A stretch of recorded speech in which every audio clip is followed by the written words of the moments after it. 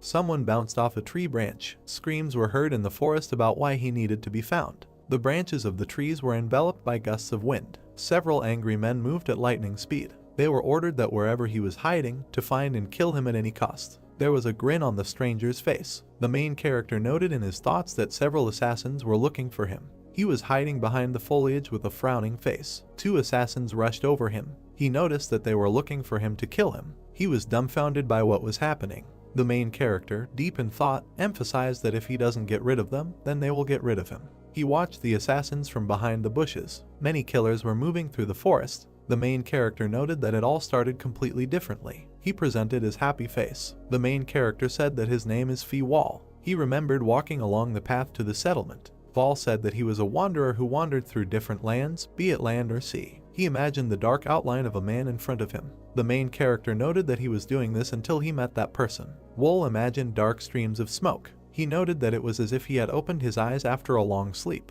His gaze was frightened. The main character imagined himself lying in a dark abyss. Wol noticed that he saw nothing but darkness. He remembered sitting on the ground and stating that every day of his life was like hell. The main character presented blood splatters. Wol noticed that the darkness was filled with those who were trying to kill him. A picture emerged in the main character's head of an angry man running at him and wishing for death. Wol remembered how he dodged the stranger's blow. He had a memory of how he fought with the girl. Wol introduced the masked man. The enraged protagonist was lying on the ground. He noted that day after day in the darkness he continued to change. Wol noted that, as the creators of this hell wanted, he became an assassin. The main character imagined how his body was enveloped in an aura. A cry was heard from behind the trees that he had been found. Many angry assassins stood in front of Wol. The main character in his thoughts asked them to just wait. He frowned at what was happening. He swore he would survive. Wol grabbed the blades in his hands. The main character said in his thoughts that he would come for them. Many residents were walking around the city. Holding a plate of food, the main character said that he had collected so much. Throwing an apple, Wol said that today was a fair, so nothing surprising. After biting into an apple, the main character said that he needed to decide where to spend the night. In his thoughts, he introduced himself and said that he was 14 years old. He walked among passers-by and emphasized that he was an orphan, and now just a wanderer wandering without any goal. Wol said that he has neither a home nor savings. Turning around, the main character assumed that the bridge was somewhere in this direction. He was taken aback by what he saw. There was a stranger in front of him. Frightened, Wol asked who the man was. The stranger silently watched the main character. Wol lay in darkness. He squinted and then opened his eyes. He was surprised. The main character noticed in his thoughts that his eyes were open without any doubt. Wol said he was not blinded. The main character assumed that it was just dark around. Beads of sweat ran down his face. Wol stated that it was pitch dark and there was not a single ray of light. The main character wondered what kind of place this was. He closed his eyes in pain and screamed. Wol trembled from powerlessness. The main character noted in his thoughts that he could not move and could not gather his strength. Wol asked himself how things turned out this way. Tears began to stream down his face. He remembered the plate of food. The main character presented the outline of a stranger. He remembered how he ran into a man. Wol stated that then, on the road, the main character began to think about that person. A man with a calm face said that Wol would be useful to him. The main character assumed that he was there because of him. Wol noted that he did not know who he was and did not even know his name. The main character presented purple patterns. Wol wondered why the man locked him there. The main character noticed that he didn't seem to cross anyone's path. He lay in the abyss. Wol said there must be a reason for this. The main character, in thought, came to the conclusion that he was still alive, which means the stranger did not want to kill him. Lying on the floor, the main character began to talk about how his name is Wol, he is 14, his father's name is Hak, and his mother's name is Lee Seong-ham. The lying protagonist reported that it was too dark around him. Frightened, Wol wondered whether he was unconscious or awake the entire time. The main character noted that he does not know how much has already passed. He started crying. Wol, in thought, emphasized that he was scared and lonely. The main character noticed that in order not to go crazy, he must remember who he is. Lying in the abyss, Wol continued to repeat his name. The main character asked how much more. Tired, Wol said that he was hungry. Observing the darkness, the main character stated that at this rate he would simply die of hunger. Wol noted that it would be either this or he would go crazy. He closed his eyes. He imagined himself standing in front of the man. Wol wondered if the stranger wanted to starve him to death. The image of that man was reflected in his eyes. The main character asked what he did to deserve this, noting that he didn't even ask the man for anything. Wol wondered why then and for what. He bit his lip until it bled, and tears ran down his cheeks. The main character noted in his thoughts that he was just a beggar. Wol wondered if this was a reason to treat him like that. The main character was able to move his hand. He looked at his hand. He moved his fingers and noticed that his hand was moving. Wol began to breathe loudly. Lying on the ground, the main character noted that it became much easier to breathe. Wol, reflecting, noted that he was gradually beginning to feel his body. The main character began to sniffle. Looking at the wall, Wol noted that it smelled damp. He began to move his leg. The main character looked at the floor beneath him and noted that the floor was cold. Wol continued to move his hand. Imagining a stone wall, the main character noted in his thoughts that he was underground. He imagined a drop falling into the water. In his mind there was a picture of rippling water in front of his face. Wol noticed in his thoughts that water was dripping. The trembling protagonist declared that he needed a drink. He started to move his foot. Frowning, Wol tried to roll over. Lying on his stomach, the main character said that just a little more and he would cope. He started trying to get up. Beads of sweat ran down his face. Wol began to crawl and noticed in his thoughts that he had to survive. Continuing to crawl, the main character with an angry face and thought noted that he would definitely survive. He crawled to the wall and began to drink water. Placing his hand on the wall, Wol asked if it was a stone wall, noting that it was solid. He cut his finger on the wall. Raising his finger to his face, the main character cried out in pain. Putting his finger in his mouth, Wol declared that it was useless. Sighing, he closed his eyes. The main character continued to lie on his back. A stranger shrouded in a blue aura approached him. Wol looked at him. Watching him, the main character asked in his thoughts who he was. The guy looked at Wol with a surprised face and asked why he so desperately wants to survive. The main character was taken aback by this question. Grinning, the stranger said that it was hilarious. Walking next to him, the guy asked him to tell him what it was about his useless life that he clings to it so much. Sitting above Wol, the guy asked him to give up already. He stated with a smile on his face that if the main character gave up, he would finally find peace. A weakened Wol asked if he really thought so. Taken aback, the guy repeated the words of the main character. Stunned, Wol asked if he thought that if he gave up now, he would be able to find peace, noting that he doubted it. The main character said with a blank look that he would survive. Frowning, the guy replied that Wol was wasting his energy. Lying in the abyss, the main character said that if he died like this, he would not see peace. Wol noticed that if he did not plunge a knife into the one who locked him, he would not find peace even after death. Inspired, the main character cried out that he would survive. He declared that he would survive, no matter the cost, and would take revenge on everyone who put him there. Sitting above Wol, the guy asked if he would seriously take revenge. The main character replied that it was so. Looking at him, the stranger asked if Wol was going to give up. The enraged protagonist shouted that he would never give up. A smile appeared on the guy's face. Wol was suddenly surprised. Looking at the ceiling, the main character said that, as he thought, nothing was visible. He wondered if it was a dream or if he was already going crazy. He began to rise. Frowning, Wol said that he must survive. He leaned his hands on the wall. The main character reported that something was growing on the wall where the water was seeping from. He asked if it was moss. Putting his hand to the vegetation on the wall, Wol noted in his mind that he didn't know if he could eat it, but he had no choice. He began to bring a piece of moss to his mouth. The main character began to chew moss. In thought, he noticed that in order to survive, he must eat. Taken aback, Wol asked if something so vile could happen. The stunned protagonist said that he was fine, which means he could eat it. Grabbing the moss on the wall, Wol declared that he had to eat. Beads of sweat began to run down his face. Sitting against the wall, the main character said that he would survive no matter what. He began to walk in an unknown direction. Walking through the pitch darkness, Wol held his hand on the wall. While examining the area, the main character began to say that this area. He imagined how he stood in a square projection. Wol noted in his thoughts that, judging by his calculations, it was a square of 9 by 9 meters. Walking through the area, the main character noticed in his thoughts that, as he thought, he was trapped and someone had locked him. Stopping, Wol sighed. He suddenly looked away and noted that sound. In front of him was a door from which rays of light were breaking through. Wol stated that it was an iron door. Covering his face with his hand, the main character screamed that he was about to go blind. In his thoughts, he emphasized that he did not care about this and he had to go. Walking towards the light, Wol noted that there was someone there and only a little left. His gaze fell on the shadow from the small window. The window and the door closed. The main character was dumbfounded. Tears began to stream down his face. He felt streams of steam hovering in front of him. Taken aback, Wol asked what it smelled like and whether it was food. He looked at the plate that stood under the door. The main character took a deep breath of the smell of food. Holding the plate of food in front of him, Wol noted in his mind that it was rotten fish, tea leaves, pork that looked like leftover meat, and torn bones. The main character emphasized that these were leftovers from about 5 dishes. He presented several outlines of men. Wol noted that it was unlikely that one person ate it all, adding that he was clearly not alone. The main character said that in this case, there would be at least 5 people waiting for him outside the door. Frowning, Wol noticed that for some reason these 5 were keeping him there. The main character said that he doubts that only him and no one would bother so much for his sake. Wol imagined the dark outlines of 5 people. The main character said that since there are 5 guards there, a picture of several people who were in the same situation as him popped into his head. Wol suggested that there were likely others in the same situation as him. The main character was sitting on one knee. Wol, with a serious face, wondered what they needed from them.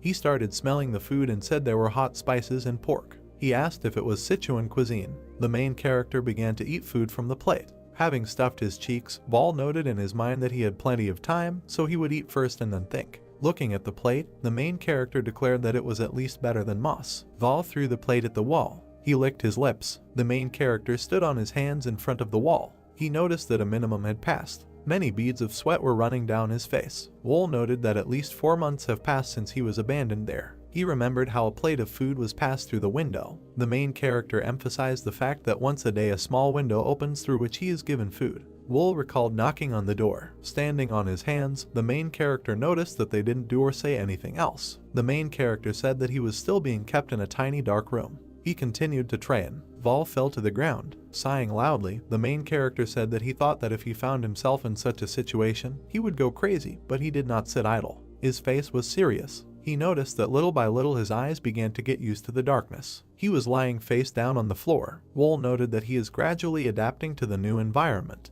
The main character said that he can already distinguish movement. A huge centipede crawled next to him. Observing many insects, Wol noted that there are many of them where sunlight does not penetrate. Seeing red eyes in the darkness, the main character wondered if this was another centipede. His gaze fell on the white scales of the snake. She began to wrap herself around his arm. Wol was taken aback by what he saw. The snake wrapped itself around the protagonist's hand and hissed. Wol looked into her face. She bit the main character. Wol frowned in pain. He grabbed his hand and started screaming loudly. He looked at his hand. The main character was dumbfounded. He asked what happened, noting that his whole body was burning. Putting his hand to his chest, Wol asked if it was a poisonous snake. He lay on the ground and frowned in pain. Veins began to appear on his face. He imagined a huge snake opening its mouth above him. He lay unconscious. A window in the door opened, through which a plate of food was passed. Placing the plate on the ground, the window closed. Wol grabbed the food. His look was dumbfounded. He held the plate with both hands and breathed loudly. Frowning, the main character declared that he would never die. Red eyes appeared behind him.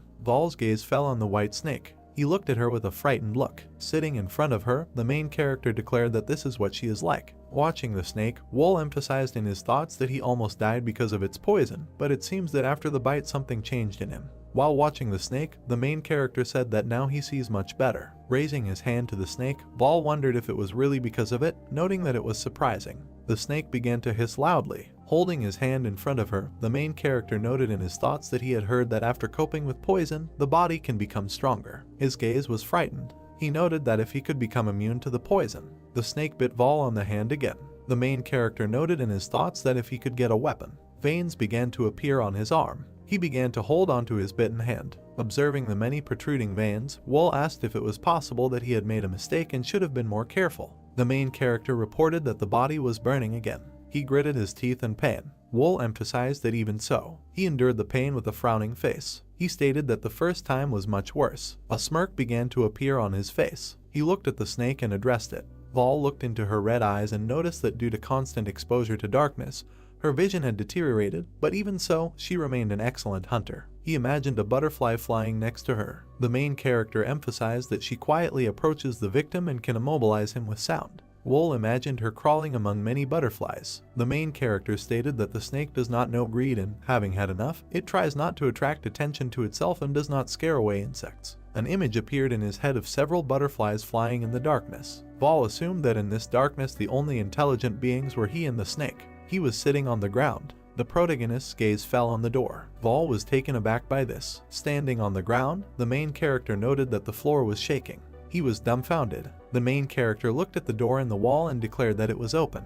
He went out into the dark corridor. Vol advanced along the corridor. Looking at the door, the main character said that there were 20 steps to the next room, and it was not surprising that he did not feel the presence of the others. He opened the door. He began to smell the smell from the room. Taken aback, Vol cried out what the smell was. His gaze fell on the corpse lying on the ground. The main character said that he smelled rotting flesh. Observing the corpse, Vol noted that he could not see it, but judging by their physique, they were the same age. Looking into the dark corridor, the main character wondered if it was the same in the other rooms. Wol continued walking down the corridor. He was taken aback by what he saw. In front of them was a huge stone gate. Placing his hands on the doors, the main character said that this was the door to the corridor and that someone had removed the bolt. Vol began to open the door. He pushed open the stone doors with his hands. Several people stood in front of him. The guy and girl looked at the main character. Vol was surprised by what he saw. Vol stood and looked forward with sparkles in his eyes and a little uncertainty. In front of him were a guy and a girl who were looking at him as if they were waiting for his arrival. He continued to peer at them and simply remained silent. But then he himself decides to take the first steps towards them. They were both very surprised by him. He continued to walk forward, examining all the rooms that were there. Looking into the next room, he realized that the same thing was happening here as in the others. I turned to him, asking who he was. She looked very excited, asking where he came from. After all, they are the only survivors with him. Vol looked at them silently and thought that she was looking in his direction, but did not see him. It looks like only he can see in the dark. Vol decided to introduce himself to them and said that he was locked in the next section. The girl was very surprised by his words and asked if there really were other sections. To which he replied that they were, but then asked what their two names were. She put her hand to her side and introduced you, saying that her name was Yual and the boy next to her was called Song Young-woo. Vol looked at her with a blank expression on his face, and then, standing behind them, he told them to follow him. They turned to his voice and asked where they were going. Vol continued to walk forward, telling them that they were going to other sections. We see the doors behind which came a cry that he had not lied. He simply walked forward and told them to finally follow him. These two were confused, but believed him. Holding out her hand, Yual said that it was dark here, so Song should hold on to it. And yet they decided to move on. After some time, another door opened. We see a crowd of guys who were very surprised by their arrival. While Yual and Song were talking to this whole crowd, Wal just continued to look around the room. Vol looked into the room and saw another corpse there, thinking that, unlike his section, almost no one in the others died of hunger. He saw scratch marks on his arm and realized that they had mostly died by their own hand. There were plates with a lot of food, and he thought that there was much more food here than in his section. So was everyone treated differently. He looked down with wide eyes and sparkles in them, not understanding what they wanted to achieve with this discrimination.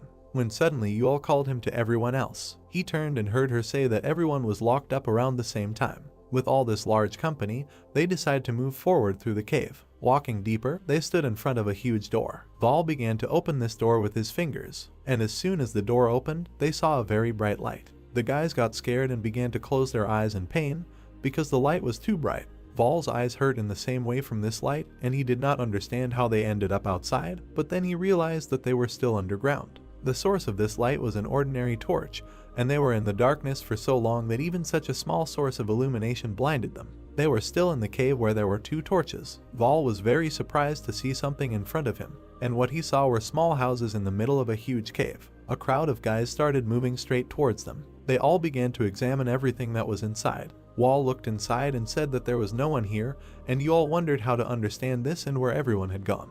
He looked at the structure they had built and realized that it was barely holding together, as they did it all in a hurry. He remembered what was inside this building, and these flimsy structures, and could not guess why they did all this, because it was empty inside and it was just decoration. He turned his head because someone called out to him. It was a girl with white hair who was looking at him. She looked at him with eyes full of sparks and introduced herself, saying that she was counting on him, and her name was Lyman. Vol simply looked at her with slight surprise and remained silent. She moved closer to him, put her hand on his cheek and asked if they had always been like this. Vol didn't understand what she was talking about at first. She stroked his cheek, saying that she was talking about his eyes because he has red pupils that look very beautiful. Immediately Vol remembered that same red-eyed snake and realized that, most likely, because of her they became like this, precisely because of her bite, and then decided that he would not want to stand out in such a place at all. She began to lower her hand from his cheek, saying that they shone red in the light of the torch. But otherwise it was almost imperceptible, and, apparently, he didn't even know about it since he had changed during this time while he was here. She simply looked at him smilingly, while Vol was glad that she did not understand anything. Vol raised his head sharply because she asked what he was thinking about. to which he simply came up with an excuse saying that he was thinking about just about anything. The sparkles in her eyes burned more and more, and she said that he was not like the others. Vol was very surprised by these words and asked why this was. She smiled very sweetly, saying that it just seems like that to her, while now everyone is confused, but only Vol is able to think soberly. A drop of sweat ran down his cheek, and he was a little taken aback, not knowing what to say. Yeol and Song approached them, asking what they were talking about. Min turned to her and said that they were just talking about random things. Yeol looked at her with a little disbelief and interest in her eyes, then she smiled, saying that they had all decided to team up. Wall and Min looked at them in surprise. Yeol waved her hand and said that they could join them. Vol closed his eyes, looking down, and replied that he would think about their proposal. Yeol and Song were very surprised by this, and she asked what it meant why he wouldn't go with them. Wol looked at them and replied that he just wanted to observe the situation first. Yeol looked at him with her mouth open and just remained silent. Then she smiled at him and replied that he could come if he changed his mind. She turned to Min and asked if she would join their squad. Min, with a smile on her face, extended her hand, saying that she was with them, because together there was a better chance of surviving than alone. Vol looked at them silently, realizing that it looked like they had been here much longer than him, and he doubted that everything was right in their heads. As the three of them talked, he began to walk into the darkness, thinking that he should just watch them from afar for now. He looked at several groups of people and reflected that they had known each other for only a short time, but had already divided into groups. Yeol and Song were standing next to each other, and they were the leaders of one of the squads. Then there was another guy with a ponytail named Kang-il. He was also the leader of the squad. A guy with red hair named Il-jun was the second to last leader. The leader of the last squad is a blonde guy named Young-san. Our main character was a loner who did not join any squad. Everyone who was there behind his back was talking about him, spreading rumors that no one else survived in his section, so maybe he killed everyone, and he also didn't want anyone to join. Vol turned to them and understood that no matter where he ended up, people did not change at all. He began to walk away from them, realizing that now he didn't care about them at all. He walked up to the stone wall, smoothing it with his hand. He looked at the houses and the guys in them, realizing that these same houses were built quite recently. He touched the moss with his own hands and thought that even though the houses were built recently, there was an abundance of moss there, so the dungeon itself was many years old, someone just decided to use it. He looked straight up and realized that no matter what he was incredibly rich. It was unlikely that a simple hard worker could pull off such a thing. Suddenly, stones began to fall from the ceiling and sunlight could be seen. Vol looked at this in surprise, not believing his eyes. A basket of food began to be lowered through this hole, and the children looked at it with joyful faces. The basket itself contained a lot of food. Everyone immediately rushed to eat it, but Yeol simply blocked their food with her hand. Song and Yeol pushed away all the hands that reached for this food. They were very unhappy and angry, asking why they were not giving them food. Yeol, with a smile on her face, offered to divide everything equally. The guys began to look at their leaders, waiting for their opinion. They looked at them and expected some kind of answer, but they simply remained silent and thought about this proposal. They approached Yeol, who said that since they were the representatives of the groups, they would handle it. Vol appeared among the entire crowd and shouted to them to stop. With a confident look on his face, he said that he wanted to take his share. As soon as he put his hand into the basket, the red-haired Juno looked at him. He grabbed his hand with all his might and shouted at him to get them out of there. Wol looked at him with a passive-aggressive look. Juna said with a haughty look that no one would touch the food without their permission. He still held his hand, saying that they were in charge of the contents of the basket. The sparkles in Vol's eyes shone even stronger than before. Wol was able to pull his hand away from Jun, but then he swung with all his might. Then he began to poke his eyes out with his fingers. Everyone who saw this was completely horrified. Vol knocked him to the ground, continuing to stick his finger into his eye. And then, with a very angry tone, he said to repeat his words. Juna simply screamed furiously in pain and could not say anything. Vol began to choke him and asked him to repeat it, and everyone who saw it shouted to leave him alone. Vol looked at them too with a very angry look, but Juna still continued to hurt. They looked at him with great fear in their eyes, saying that he had gone crazy. His gaze resembled the gaze of that same snake. Yeol began to approach him. As soon as she approached, she asked him to let him go, because he still wouldn't get an answer from him. Then she looked at him and said that Juna had already realized everything. Vol turned his head at her and asked what about his food, and Yeol closed her eyes and said that no one would touch his share. She asked everyone if this was true, and the other leaders began to shake their heads very fearfully. Wol began to lift himself off of poor Jun as he grabbed his eyes with his hands and screamed in pain. His hands trembled, his teeth gritted with anger, and he called Vol names. He looked at him with an arrogant look and asked that he didn't need a second eye either. If so, then he could continue since he wanted to go blind so badly. Vol began to walk towards the basket of food while he called after him. After some time, everyone was already sitting and eating the contents of this basket. Vol sat far away from everyone and watched how they tried to be friends with each other. He ate his share of food, realizing that this was just a test with the help of which they selected those who would be useful to them. He remembered the corpses he had seen and guessed that it had been like this from the very beginning, and this would continue until they reached their goal, because of which many would die. As he continued to eat his food, he thought that the survivors would become his enemies. He looked at how everyone interacted with each other while there, when suddenly you all came to him, asking how he was feeling, because now everyone was against him, and after what he did, many left Jun's group. He looked at her sideways, saying that her group had become the largest. She answered with a smile on her face that she thought that he was not at all interested, but it turns out that he really had been watching her all this time. He looked forward proudly, saying that just as they were watching him, he was watching them. Then he glanced at her. He looked her up and down, realizing that she takes the most food for her group, but at the same time eats the least, so the children trust you all and now she definitely stands out from the other leaders. Turning to Vol, she asked why he still lived in that dark room, and suggested that it was all because the others were afraid of him. He looked forward and said that he was just comfortable there. He lifted the sleeve of his shirt a little, which made the bite marks visible on his arm, because he wanted to boost his immunity. He continued to look at his hand, thinking that he stopped feeling the bites anymore, and it seemed like his body had more or less adapted to it.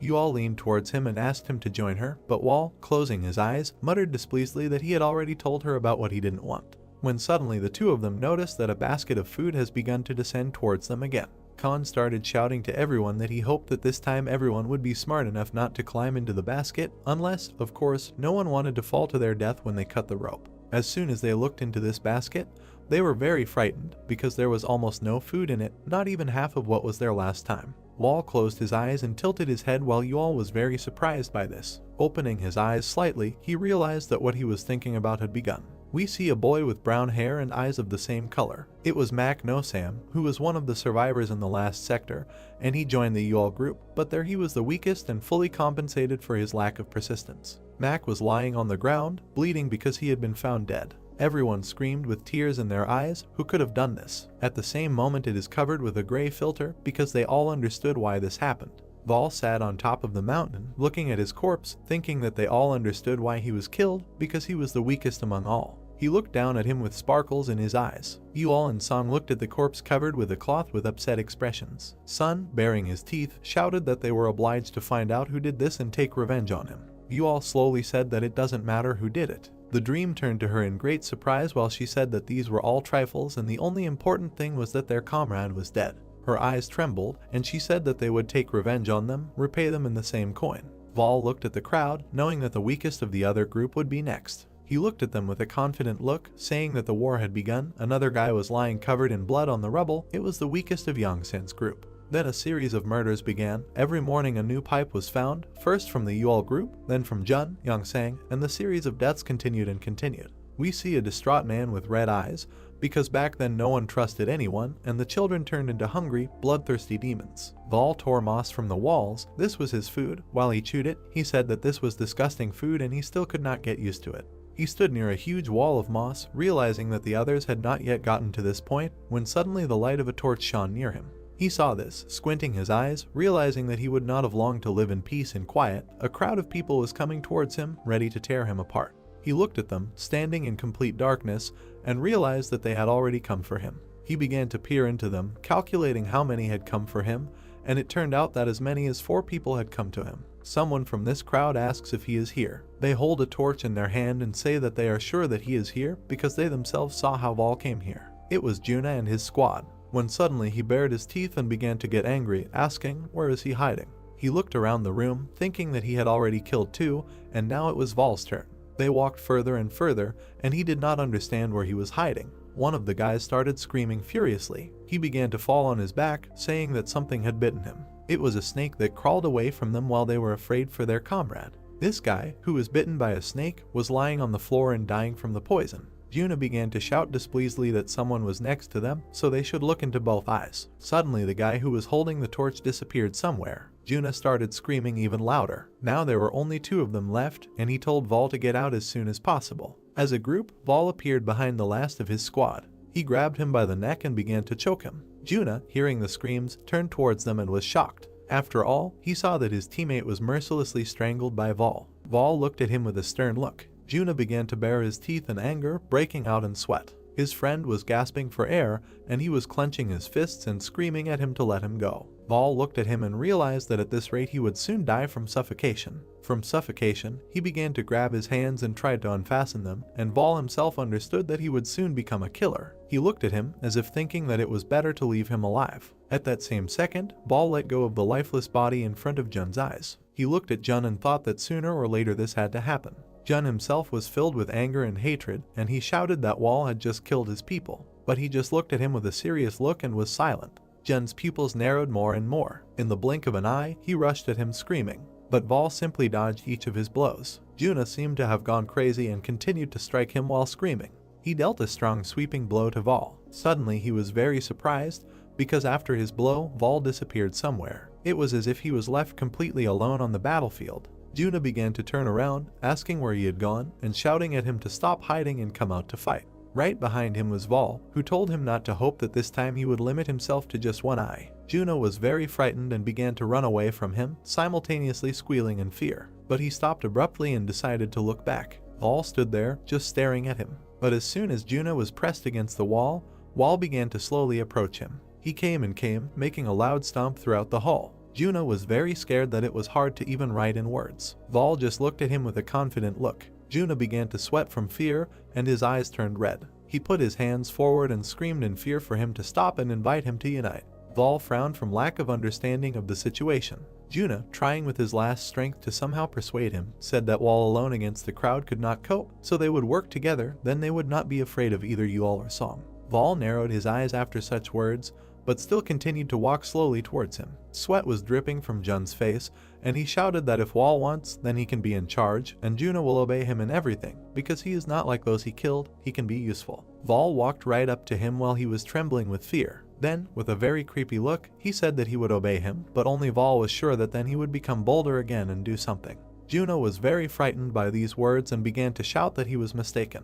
Vol waved his hand and crouched down. Juna was very surprised by what happened next. What happened was that Vol hit him on the chin with all his might. From such a blow his head flew up. After such a blow, Vol immediately pounced on him and began to perform a choke hold. He squeezed his hands tighter and tighter, continuing to choke Jun. Tears were dripping from his eyes and drool was flowing from his mouth, and he screamed for Vol to spare him. But immediately his hands relaxed because he died. Vol let the lifeless body fall to the floor. Then, looking at him, he shouted that he only killed him because he himself was still weak. After these words, Vol began to leave that place, and his eyes began to shine with bright red light and hatred. He walked further and further away from these few dead guys. We see all three corpses, and the story goes that Jun's group has disbanded, all because his subordinates and himself were found dead. The remaining three leaders were very shocked by this news. They looked at Wall's back, realizing that it was he who killed Jun. Yuol scratched her chin, thinking that Wall was too strong because he was able to deal with 4 people alone. Kan looked to the side, arms crossed, and realized that it was better for Vol not to cross the road.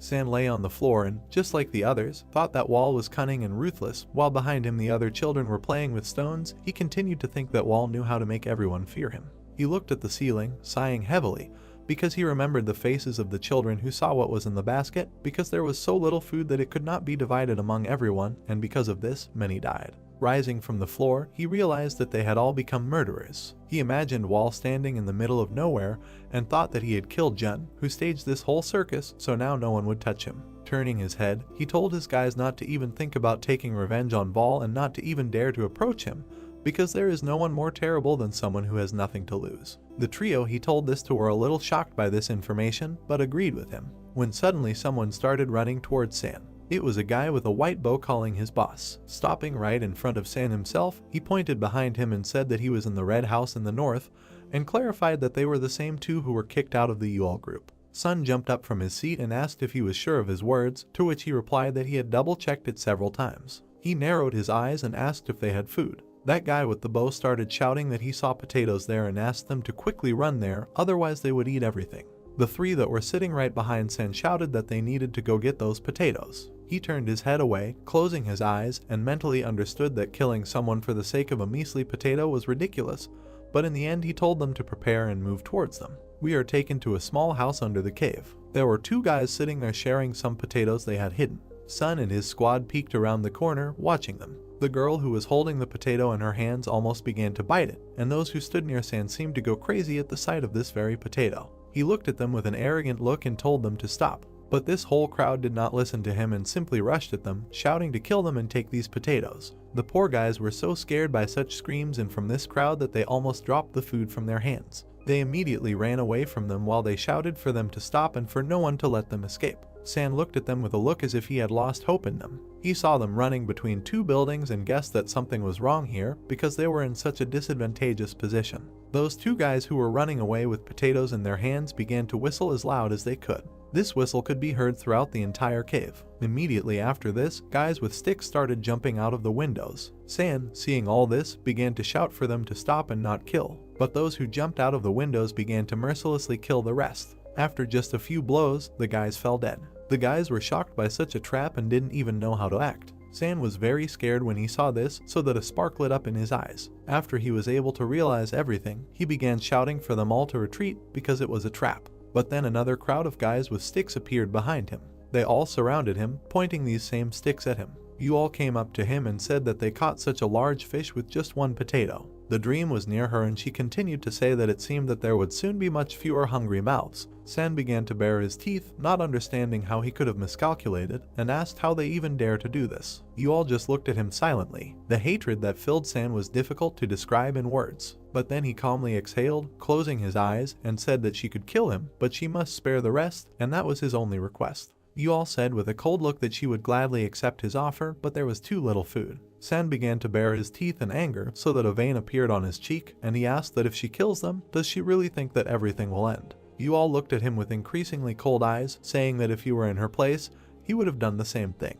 And then, as soon as she turned her back, she ordered her boys to kill everyone there. They rushed at San with sticks and shouted at them to kill him. We see a bloodbath, because of which many children died. Song began to fight with San, and you all watched all this. Raising her head, she noticed something. She saw that Vol was sitting right on the roof of the tallest building and watching them. Putting his hand on his knee, he said that everything was clear to him now. He watched someone move on the roof and realized that they were all using the environment now. I watched the girl throw stones on an elastic band, realizing that they were taking a shortcut by setting up ambushes. I looked at the infrastructure of the buildings as a whole, realizing that the building was located in such a way that it would be impossible to get inside if there was good security. He looked down as he doubted him and thought that this place really existed, and here it was an exact copy, and they must want them to get comfortable here and get used to killing. He looked at the main building, continuing to think that someday they would be sent there, and judging by the central building, the mansion belonged to some large clan or a very influential person.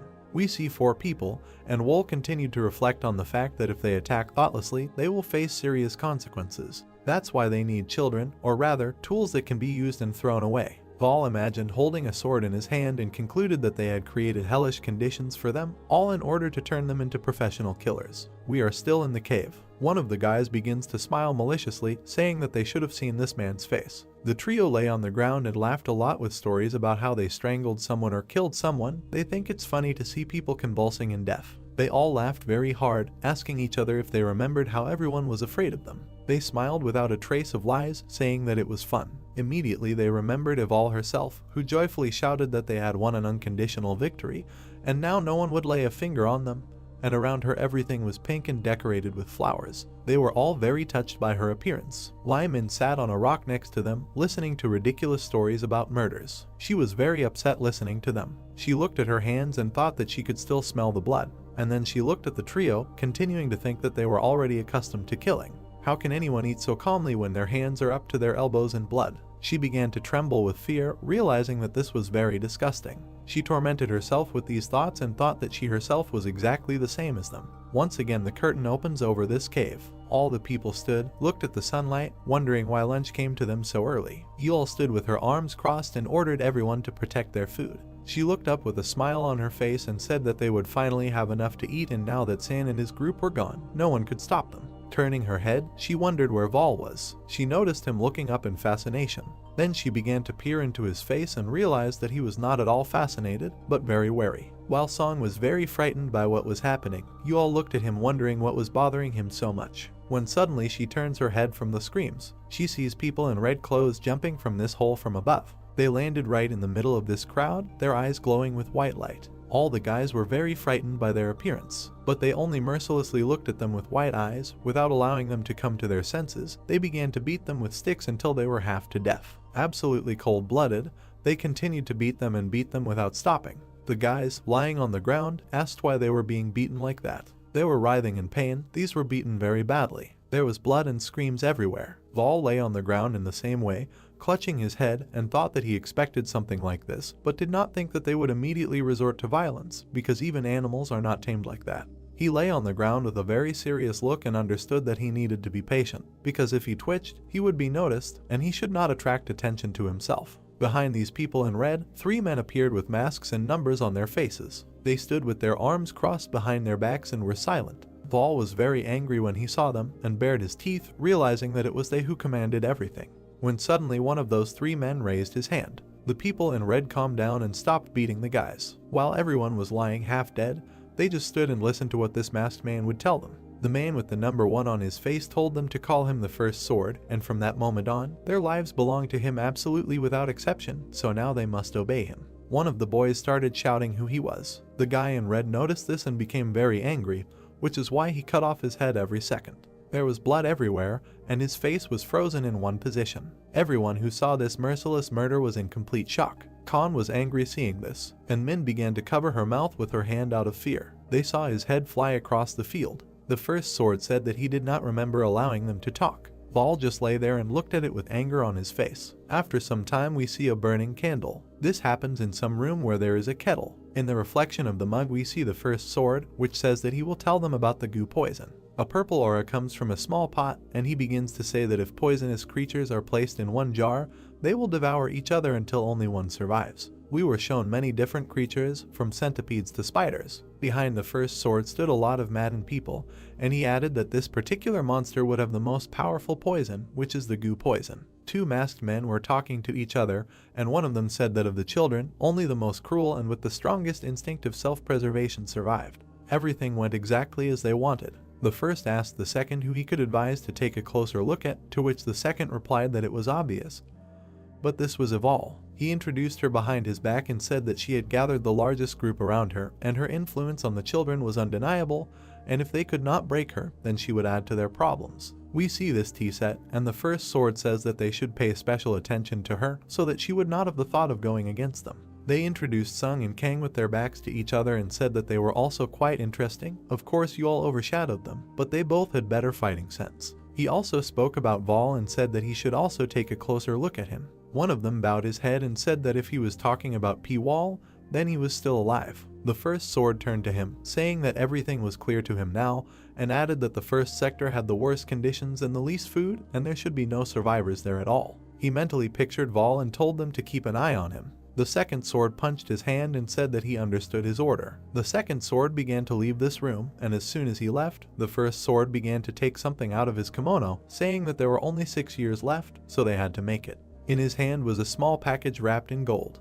He looked at him and asked himself why the captain even agreed to this. He brought this scroll closer to his face and remembered the words that he needed to give it personally to the captain of the Red Phantoms, and this was an assassination order lasting 7 years, the reward for which was 500,000 gold yen and the conditions of which were that nothing would be taken out on the Red Phantoms. There was a third sword on one of the buildings, which called all the children. He pointed his finger forward and said that their goal was that same house. There was a red flag on the roof of this house, and he said that the one who captures the flag the fastest will be able to rest for 2 whole hours, and the one who is behind everyone will know real hell. At that same second, all the children rushed forward to this house. These men in red continued to beat these children, and it is said that from that moment not a day passed without cruelty. Every day they trained to become professional killers. We see a girl crawling out from under the wall, and a man in red is already standing in front of her. We were shown how someone was holding a red flag in his hand, and the story continued that the one who could not stand it and would die, never seeing the white light again, and Vol said that no matter what it cost him,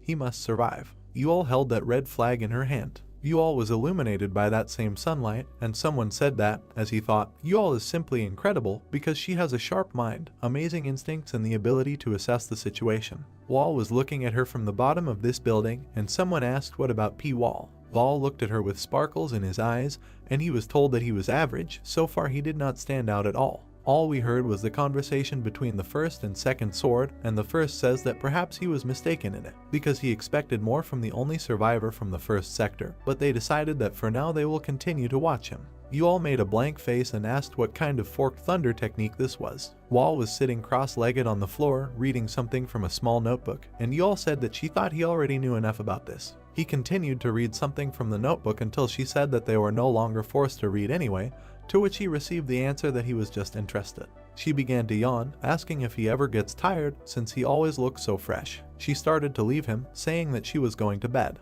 Vol continued to read this book. He immediately remembered the third sword and remembered his words that even they, the green youths, are able to master the forked thunder technique, and it was not easy for them to get it, so they give them 3 whole months to study it.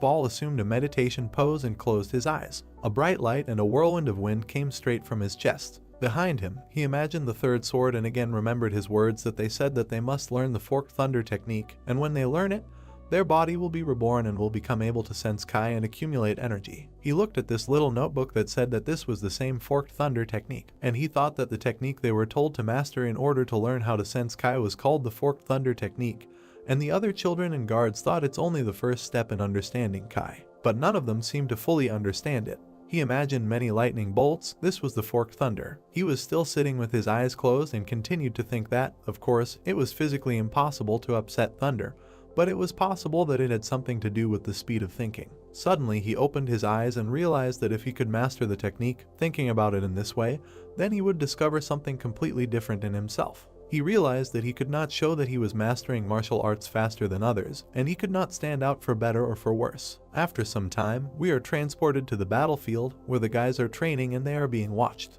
We see someone swinging a knife with all their might. Wol is very surprised by this. It was some guy who tried to kill him, but Vol dodged his blow. Squatting down, he smiled sarcastically and said that he dodged his blow. Vol, with a frightened look, realized that he was really trying to kill him, but then he asked why he was doing this to him. This distraught boy shouted that he was not enjoying the staged fight.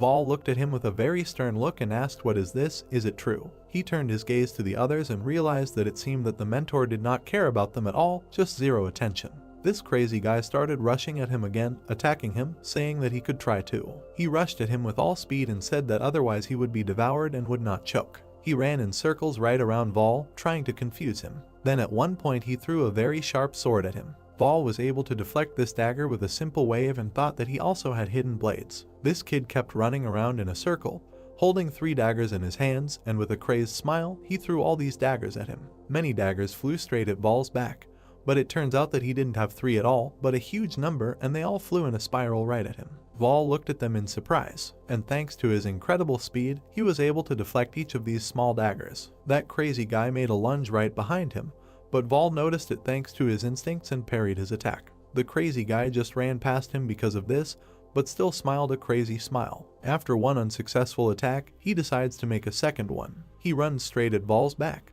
but Vol, thanks to his sword, manages to parry his attack in the same way as last time. The crazy guy continued to make these lightning fast attacks, which Vol fought back. The third sword looked at all this and was very surprised. The crazy guy moved so fast that many traces were left behind him and turned into a single picture. After another blow, he flew back, swinging his dagger. But there wasn't a scratch on Vol, and he didn't even look tired. He smiled with a crazy smile, holding the dagger to his face, and said that he was good because he did not think that Vol would repel all his attacks. Looking at Vol, he shouted that he was only defending himself, and it was not at all interesting to fight.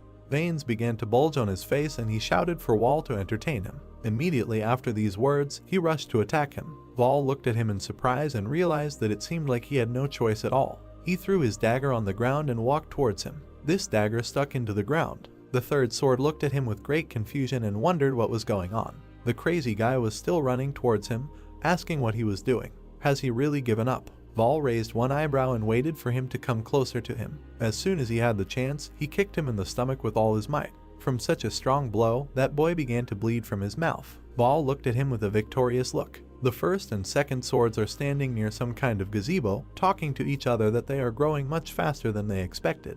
The second sword says that at this rate they will make it in just 5 years, not 7.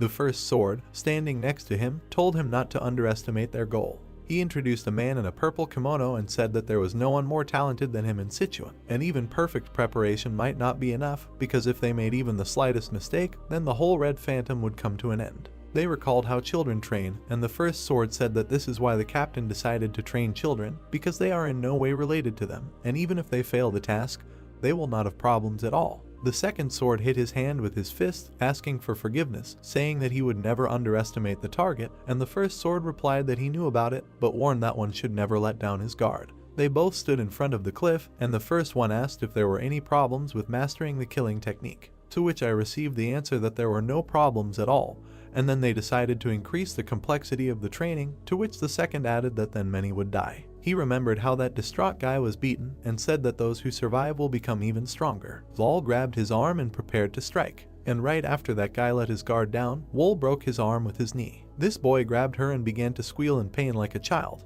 Vol stood right above him and looked down at him. The first and second swords saw this. They saw Vol's gaze. He looked at him with sparkles in his eyes. The first sword approached him and asked why he defeated him like that. The first and second swords stood right next to Volium. He was a little frightened by their sudden appearance because he could not sense their appearance, but replied that it was he who defeated him. That very second there was a sharp sword near his neck. Vol was very scared, not understanding how he could do this. The first sword stood and held the blade near his neck, and Vol thought that he did not even notice his attack. He could not even think that a person could move so fast. Sweat began to run down Vol's face, and his posture became completely unsure. While this guy was writhing on the ground in pain, Vol began to think, was he really mistaken? Maybe he shouldn't have hit with full force. He looked at him with a frightened look, realizing that they only needed tools. Looking at the first sword, he realized that just one mistake, and he was already dead. But immediately the blade dropped from his neck, and Vol calmed down. Vol looked after him. But as soon as he realized what had happened, the first sword told him that a killer never, under any circumstances, leaves traces. And if he broke someone's arm, as, for example, now, then he only revealed his identity and level of skill martial art. Going forward, he told Vol not to forget that he must not leave any traces. The entire crowd was trembling in fear while Vol simply stood in one position. Then he exhaled sharply from a very strong fear. Wiping the sweat from his cheek, he continued to breathe heavily, because he did not fully understand what had happened. We are transported 6 years forward to the dilapidated building in which they lived. We see some kind of torch walking in the middle of this city. Some destroyed buildings with rags and boards lying on them. A man in a red robe walks in the middle of this city. He examines everything he can and all the debris, when suddenly he pierces some canvas with his sword, and immediately after that he pulls it off and there was some guy lying under him. The man in red said that if he had encountered the enemy, he would have been dead. That guy lowered his head and was very upset. He looked after this man in red. The mercenary tilted his head, thinking that no matter how hard they trained, if they didn't master the turtle breathing technique, they would definitely be noticed. Then he hit another guy near the head. Then he threw a stone at the head of the guy who was sitting above him. As he walked forward, he said that they were not ready yet. Walking through the dilapidated city, he realized that there was only one person left. He began to look around in great surprise. Thanks to his sense, he saw everything in green light and could understand where the enemy was. But he still couldn't find that fifth person. The whole room was shining with a green light, but he did not understand where the last one was, because he was told that there were as many as 5 people here, so were they really mistaken? Maybe he's not hiding here at all. He continued to wander around this city, thinking that no matter how much he searched, he could not feel the presence of a living person. This confused him very much. He struck the floor with his staff, and after that, with a confident look, he shouted for the 5th person to come out because he couldn't find him. A small bag began to move right under his feet. This surprised him very, very much, because white eyes could be seen from under the rubble in several bags, and he did not believe that this man could be so close to him. Looking at this man, he said that this turned out to be Vol. Vol threw off all these bags and stood silently, and then, with sparkles in his eyes, he said that the training was over and now he could rest. The man in red said that it was, and Vol simply bowed to him.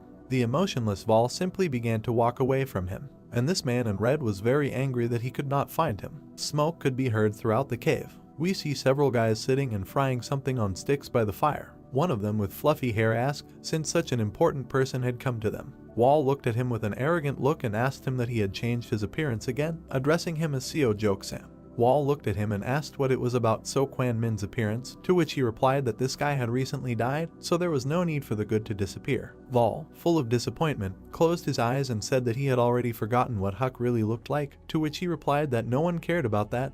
They were stuck here forever anyway. Vol looked down and said, interesting. In fact, it is not even known why he said this, because then they would interrupt him and not allow him to say it. Huck turned to him and asked what he wanted to say. Someone was frying food right over the fire. It was Yeol who said that the food gets better every time. And then, with a slightly upset look, she asked how soon they thought they would be sent on a mission. Vol looked at her as if these words had taken his breath away. Lamps illuminated the corridor. Lim sat at the table in the room and sighed heavily. The mask of the first sword lay in front of him. He said that they raised 30 killers out of 300 a day in 6 years. Lim looked thoughtful and reflected that Jianghu was a cruel place. He continued to think that the children were superior to him, being the same age as him.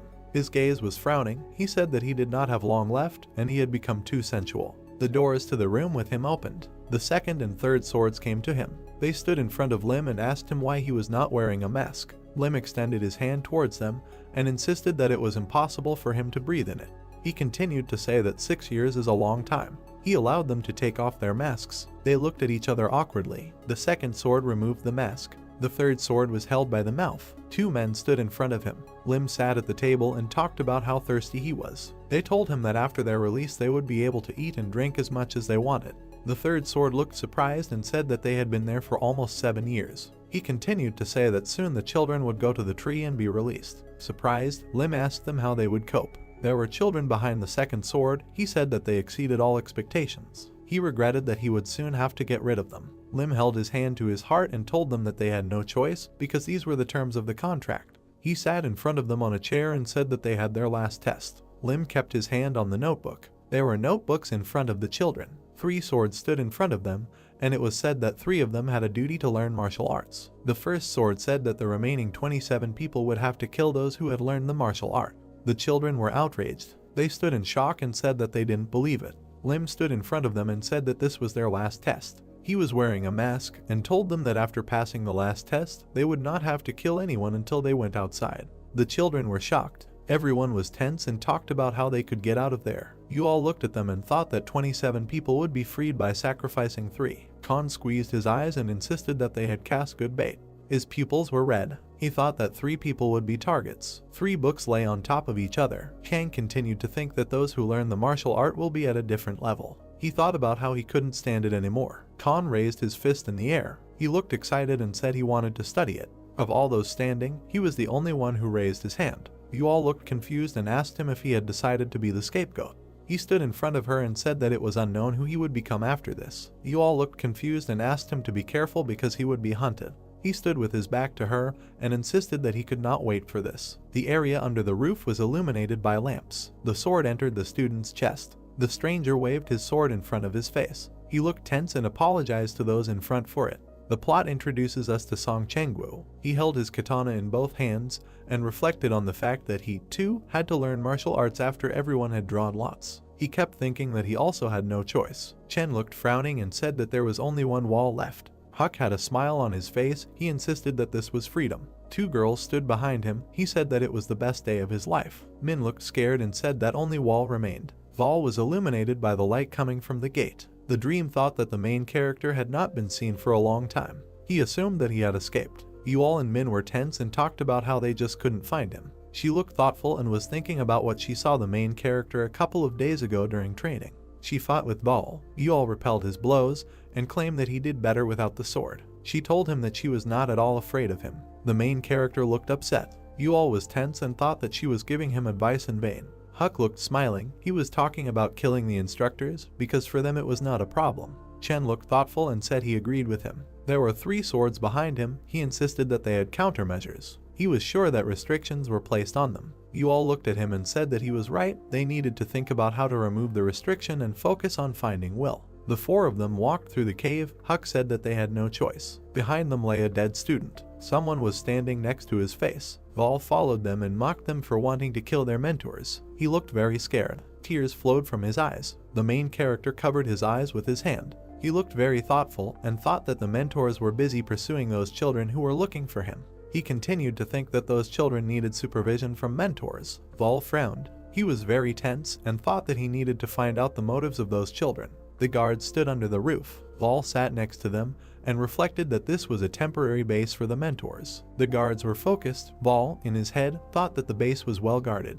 He sat behind a mountain of stones and thought that he could get through the guards. The main character looked aggressive. He squatted and thought that the turtle breathing technique would dissipate from his movements. Vol was focused and remembered that if he used the thunder cultivation technique, he would be able to split the breath unnoticed. The main character was in front of the guards and remembered that he could erase his presence. Vol passed through security. He mentioned to his head that no one could detect him. He looked frowning. The main character was inside the building. He noticed this in his thoughts. Lamps illuminated the room. Light filled all the dark areas. The main character stood in front of the doors and thought that this was the most distant entrance. He was near the entrance. The main character opened the doors. He saw a table and chairs in front of him. Vol pressed his head to the floor and thought about what secrets the mentors were hiding. He leafed through the books in their office and thought about who the mentors were that they tried to raise killers out of them.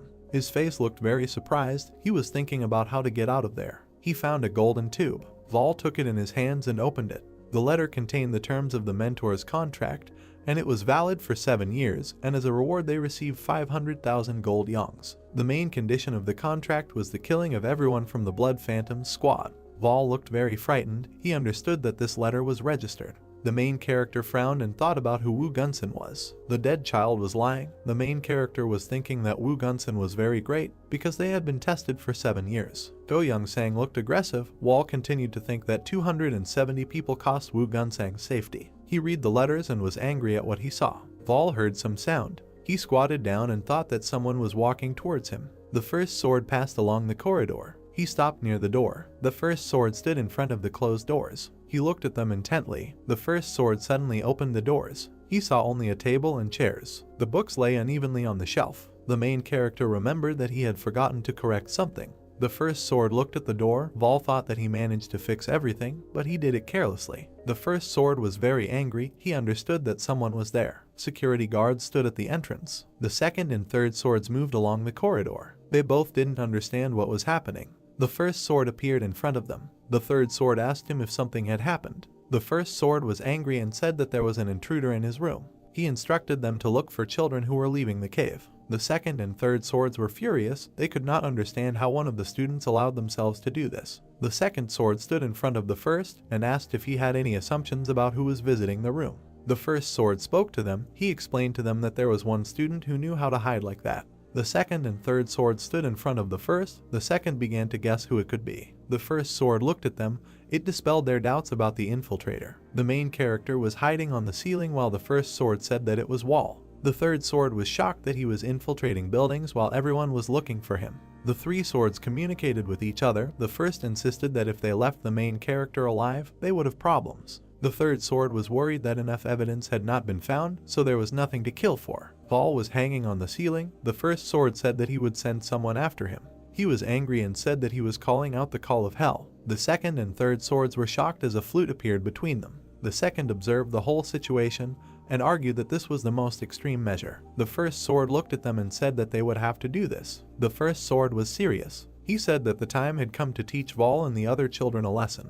He stood on a mountain of corpses, repeating that he would show them in whose hands their lives were. The first sword stood in front of the second and third and asked them if they agreed to use Hell Call. They agreed. The first sword stood without a mask on the top of the mountain and said that it would show them real hell. He held the flute in both hands, bringing it to his mouth. The first sword saw the entire village from above. The children walked around suspecting nothing. Yual was confused and didn't understand where the main character was hiding. The four of them stood on the ground. The two children said that they could not find a single trace, calling him a coward. Yual looked thoughtful, thinking that even children with powers couldn't find him. She herself could not understand where he was. Everyone was shocked by the sound wave. Yual looked surprised and couldn't figure out where the melody was coming from. All the children were hurt by this sound. She held her hands on her chest. All the children were lying face down on the floor. All of them were very hurt by the melody. Min was in tears and thought her body was being devoured by insects. She was lying face down on the floor. The main character appeared in front of her. Vol was frightened by what was happening and thought that their mentors had activated the limiters. He held his hand on her back and continued to remember that he was one of those who did not feel pain.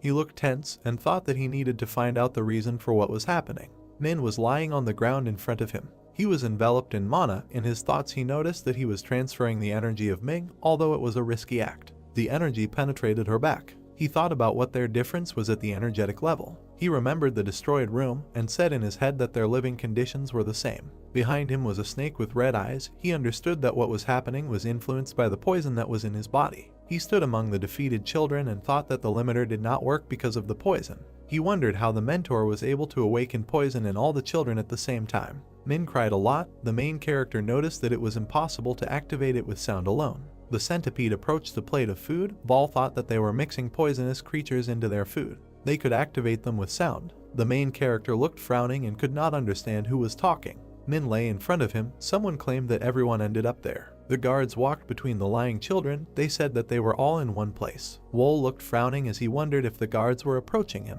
The main character did not know what he could do. His pupils were red. He noticed that if he left, everyone would understand about his resistance. He lay on the ground and remembered that he needed to be like the other children. The guards walked past the overthrown children. One of them looked at the main character. Vol was lying under a guard. The guard was furious and shouted that he had found him. The sword appeared first in front of him. He swung his sword. The first sword attacked the main character. The sword went straight into his shoulder. Vol screamed in pain. The first sword found out from him what he had seen in his room. He came closer to his face and said that the main character hid his skills well. The first sword told him that his fangs had worn away during his stay in the village. He pulled the sword from the main character's shoulder and said that he had to be eliminated. A second sword appeared behind the first one and tried to stop him. The second sword extended his hand to him and insisted that Vol was a master of penetration. They needed him for the task. The first sword said that there were enough children for the task. The first sword looked at the main character and said that it would be difficult to control. The second sword was tense and said that the main character could be controlled with the help of a hellish call. He insisted that he was helpless against that poison. Vol cried a lot. The first and second swords stood in front of him. They asked the guards to give the children an antidote. A cap containing an antidote was held to the main character's nose. All the children did not understand what happened. The first sword stood in front of them and told them that they were punished because of the mistake of the main character. After all, he penetrated the superior's base. The first sword was angry and explained to everyone that if anyone tried to do this, he would experience the pain of hell's call. Vol was sitting in the lotus position. The main character recalled the first sword, who said that he was helpless against poison. There was a snake behind the main character's head. He thought that the snake's venom softened the effect of another poison. He was glad that he could avoid their limiter. His eyes were red. There were closed doors in the dark corridor. Min looked scared and wondered if Wol was there. The three of them walked through a dark cave. You all looked surprised and couldn't believe that the protagonist was there alone. She said that they were given time to rest, and he retired to a dark cave. Huck looked surprised and said that no one understood the main character. He said that he refused to stay with everyone and chose a dull place. You all looked sad. She recalled that the first sword told them that they were punished because of the main character, which is why many children hated him. Huck looked very surprised and did not understand where Vol was hiding. The main character appeared in front of his face.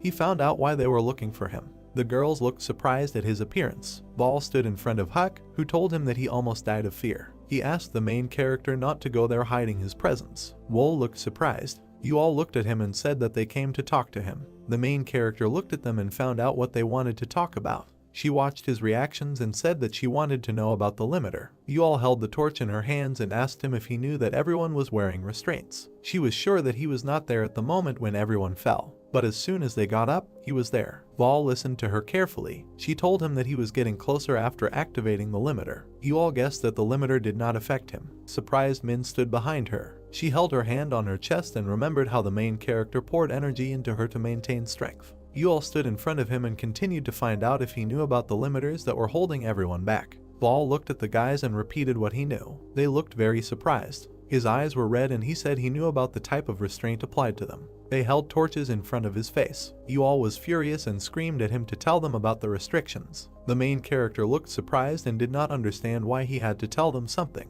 Vol looked at them and said that he didn't want to strain himself to tell the story. He didn't understand what his benefit was. Huck was angry with him and claimed that he treated his comrades badly. Vol narrowed his eye and asked them, his comrades. They looked surprised. The main character told them that comrades do not attack each other and do not pursue each other. Huck was very surprised and insisted that now they could be comrades. He claimed that he would never betray the main character, being his comrade. Wol looked annoyed. He squinted his eye and told him that he didn't believe in it just like that. The main character claimed that he was persistent. Huck had a smile on his face and said that to master the art of face masks, you had to be persistent. He said that the main character did not lose anything by making new friends. He stood against the backdrop of Chinese lanterns and said that if they could get free, they would relax together in the Republican Arts Troupe. He claimed that he would help the main character. Huck raised the torch. You all stood next to them and said that she would also consider him a friend. She looked aggressive and claimed that the children who would follow her would never be enemies for the main character. Min stood behind her. She stood in front of him and said that she would never betray him. Vol stood in front of them. He told them it was Kodoku. The three of them were shocked by what they heard. The main character was surrounded by crawling creatures. He insisted that they were poisoned with a poisonous organism. Wall told them that the creatures released poison only at the sounds of the flute. This poison attacked their vessels directly. Yuol was unhappy with what she heard and asked him why he was okay after what happened. Vol stood in front of them and said that he was resistant to poison. They stood in a cave in front of the main character. He asked them to figure out on their own how to get rid of the poison. Wol looked very serious and was thinking about having as many variables as possible. In his thoughts, he noted that if one of them could escape the effect, it would create an infinite number of variables. Min stood in front of him and addressed him. He looked at her. She thought that he was very mysterious. Yuol stood in front of him. She thanked him, saying that she would repay him for his help. She insisted that she would help him as much as possible. He lowered his head down and said that he would turn to her. They stood behind him, and he said that they were leaving. Min stood in front of him. She looked confused and told him her name. He looked at her and could not understand what she was telling him. Min said that was her name. She looked sweet and kept saying that she wanted him to remember her name. She left him, following her friends. He looked at her back. The sun illuminated the roof. The light fell on all the houses that were in the village. The first sword stood in the light and said that they were about to leave the cave. The children listened to him attentively. A crowd of children looked at him. They thought that they would finally be able to leave the cave. The first sword was masked and called Suol. She raised her hand and responded to his call. The first sword was serious and told her that after they left the children, she would be responsible for getting everyone out of the cave. She looked happy and said that everything was clear to her. A knitted box appeared. There were children standing behind the first sword. He was wondering how many of them would survive. Everyone, mentor, took off in a hot air balloon. First sword noted in his thoughts that they were all strong, but their goal was to study the strongest martial art in Jianghu. He recalled that survival would be difficult. The first sword stood in the light and pondered that this was not his concern. He noted in his thoughts that his role was completed and he was about to retire from the life of a killer. The children watched them leave. They were happy and said that they could finally get out of there. You all talked to the children. She said that the basket was small, so they had to split up. She was calling the line. Vol looked up and thought that they would finally be able to get out of there. He narrowed his eyes. Yuol spoke with the main character. She told him that she believed about involving them in the mission. Wall looked at her and asked her how things were going with Kodoku. They looked at the basket. Yuol told him that some were able to get rid of Kodoku. The main character was amazed by this. She continued to tell him that Min knew a lot about poison. Vol remembered her and found out if she knew about the poison. Yuol left him and said that Min really knew. The main character stood behind her. She told him that they only had to get out of there. She called him to the exit. He looked at her carefully. The ropes from the basket looked strong. The children stood near her. Yuol held onto the rope and asked the others to climb into the basket. The ropes were stretched. Vol looked at the ground from which they took off. They rose high above the village in a cave. The basket was at a great height. The main character thought that he could not think about such a depth of the cave. He held tightly to the edge of the basket and continued to think that the cave was like hell. He was surprised that they spent 7 years there. Huck stood behind the main character and said that the surface was nearby and soon they would get out of there. Vol looked up. He tore his sleeves. Vol was tying a strong knot around himself. He blindfolded himself and asked everyone to do the same if they did not want to become blind. Yuol and Min tore their clothes. Huck stood behind the main character. He asked everyone to hurry up. A very bright light appeared in front of them. Vol covered his eyes with his hands. He held his hands to his forehead and thought that the light was too bright. The light blinded them more and more. The reel was difficult to tension. The basket was on the ground. All the children were sitting inside the basket. A stranger approached them. They sat close to each other. The stranger stood in front of them and said that they had obtained several useful samples. The main character shielded himself from the sun and thought in his head about who was standing in front of them. The man stood in front of them and said that the customer would be satisfied. The sun illuminated the hills. The stranger looked intently at the children. Vol, wearing a bandage, sat in front of him. He thought that the stranger's voice was emotionless. He thought that the stranger held a high position. Vol pulled the mask off his face, thinking that the stranger was the head of the Blood Phantom Squad. The plot introduces us to the head of the Phantom Blood Group, Gu Jiang. Gu was illuminated by the sun. He insisted that they be placed in a cart and taken to prepare for the outside world. An entire army stood behind him and worshipped him. The children got into the cart. Vol was wearing a bandage and thought that he remembered his voice. He sat back to back with the group leader, remembering him in his thoughts. Horse-drawn carts carried them through the mountains. The night sky illuminated the huge wall. Gu thought that all the children would be there and their training would also take place there. He looked angry and thought that children should not relax because he was ready to kill all the lazy ones. Vol looked up. The main character looked out the window. Go and Huck stood behind him. Vol was angry and told them not to pay attention to him. Huck showed his finger and insisted that no one intended to. The main character looked at them. He looked out the window and said that he should have washed himself. Huck stood behind him and asked him how he was going to do it. Huck looked surprised. The stone well stood near the bushes. Water splashed out of the well. Drops fell on bushes with berries. The guys said that the water was very refreshing. Vol lay under the moonlit sky. He looked thoughtful and thought that they were finally able to get out of the cave. His face looked pleased. He lay by the tree while others were playing near the well. Red berries grew on the bushes. Vol looked at the sky. Yellow flower. The children stood in front of the dandelion and did not understand what it was called. He cried and said that he could not believe that he saw beauty. The children cried with joy near the flower. Vol looked peaceful. Some rustling was heard from the bushes. The flower was under the foot of an unknown person. The children were frightened by his appearance. The blades lay on the grass. The stranger stood in front of the main character and told him that they would soon be given weapons and that they would soon need them. Vol sat in front of the blades. We are transported to the Black Wind Estate in the Full Moon Palace. We find ourselves in one of the large rooms where bright lanterns hang on the ceiling. Jiang is sitting in the room with Lai. Jiang, smiling, hands over the teapot and thanks Lim for the work done. Lim furrows his brows and lowers his eyes, then says that they were only doing what they had to do. Jiang, looking at him, replies that thanks to him and the sacrifices Lim made, both the children and their group will prosper. He doesn't even know how to thank him. Lim replied that there was no need for this. If it were not for the former head, he would already be dead. Jiang poured water into Lim's glass and said that Lim had done everything that was required of him. He could go on a legal vacation. Lim furrowed his eyebrows and, looking at Jiang, asked that his resignation had been approved. Jiang smiled and answered of course, and not only him, the second and third sword can also retire. Lim drank a glass of water and replied thank you. Jiang lowered his eyes and put his hands on the table, and then said that you're welcome. After all, Lim devoted his whole life to the Red Phantoms. This is the least he can do for him. Lim lowered his eyes and said that the children were too talented. Jiang, hearing these words, frowned and looked in front of him with displeasure. Lim added, looking at Jiang, that it would be a pity to get rid of them. Jiang extended his hand in front of him and, frowning, replied that he himself knew. Jiang, looking dissatisfied in front of him, said that artificial killers are always needed, but nothing can be done. This is where their cooperation ends. Lim, looking forward with interest, asked that Jiang was able to establish the identity of the customer. Jiang smiled and, lowering his eyes, replied that no. When you need to conduct business, there is a line beyond which you should not cross, and besides, why anger the big shot who is ready to pay 500,000 gold yuan for the order? Suddenly, Jiang looked up, and something dawned on him. Jiang imagined the Black Moon Palace in his head and thought that until the Red Phantoms caught up with the White Lotus, the largest Jianghu group, special caution must be taken. Jiang looked in front of him with a crazy smile, and then said that if they fulfill the order, the balance of power will change dramatically, then I will not be able to resist the White Lotus. Hearing these words, Lim lowered his head and frowned. We are transported to Aval. He holds in his hand a long blade with large serrations. Yual examines him carefully. A smiling Hexen appears behind him.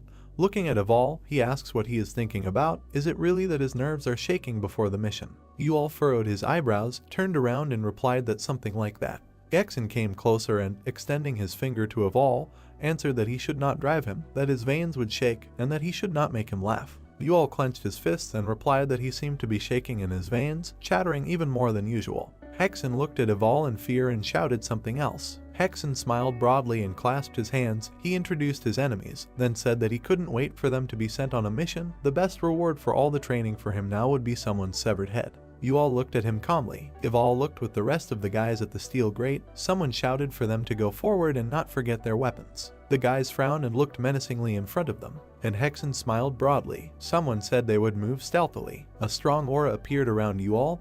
He thought that it had finally happened. We are taken outside into the dark night. A faint noise of leaves can be heard near the bushes. The fourth sword ran through the forest. Several guys were chasing him. The fourth sword turned around and thought that they were not a step behind him. The fourth sword saw the rage on their faces. They jumped well from tree to tree. He thought that the older brothers had trained them well. Looking at their quick dashes, the fourth sword thought that it was a pity that such goodness would be lost. They would be better than many members of the Red Phantoms. Suddenly, a black sword skidded across the ground. There was a large abyss in front of him, and looking at it, he told everyone to stop. The fourth sword turned on the students and told them to hide. The fourth sword looked at the disciples. They all used the technique. All that was left was a black trace. The fourth sword looked ahead. He looked at the mountains and said that their goal was beyond that mountain. He imagined a big house in his head and told them to follow his instructions. Let them climb the mountain. There they would see an estate that looked exactly like the one where they lived. Their target is a man in the Bright Moon Palace. The students, frowning their brows and clenching their teeth, looked menacingly in front of them. They thought that the Bright Moon Palace was a small building at the far end of the estate. They remembered it so well that they were already sick of this place.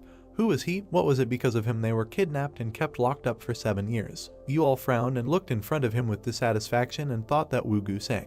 We are taken to an estate near which beautiful pink lotuses grow on the water. A girl in a long dress stands among flowers and admires them. She lowered her eyes and looked at the charming blue flower. Then she reached out her hand and touched him. At that same second, the flower bud disappeared, turning into dust. The girl watched the dust disperse across the sky. Suddenly the girl turned around. Someone asked that she was alone again. An elderly woman appeared in front of her with a staff in her hands. On her clothes there were many feathers down to the floor. The woman turned to a girl named Solren. This is an elderly woman, the head of the Emei sect, a venerable brilliant master. Solren lowered her head in front of the master and said that it was so fresh outside that she decided to take a walk. The master replied that sometimes Solren is too sentimental. The master furrowed her eyebrows and asked if Solren was still angry with her. Solren lowered her eyes and replied that not at all, just a little worried. Her fate is at stake. She would like the master to free her from this fate. This girl is a student of the venerable brilliant master young Solren. Hearing these words, the master frowned and then told Solren not to dare speak to her in such an arrogant tone. The master, frowning her eyebrows, angrily approached Solren and said that it seemed that she had forgotten who picked her up from the street and brought her here, who washed her, fed her, taught her martial arts, thanks to whom she became the way she is now. The veins on the master's head bulged, dark energy appeared around her. She clenched her teeth and asked that after all this, that she was asking to be freed. Solren put her hand on her heart and smiled, and then said that it was just thinking out loud. Solren, with lowered eyes, walked past the master and said that, of course, the student should follow the teacher. Let the master not be upset. This is bad for her health. The master furrowed her eyebrows and closed her eyes, and then said that if they did not receive an answer today, they would carry out the plan that they had been preparing for 7 whole years. Solren, lowering her eyes, replied that she would always follow the master. Solren looked at the green bush and thought that the whole situation seemed to be putting a lot of pressure on her, which was a shame. Suddenly, someone started running through the bushes, shouting "Master." The girl stopped near the master and turned to her, and Solren, puzzled, looked at her and asked her sister. A girl in a gray dress appears in front of us. She folds her hands and, looking anxiously in front of her, says that Qingcheng has finally given their answer.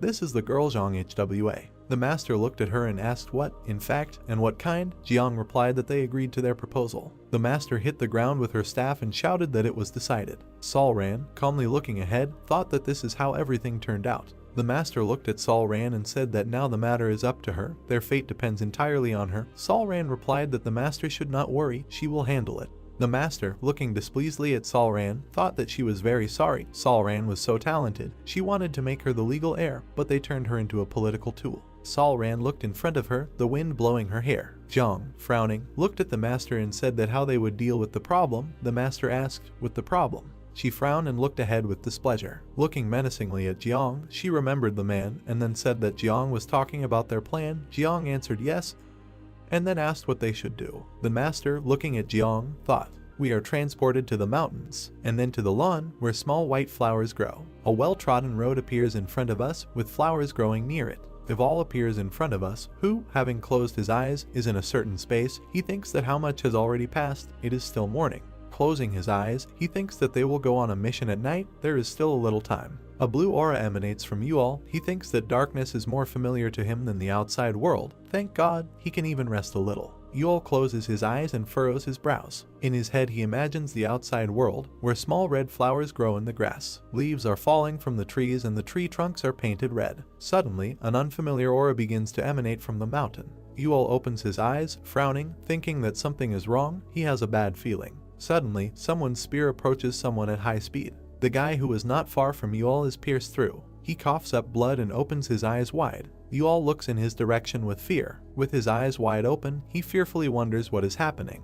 We are transported to the mountains. A huge, pumped-up man sits on the floor, sticking his spear into the ground, and then he quickly starts to get it. He, smiling, raises the spear up. One of the killers is impaled on the spear, and then he says that it means they didn't lie to him. The killers really are hiding here. The guy with bloody eyes is already dead, hanging on a spear. A beefy guy in yellow pants swings his spear and knocks the dead killer to the ground. He smiles widely and asks how they dared to get so close to Qingcheng Mountain.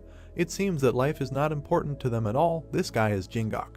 Woo-Gak stands in front of his warriors, dressed in yellow kimonos, looking at them. He clenches his fist and shouts that they decided to attack them, they need to find them and kill them.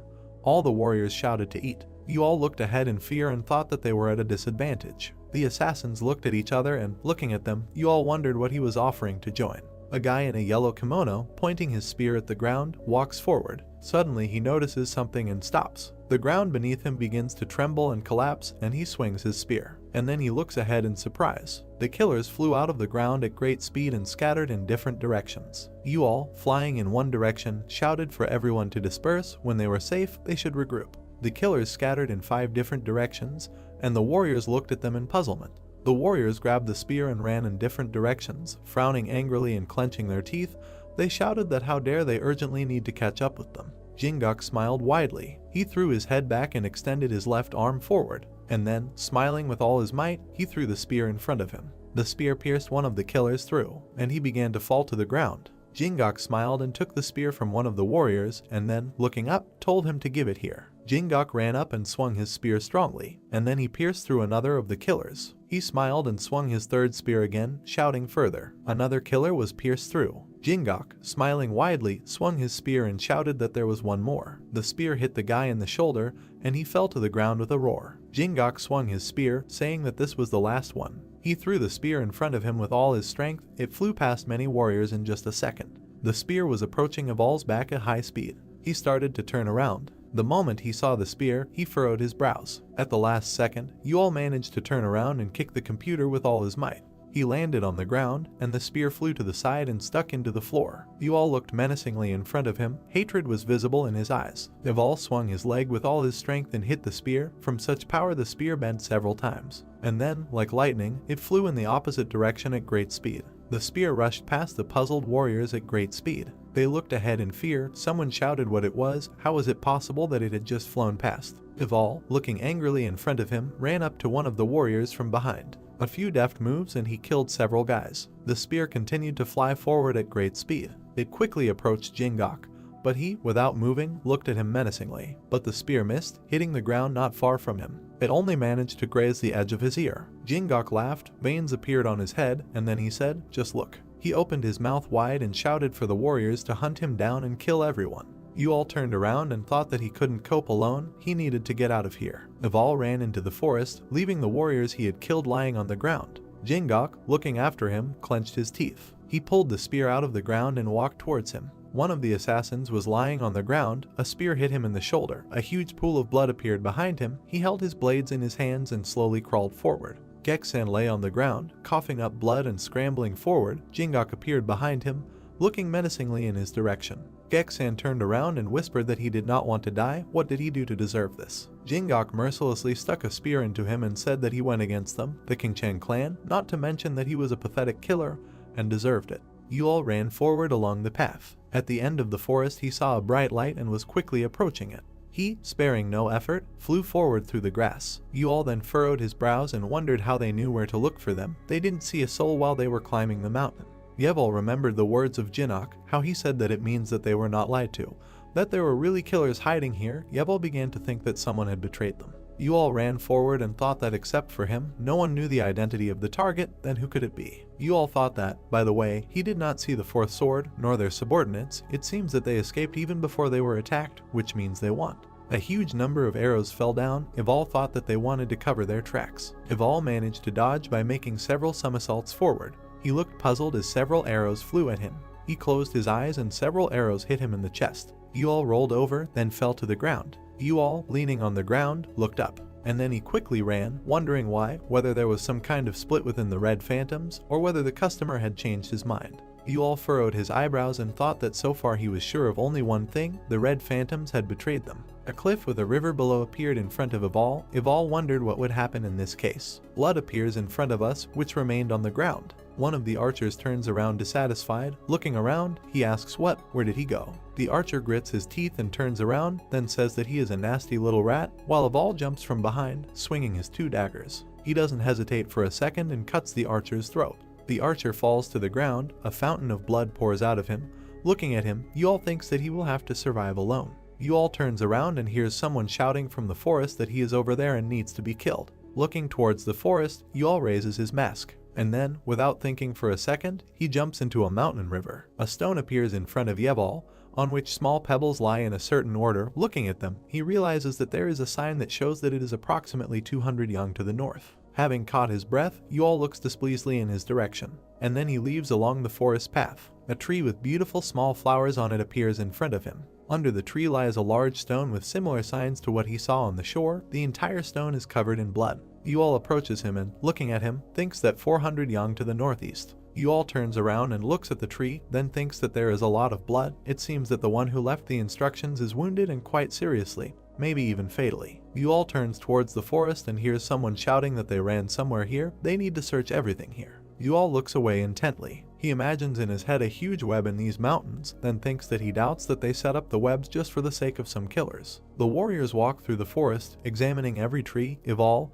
looking at them, thinks that, judging by their clothes, at least 7 clans have gathered here. It seems that it's not just about the red phantoms. Suddenly, Yu-All furrows his eyebrows as he looks ahead, feeling something. Someone appears in front of him and swings his sword from behind, but Yu-All manages to dodge in time. Yu-All lifts his eyes upward and looks at his attacker, puzzled. A frightened Min appeared in front of Avalia. He, lying on the ground, looked at her puzzled and asked Min. Min smiled and threw her daggers on the ground, and then said that it was him. Yu-All. Min began to fall. She said that she was so glad to see Yu-All. Yu-All grabbed her at the last moment and, gritting his teeth, looked at her in fear. Looking at Min, who was unconscious, Yu-All thought that it was too early to be serious at this rate. Yu-All looked at her in fear and asked where the others were. Min, lying in his arms with her eyes closed, said that most were dead. Yu-All asked what even with Yi and Song Young-woo. Min replied that she did not know about them. They separated. Min remembered how her comrades desperately fought with the warriors, shouting for her to leave quickly. The girl furrowed her eyebrows and turned around, then shouted forward.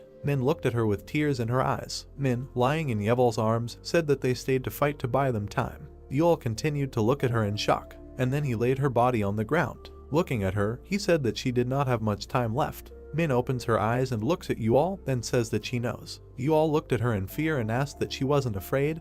Didn't she want to live? Min calmly looked at Yu-All and replied that she wanted to, but could Yu-All save her? Min smiled and, closing her eyes, replied that that's why she resigned herself. She understands perfectly well what state she's in, but she's glad that she doesn't have to die alone. Min, lying on the floor, asked that Yu-All will be with her until the end. Yu-All, looking into her eyes, answered yes. Min looked at the tree branches and then said that after everything they went through to survive. Yu-All sat next to her, and she continued to say that in the end everything turned out like this, they will die here. Yu-All sat silently next to her, and Min said that who and why did they do this to them? Someone she doesn't even know controlled her life and then threw her to the mercy. Min, opening her eyes, said that she hoped that they would be rewarded for this. Min closed her eyes again and added that they would be rewarded for their injustice, for their fear. Yu-All, sitting next to her, said that all this was because of Woo-Gak. He furrowed his eyebrows and looked down, and Min asked who he was. Yu-All said that this is the name of their target. He is from the Qingcheng clan. Someone ordered him to be a red phantom. Yu-All remembered his comrades and, frowning, said that that's why they were all kidnapped and taught to kill for 7 years. Yu-All looked at Min and said that now that they were no longer useful, they decided to get rid of them. Yu-All, looking forward in fear, said that as long as he is alive, he will not stop looking for those who ruin their lives, and when he finds them, he will definitely take revenge, even if it is the last thing he does. Min, closing her eyes, replied that it was clear she had no doubt, if of all. Yu-All looked at her in fear, and Min smiled and extended her hand to his cheek, and then said that she wanted him to live. Yu-All frowned and looked at her in confusion. Min smiled and then asked if he could call her by name. Yu-All, looking at her, said to Min, and she replied that no, let him call her by her real name. Yu-All told Lee Salmin. Min smiled and replied thank you. She wanted to hear it from Yu-All. Min's hand began to slowly fall down, and then she closed her eyes. Her breathing stopped. There was a strong aura around Yu-All. Looking at her, he replied that he did not know whose handiwork this was, but he would wipe out everyone involved from the face of the earth. Yu-All's eyebrows looked angrily to the side and clenched his teeth. He told them to be afraid of what he would do to them. We are taken to a large house. There is a 4th sword inside along with Jiayang. The 4th sword looks at Jiayang and says that they were encircled. There should be no survivors. Jiayang, reading the note, says that what a shame it is to spend so much time on training and throw away the weapon without ever using it. Jiayang furrowed his brows and smiled. He turned to the 4th sword and said that he knew that he would have to get rid of them, but did not suspect that it would be so soon. The 4th, looking less at Jiayang, asked that he was sure they were safe here. Jiang frowned and asked what he was afraid of the customer. The fourth sword, looking forward, replied that he did not know why, but it seemed that they had decided to make tracks. Jiang looked at the note with displeasure, and the fourth sword continued to say that in this case it would be worth killing them too so that their secrets would never be revealed. Jiang took a few steps forward and replied that it sounded reasonable, but they would never find them, they would just have to wait until everything calmed down. The fourth sword, standing behind Jiang, said that he really didn't know who the customer was. Jiang replied that he could find out at any time, but there is a line beyond which I should cross. Jiang lifted the sheet with a smile and said that they even warned them, so they shouldn't mind their own business. Suddenly the fourth, looking less at the note, felt something. Jiang looked at the note in fear, and the fourth sword shouted that they had marked it. Jiang asked what, and the fourth sword shouted that there was a special smell. Suddenly people fell behind them. People armed with spears ran into this building and quickly killed several unprepared killers. The old man grabbed his sword and shouted loudly for Jiang to run. They couldn't handle them. One of the men raised his fist and shouted loudly for the warriors to destroy all the vile killers and leave no one alive. Jiang stood in front of the angry crowd with the fourth ball. Jiang smiled widely and shouted that it seemed that the fourth sword was right. The fourth sword looked at Jiang and shouted for the captain to move. Jiang smiled and asked where. The fourth sword shouted anywhere. Jiang asked that the fourth sword doesn't see, they need him. For the fourth sword, he thinks that they would have left him the opportunity to escape. Jiang's eyes turned bright red. He looked menacingly in front of him and said that they had crossed the line. A red aura appeared around him. He raised his sword above his head and slowly began to draw it. Jiang smiled widely and, holding his sword in front of him with a crazy smile, said that he would show them. Jiang made a quick dash forward and came out with his sword behind him. The people with spears who burst into this building to kill the murderers looked ahead in fear. The next second, Jiang swung his sword between them at great speed, and heads flew off their shoulders. Jiang stopped and looked forward angrily, and then said this is what will happen to those who went against them. The assassins grabbed their weapons, and Jiang raised his blade and shouted that let them hold out a little longer and not win if they fight. Suddenly someone said no. The girl put her hands in front of her, a bright light appeared in them. She calmly said that she would not allow this. Then, putting her hands forward, she released a huge energy, destroying everything in its path. Jiang looked in front of him, puzzled and frightened. He saw a huge force approaching him at great speed. And then he furrowed his brows and clenched his teeth as he swung his sword, releasing destructive red energy. Their forces collided with each other, causing a bright flash. A second later, Jiang stood in place with a sword stuck in the ground, clouds of dust behind him.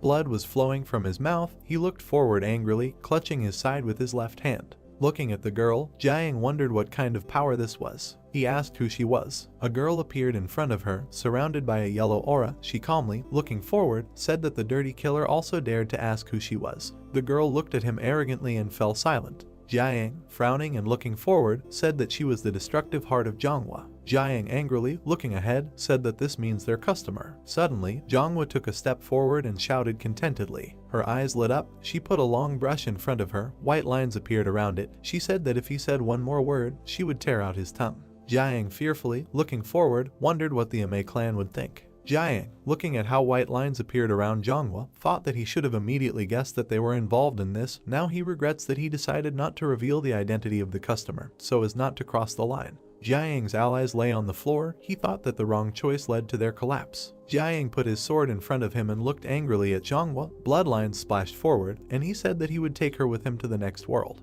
Manhwa put her brush in front of her and said how dare he. And then angrily, looking forward, she released huge yellow blasts of energy forward. Jiang, bleeding, slashed in front of him, destroying his opponent's attacks one by one. He made a strong lunge forward and quickly approached Manhwa. Jiang and Manhwa locked eyes. Jiang made a quick dash forward and launched several lightning attacks, but Manhwa was able to block them. Manhwa looked ahead with interest and thought that he was the boss of the vile killers and had excellent martial arts skills. She was impressed. It was good that they fought during the day. Attacking at night he had a great advantage. Jiang used more and more blood energy while looking at him. Manhwa thought that neither he nor the Reds should be left alive. They should get rid of everyone.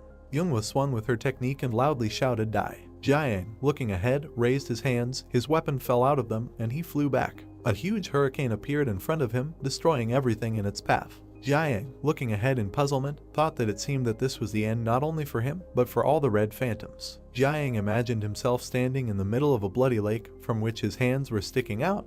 He thought that death and suffering were impossible under the cover of night. He helped their group rise from the bottom. He thought that someday they would compare with the White Lotus, which even the strongest fear from Jong-woo. Looking at the huge hurricane, Jiang began to fly back. He wondered what this was all about. But suddenly he put his sword in front of him and, gritting his teeth, lunged forward. Jiang opened his mouth wide and, looking angrily in front of him, shouted that he, Jiang, the captain of the Red Phantoms, must survive. He ran towards a huge hurricane. With a smile, he cut through the object and those flying towards him, making deft jerks in different directions. And then his leg was cut in two. Jiang looked at her in fear as she flew to the side. And then Jiang turned around and looked at the guy and wondered who dares to interfere in the middle of the battle. Jiang, looking to the side in fear, did not notice how Jong-woo approached him. She stretched her hand forward and used a strong hurricane, which hit Jiang directly. Jiang's body was pierced through. He opened his mouth and spat out blood. Jiang fell to the ground with a crash, and Jong-woo began to slowly stop the hurricane and landed on the ground. She turned around and looked at Jiang's body with displeasure. The killers, looking ahead in fear, shouted to the captain,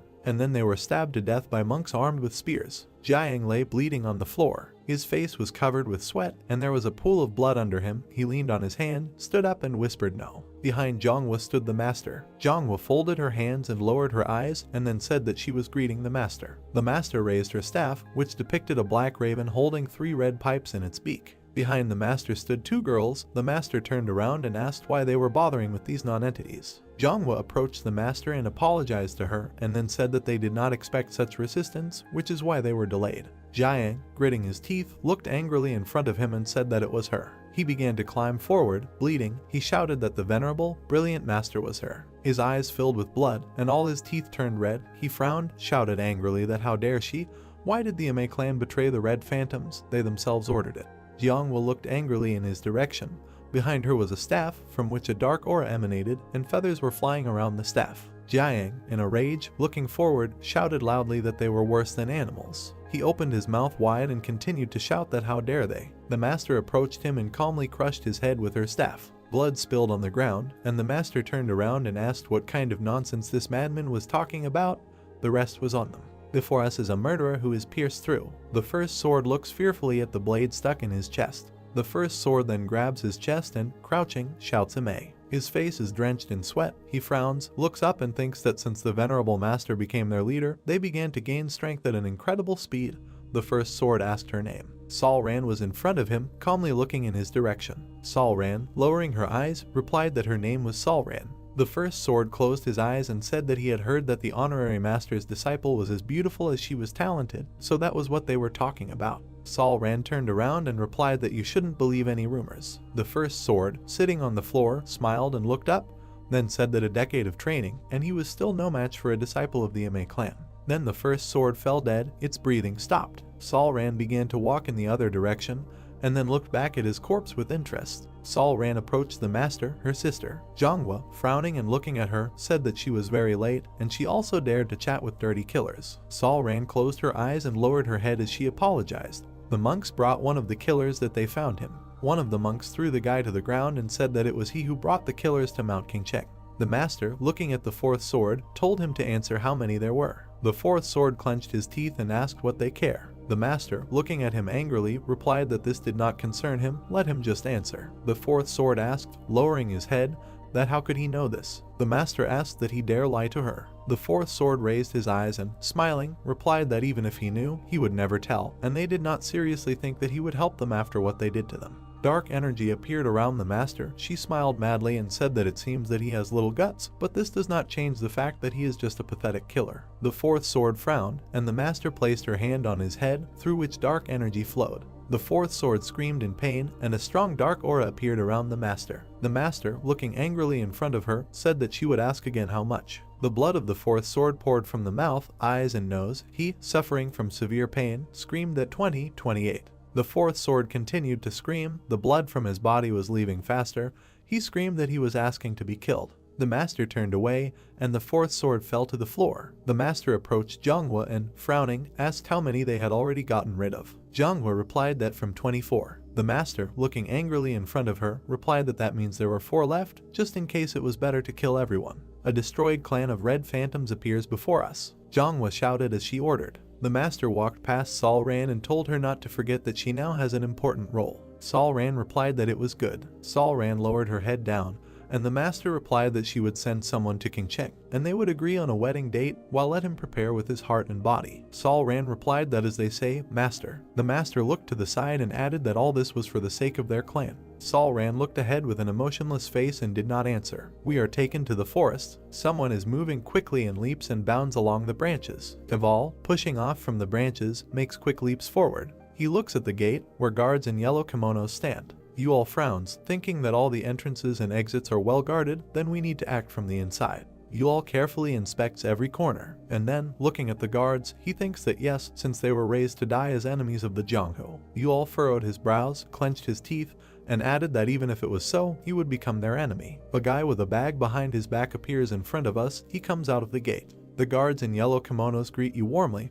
One of them asks why he is going to collect herbs again. The guy answers with a smile, yes, and the other guard says that he went yesterday. The guy smiled and said that he was told that it was better to have a good name in stock just in case something happens. One of the guards looked after the leaving guy and shouted that it was unlikely that anything would happen, but still, in their time it was better to be on guard. The guy turned around with a smile and asked that who would dare attack the Qingcheng clan. The guy began to make his way through the dense forest. A little bird sat on a branch and looked up. The guy stopped in the middle of the forest and turned around wondering what and where he should go. He smiled and looking to the left said that first, he would go to the nearest one. He walked forward with a smile, looking around the surroundings, when suddenly Eval appeared from behind him with burning eyes. Yu-All grabbed the guy by the throat with his hand and with the other brought a dagger to him.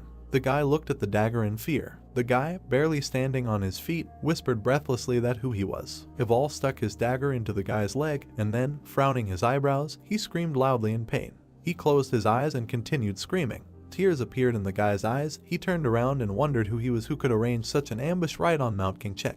Yu-All frowned at the guy menacingly, and then, holding a dagger in front of his face, Yu-All asked that he was a disciple of the Qingcheng clan. Let him nod if that was the case. The guy with tears in his eyes began to nod quickly. Yu-All, continuing to threaten the guy, said that he would let him go, but he needs to answer his questions, and even if he doesn't think of doing something stupid, he swears, he can kill him so quickly that he won't even have time to blink an eye. Yu-All lowered the guy to the ground, clutching his bloody leg. Yu-All put his dagger near the guy's neck and asked what his name was. The guy answered Dojin. Yu-All continued to ask who he was. Dojin replied that he was a disciple of Qingcheng, the third generation. Yu-All looked at him silently. And then, frowning his eyebrows, Yu-All asked who Wu-Gong-Sang was. Dojin turned around in fear and shouted that Yu-All was talking about Wu-Gong-Sang himself, the great star of the Qingcheng clan. Yu-All looked at him puzzled and asked what the great star was about. Dojin reminisced and began to say that he was the greatest talent born under the banner of the Qingcheng clan.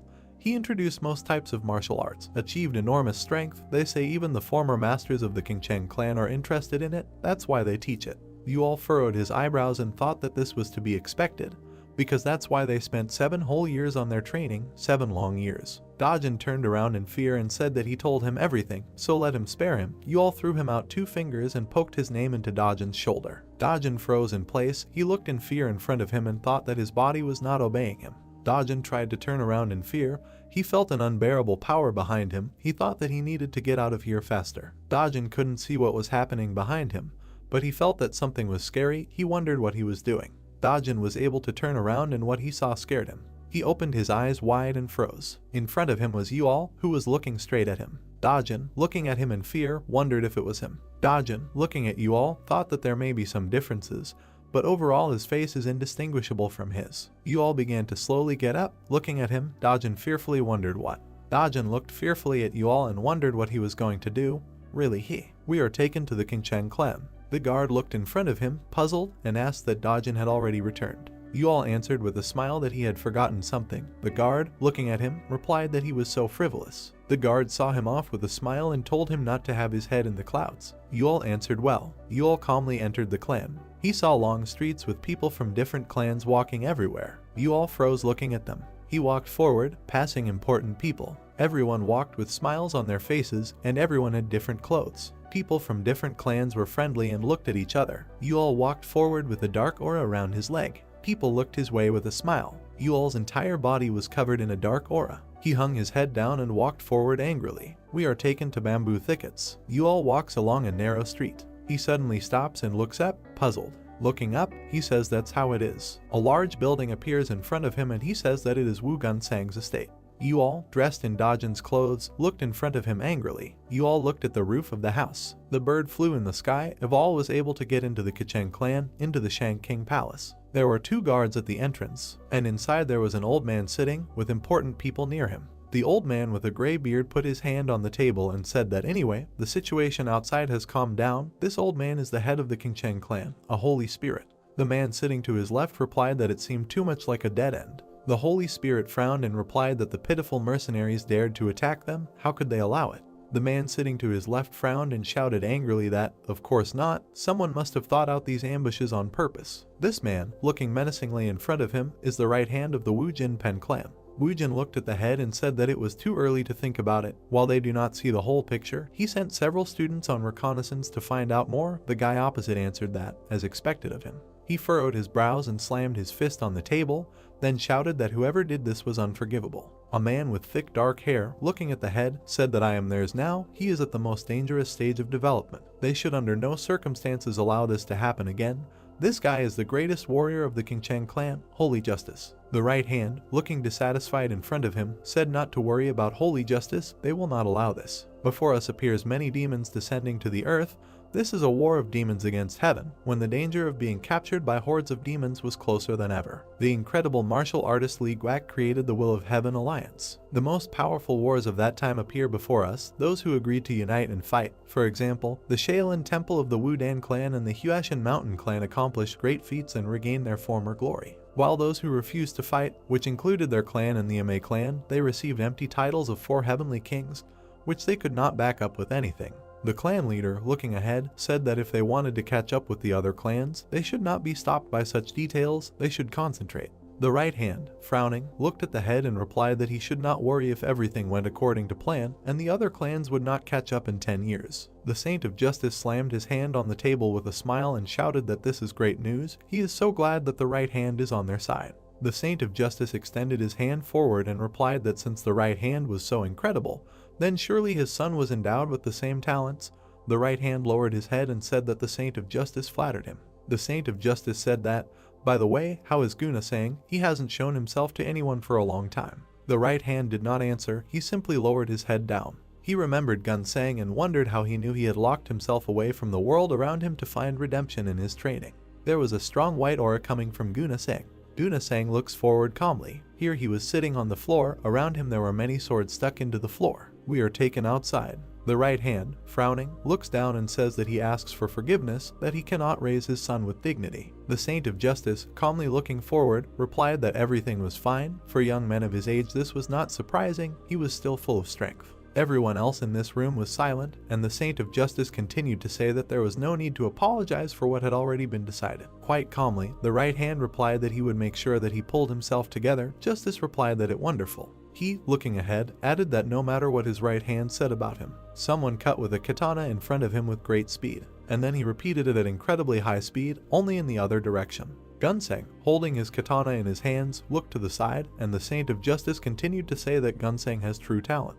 The Saint of Justice crossed his arms and closed his eyes, and then said that if he was raised properly, he would not be inferior to the heirs of the 3 great clans. The woman and the old man next to her lowered their heads with a smile. On the contrary, 2 other men also lowered their heads. And then suddenly the head opened his mouth and said, by the way. Everyone looked attentively in his direction. He said that he heard that the right-hand man had agreed to the Emei family's engagement proposal, which is true. He remembered the Emei clan and said that being engaged to this clan is not bad. The daughter-in-law is from a very incredible generation. In his head, Xiao Ran appeared in his head, who was carefully looking at the lotuses. He continued to say that there are many rumors about her wisdom and beauty. She will be a good match for Gunsangu. The right-hand man lowered his eyes and said that he was still worried about something. The head looked at the right hand and asked what their eldest head was. The right hand answered yes. The right hand almost imagined the head looking menacingly at him and thought that the head of the Emei clan was passionately eager to get to the power of the Qingcheng clan. Gongsang would marry their student.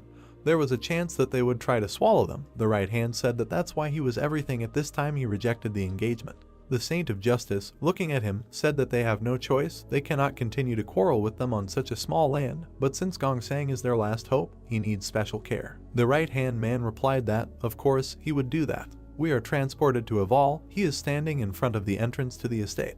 Looking at the large building, he thinks that this is the sparkling moon palace. He is here for the first time, but he sees the general similarity of the building with an underground cave, so he will not get lost here. Eval began to walk away along the wall, thinking that even though the gates were wide open, getting inside would not be difficult. You all made several quick jumps along the wall and climbed onto the fence. You all jumped and heard someone say that Gunseng had called another girl to his place. You all pressed himself against the wall and began to watch the two guards. One of the guards, looking angrily to the side, said that he could not believe that he was making excuses for isolation and training in order to sleep with anyone. Another terrible one looked at him angrily and shouted at him to be quiet and silent. The guard looked to the side with a smile and said that I wonder who he called this time, one of their students. The other guard angrily clenched his fists and shouted that he told him to shut up, let him be silent if he doesn't want to be caught too and punished. You all watched them with interest. He wondered if Gunseng was sleeping with women there, the Qingcheng clan, the Blade clan, so it was hard for him to imagine that someone would allow such indecency in the training room.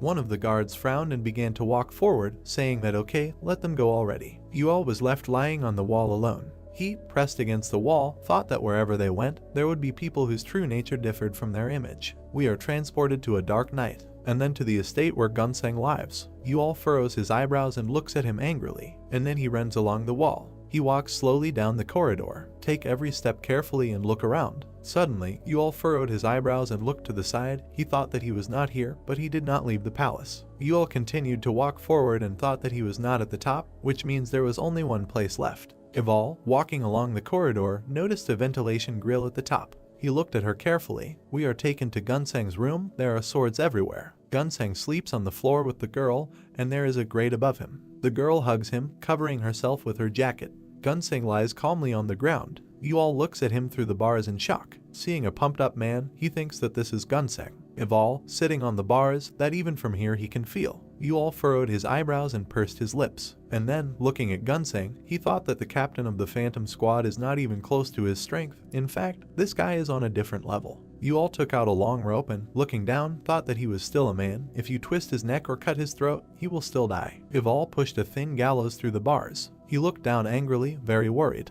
You all continued to release a thin rope towards Gunseng. Cold sweat ran down you all's face. You all slowly lowered the rope around Gunseng's neck. And then, suddenly, Gunseng opened his eyes wide and looked at you all. Seeing that he had woken up, you all flew away in horror. He pulled the rope with all his might. Gunseng, looking in front of him angrily, began to rise up. The girl, frightened, looked at him. You all, holding the rope, jumped down, and Gunseng climbed up, trying to remove the rope from his neck. Gunseng looked ahead angrily and waved his hand. And then, with one precise blow, he tore the rope into two parts. Gunseng landed on the ground, with a frightened girl standing next to him.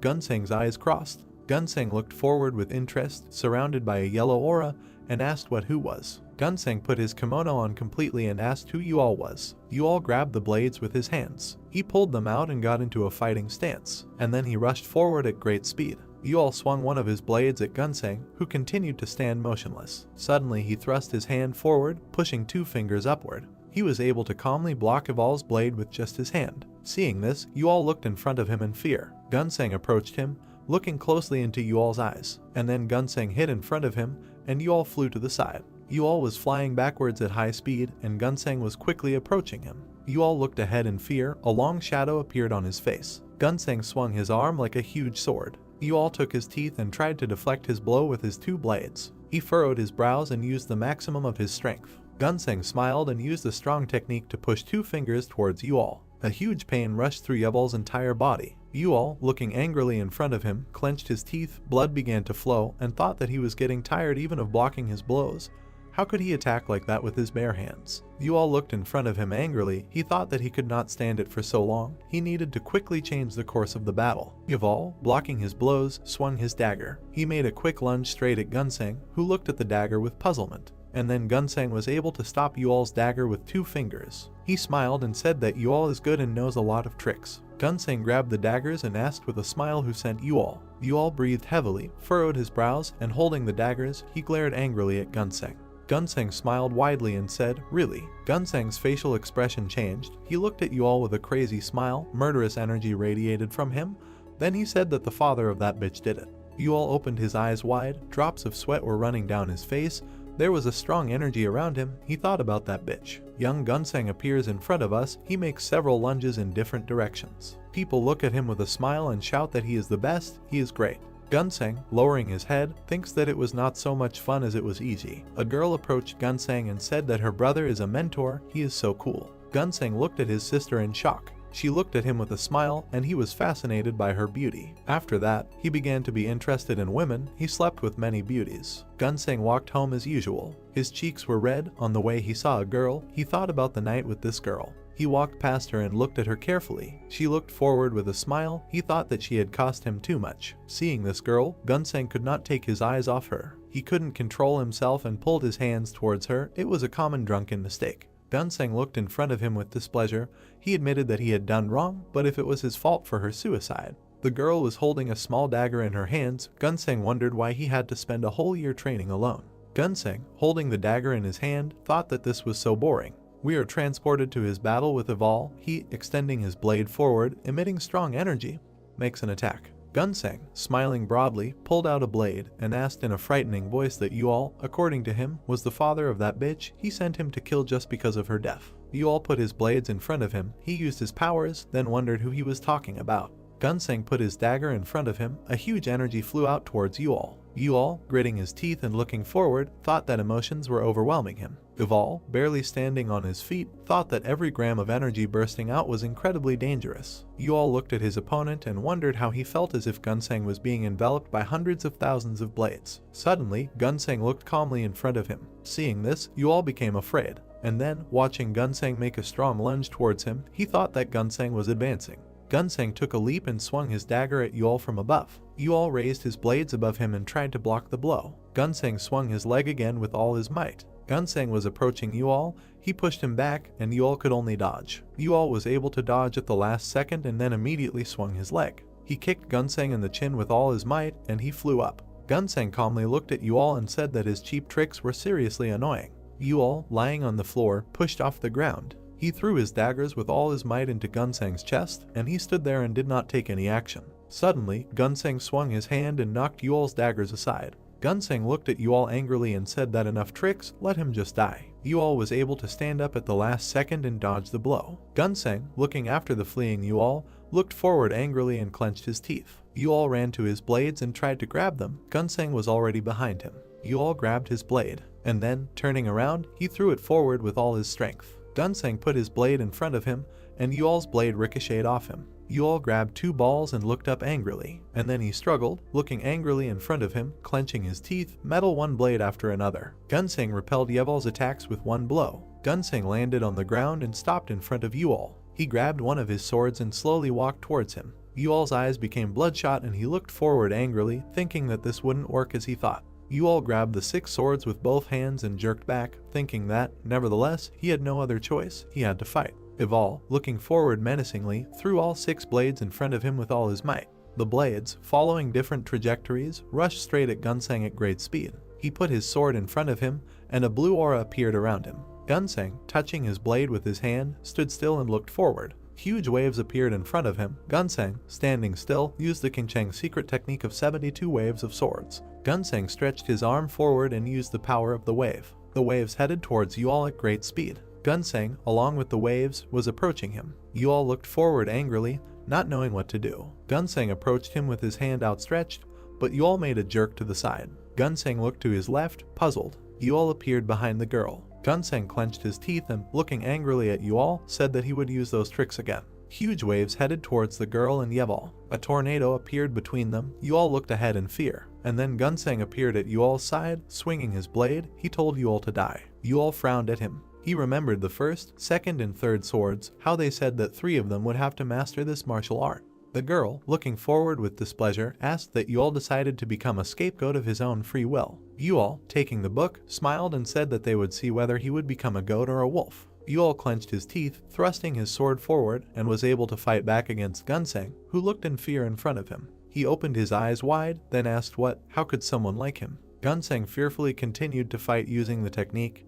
He said in a trembling voice that this is impossible, this is completely impossible. Gunseng and Yual crossed their swords as the waves raged around them. Gunseng opened his mouth wide and, looking in front of him angrily, shouted how someone like him could block something like this, The Qingcheng sect's secret technique of 72 wave swords. Yu-All resisted, smiled, and wondered how else he risked his life to survive. Gunseng swung his sword at Yu-All again. Yu-All, looking at him, thought that even though he had not mastered her as much as Gunseng, he was confident that he could defeat him. Yu-All opened his eyes wide, copies of himself appeared around him. He used a mind shift. The wave squeezed one of the spear's throat. The other was pierced through. The copies died over and over again, and Yu-All followed their failures, again dodging Gunseng's attacks. Yu-All smiled as he swung his sword and appeared behind Gunseng. He frowned and wondered what he had found. Yu-All swings his sword and runs behind Gunseng, but Gunseng manages to swing his sword at the last second. Yu-All's case began to divide, and then he turned around and, holding his sword in front of him, pierced Gunseng's body. Gunseng looked ahead in fear, coughed up blood, then whispered that how could someone like him. Blood sprayed from Gunseng's chest in all directions. Gunseng, with the sword stuck in his chest, fell to the ground, and Yu-All, kneeling down, began to breathe heavily. There was blood on his hands. He gradually rose to his feet, breathing heavily, and then he slowly turned around and looked to the side. Wind gusts enveloped the mountains. Sunlight illuminated the settlement. The wind flowed towards the tall house. Many people began to flee. The bell made a loud ringing sound. People in yellow capes guarded the passages to the estate. The bloody body lay on the floor covered with a blanket. The man's gaze fell on the covered corpse. The distressed man cried and shouted Gongsang's name. Lying near the corpse, the stranger asked how this could have happened. The old man watched what was happening and asked why the gods brought such trials upon their clan. The tearful man held the dead guy by the face. Two strangers watched this. The man turned to his older brother. The old man asked his younger brother to speak. Looking away, the man declared that they had to get rid of that girl. The girl was sitting near the wall. Tears were streaming down her face. Their eyes began to glow yellow. The old man asked what the man meant. He asked if the younger brother wanted to get rid of the disciple of their sect. The man replied that Gongsang's reputation was at stake. They looked at the guy's corpse. Junior brother pointed out that if word spread that he had let a sect disciple in while training in isolation, his reputation would be destroyed. Looking at the old man, he noted that she would be destroyed just like them. Powerful streams of mana enveloped the premises. The old man loudly called out to his younger brother. The angry old man looked at him. Looking away, the man said, "What's done is done." Gusts of wind began to hover around the younger brother. He said that since Gongsang was dead, it meant that the reputation of their sect would fall. Looking at the old man, the man said that if they don't do anything, then this will happen. While watching the elder brother, the man said that he was sure that someone had hired an assassin, noting that someone wanted to benefit from Gongsang's death and the fall of the Qingcheng clan. He stated that they should not allow this to happen, no matter the cost. The old man fell into thought.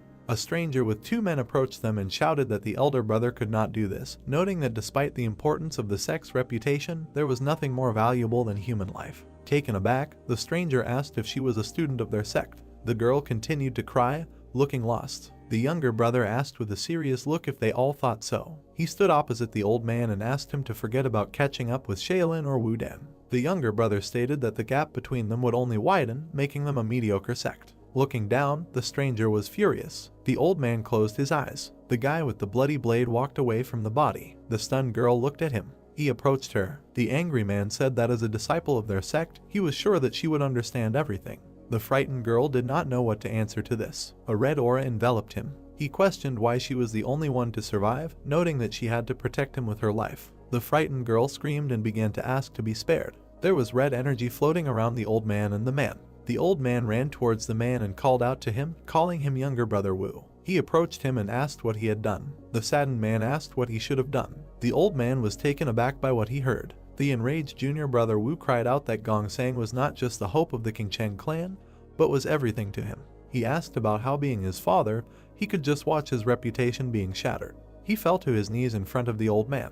The man said that they could call him names and even call him pathetic. He said if only he could protect him. A white bird flew in the blue sunny sky. She flew to an estate that was hidden in the forest. Grandmother carefully read the notes on paper. Sitting at the table, she said that this could not be. Hitting the table, Grandma asked if Gongsang was killed by an assassin. She asked how this could happen. The stunned girl turned to the master and asked if Junior Wu had really been killed. The grandmother was beside herself with rage and said that a net had been thrown over them from which it was impossible to escape. She asked if they hid in the Qingcheng sect and killed Gongsang.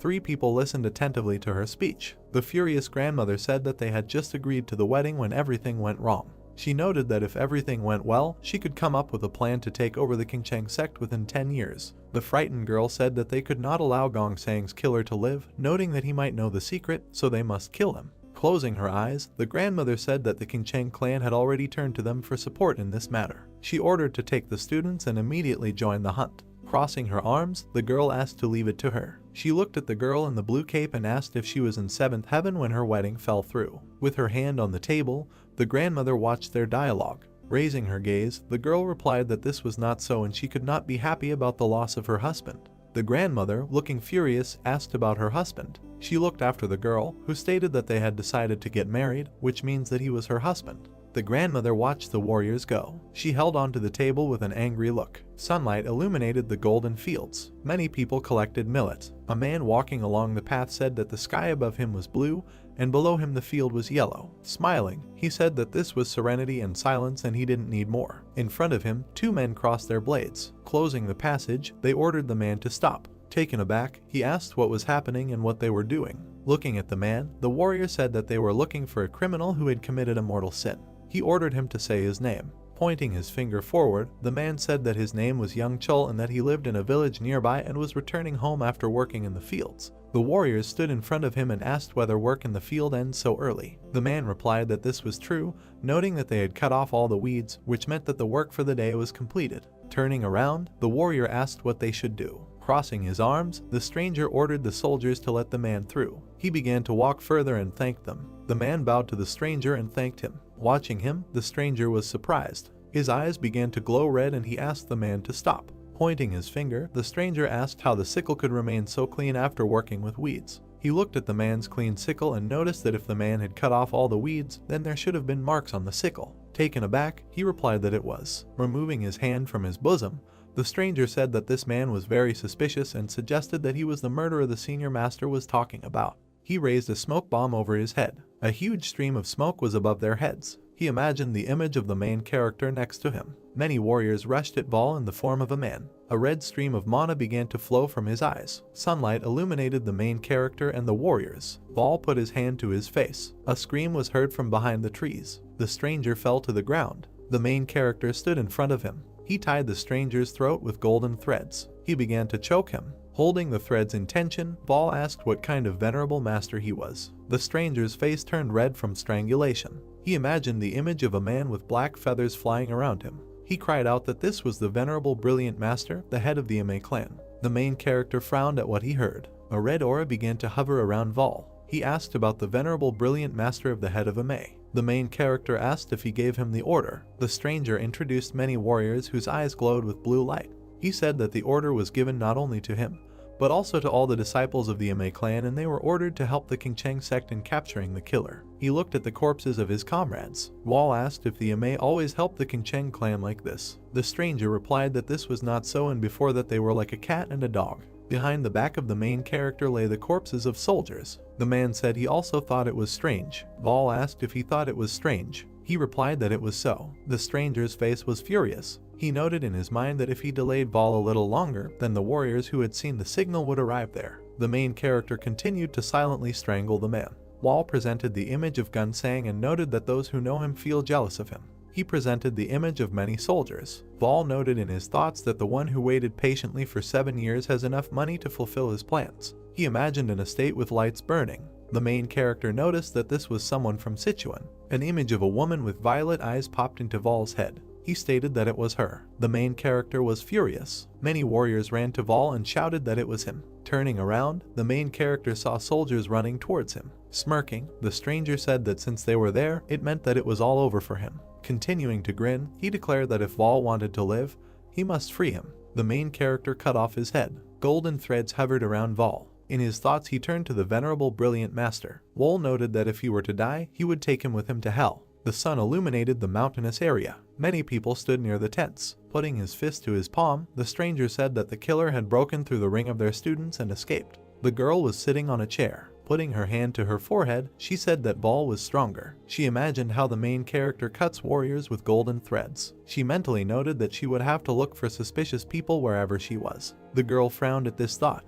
She continued to imagine the image of Vol and noted that for an ordinary killer. Holding her head, the girl declared that they would throw all their strength into pursuing him. The man accepted her order. Solran heard their dialogue and said that this was not true. The man turned around and looked at her. Solran said that they wouldn't be able to catch him that way. She thought about those who stand out. She emphasized the fact that one of them is there too. The girl looked at Sol-ran and asked what she was talking about. Standing in front of her, Sol-ran replied that the fact that he was not caught, even surrounded by a ring, meant that he had much more outstanding abilities than they thought. She noted that if they continued to chase him like this, they would only find traces of him. Holding the sign in front of her, the girl asked what Sol-ran was offering. She replied that they should predict where the main character will go next. The girl asked if Sol-ran was hinting that he knew where Wall would go and offered to wait for him there. She imagined herself standing in the darkness and said that she had a guess. Sol-ran imagined the main character walking through a huge pool of blood. She assumed that this killer was at the limit of his strength and in this state he would most likely return to where it was safest. She imagined a rope wrapped around a log. Sol-ran stated that Wall will go to where he was raised as a killer for a long time. Sitting opposite, the girl asked if Sol-ran was talking about his house. She replied that it was so. She imagined a path between high mountains and said that they had come to the conclusion that the place where the Red Phantoms raise killers is somewhere near Bade. Frowning, the girl replied that this was accurate and they were convinced that a lot of provisions were being supplied to that area. She noticed in her thoughts that Sol-ran is smart and really good at everything. She continued to watch her. Rising from the table, the girl said that it made sense and she would listen to her. Looking at Sol-ran, she said that they were going to Badang and would wait for the killer there. The sun began to disappear from the sky. Powerful winds blew along the path. People rode horses. Many angry people rode horses and shouted that they could not lose him and needed to capture him. Vol ran away from them. The main character continued to run with an embittered look. The warriors shouted that Wall was wounded and would not run far from them and that they would avenge their elder brother Woo. The main character began to run up the wall. Turning around, Vol noted in his thoughts that they were on his tail, but for now he was breaking away from them. But the warriors fired towards the main character. The main character frowned at what was happening. Watching the soldiers, Wall wondered in his thoughts about how the Emei clan determines the trajectory of his movement. Sol-ran watched the main character. Her face was calm. Taken aback, Vol noticed in his thoughts that at this rate they would overtake him. Sunlight illuminated the treetops. Vol jumped into the air with lightning speed. He continued to run. The stunned protagonist noticed in his thoughts that the people chasing him suddenly stopped. Turning around, Vol asked if they had given up or he was taken aback by what he saw. A powerful blow sounded in front of him. An explosion was heard in the forest area. The mountain was cut in half. A man was visible from behind the clouds of dust. He extended his blade towards Vol. Watching the main character, he mentally asked for forgiveness and noticed that he tried to pave the way, but was so angry that he could not control his power. The man emphasized the fact that they would be able to learn more about the killer if only they could catch him alive. Looking at the warriors, he ordered to find the main character and he might still be alive. The girl floating in the air watched the rift in the mountain. A golden aura enveloped her body. Her gaze fell on Vol, who ran out of the cloud of dust. She was beside herself with rage at what she saw. Golden mana began to flow from her eyes. Screaming, she wished death to the main character. She sent a powerful blow towards Vol. There was a bright light in front of the warriors. Watching what was happening, the man noted in his thoughts that he was glad that the main character was still alive, but the girl was definitely attacking with the goal of killing him. The floating girl ordered that they find him, noting that they would never forgive him for what he did. She screamed for him to be looked for everywhere and found. A bright light from the energy illuminated the mountainous area. A cry was heard from behind the trees that the main character had been found. The soldiers stood at the well and reported that this was the entrance to the basement. Standing in front of the abyss, the man said that he could not believe that such a place really existed. The warrior assumed that Vol had descended. Turning around, the man ordered the soldiers to climb down the rope, noting that they must catch him. The girl watched from the side what was happening. Frowning, she declared that they would also come down and they should find him first and kill him. The warriors began to climb down the ropes. The man stood on the ground. He was taken aback by what he saw. They began to move through the underground settlement. The girl looked at the man's back. Taken aback, she wondered if the Red Phantoms were training their assassins there. Standing by the rope, the girl noticed that that was why they could not find them, since they were hiding in a similar place. The man was surprised. He stood in front of the stairs leading to a tall house. The girl looked at the building and noticed that this was the place. She was furious. She stated in her mind that this was the Qingcheng sect. The stunned warrior asked how this was possible. Grabbing the blade, the soldier turned to the master and asked how such a place could exist. He stated that someone had recreated their sect there. He cried out that they couldn't ignore it and they had to find whoever did it and punish him. Standing in front of the stairs, the warrior cried out that it was obvious that they had been preparing for this for a long time. He stated that it was impossible to maintain such a structure without outside help. The warrior assumed that someone was protecting and helping them. He said they must get to the bottom of the truth. The girl silently watched what was happening. The man started laughing. His body was enveloped in golden energy. The warriors were taken aback by what they saw. The man shrouded in an aura replied that of course, but first they would catch the killer. Looking up, he asked if the soldiers understood him, noting that the main character first. With their hands folded behind his back, the warriors accepted his order. Looking at the man, the girl said that she would take the students of the main second and search another area. He replied that she needed to make sure it was him who was caught. The girl was taken aback by what she heard. With his back to her, the man stated that he did not care whether his hands were cut off or whether he was seriously injured. He said they just had to bring him alive to him. He asked if the girl would do it. Turning away from him, she replied that she would do it. Lowering his head, the man stated that if this killer died, he would be very angry, noting that as she saw, someone dared to mock their sect. He began to walk away from her and said that he would make sure that this person was caught and punished according to what he deserved, even if he was someone from the 5 great martial arts sects. Standing in front of the estate, the girl said that the master had nothing to worry about. They began to go in different directions. The stunned girl noted in her thoughts that the man already suspected their sect. Frowning, she noted that they had to find this guy before the Qingcheng clan did. Sol Ran watched the girl. Turning away, she made a mental note that she felt they would be in big trouble. Looking at the house, Sol Ran emphasized the fact that everyone is trying to catch him, but this place belongs to him.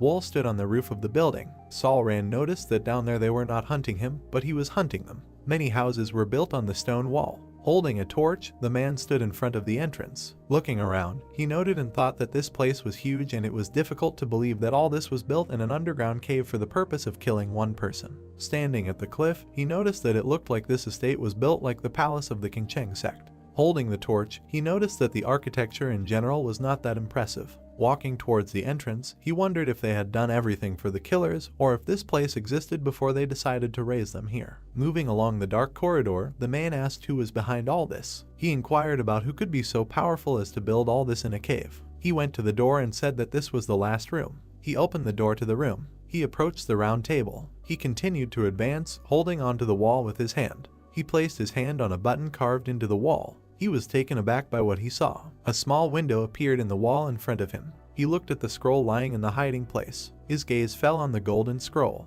He opened it. He was surprised by what he saw. He began to read the scroll, which said that it was confidential, only for the captain of the Red Phantoms. A request has come to assassinate Gong Sang, the duration of which is 7 years, and the reward is 500,000 gold nines. At the end of the letter there was a note that the Red Phantoms should not leave any traces. The man was furious with what he read and screamed that they. He clutched the letter in his hand. A bright energy began to emanate from the man.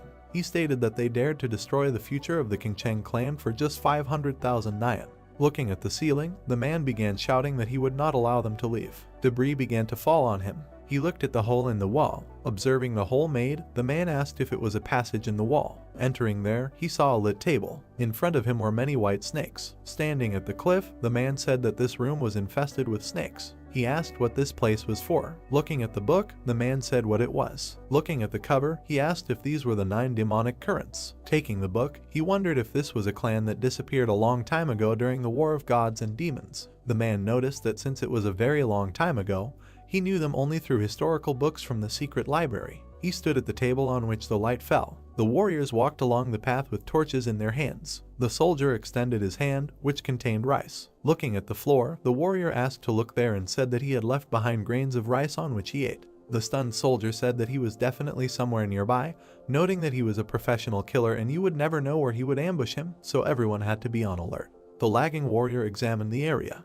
Grabbing his katana, he said that it was too dark and even a torch was not enough to illuminate the place. Vol rushed on top of him. He tied his body with golden threads. The stunned soldier began to scream in pain. The warrior fell into the abyss. The soldiers continued to advance further. Turning around, the warrior asked if all the killers lived there. Another soldier wondered how they could live in such a place. Holding a torch, the warrior said that they were rats and they must catch Vol and force him to give up information about his patron. Looking at his comrades, the soldier said that although the main character killed Wu's elder brother, he used some insidious tactics. He noted that otherwise, senior brother Wu would not have died so suddenly. The warrior said that such a cowardly fool was no match for the Qingcheng clan. Turning around, he saw Vol behind him. The main character cut his throat. The soldier extended his hand towards his comrades. They turned around. The corpse of their comrade lay in front of them. The stunned soldiers cried out that Vol had done it. The soldier rushed forward and shouted that the main character was a fool. The main character appeared above the soldier holding the torch, preparing to attack. The warrior shouted that his comrade should stop and they should not be separated.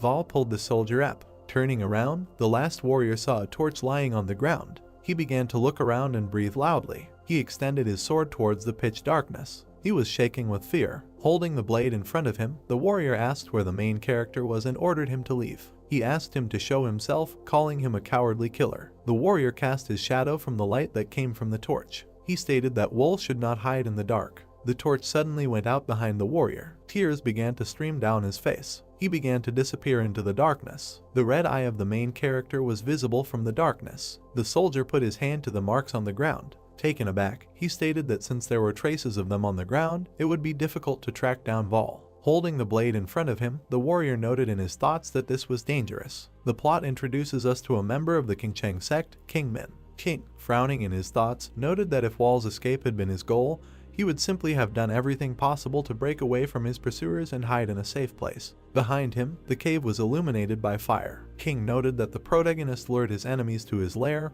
which he knows best. Standing among many warriors, he noticed that Vol was really trying to do this. King emphasized the fact that the protagonist wants to fight to the end in the place he is most familiar with. Grabbing his sword, King declared with a distraught look that he must be the one to catch Vol, and then his reputation in the sect would skyrocket. He began to call the soldiers and shouted that from now on they must follow him. King said that they would move in groups of 2 and confirm their location at any time. Pointing with his hand, King stated that the protagonist will attack even the smallest breach, so there is no way to relax. Several warriors stood behind him. He stepped on a button on the ground. He was stunned by what he saw. Red energy began to flow from King's eye and he screamed for everyone to dodge. Many arrows flew at the warriors. They put out their katanas for protection. The soldiers began to be hit by arrows. Many chopped arrows lay on the ground. King was dumbfounded by what happened. He wondered why the trap was set there. He looked furious and asked if everything was okay. The guy was sitting next to his wounded comrade and said that there were several wounded, but all were alive. He looked at the ceiling, from which a strange sound was coming.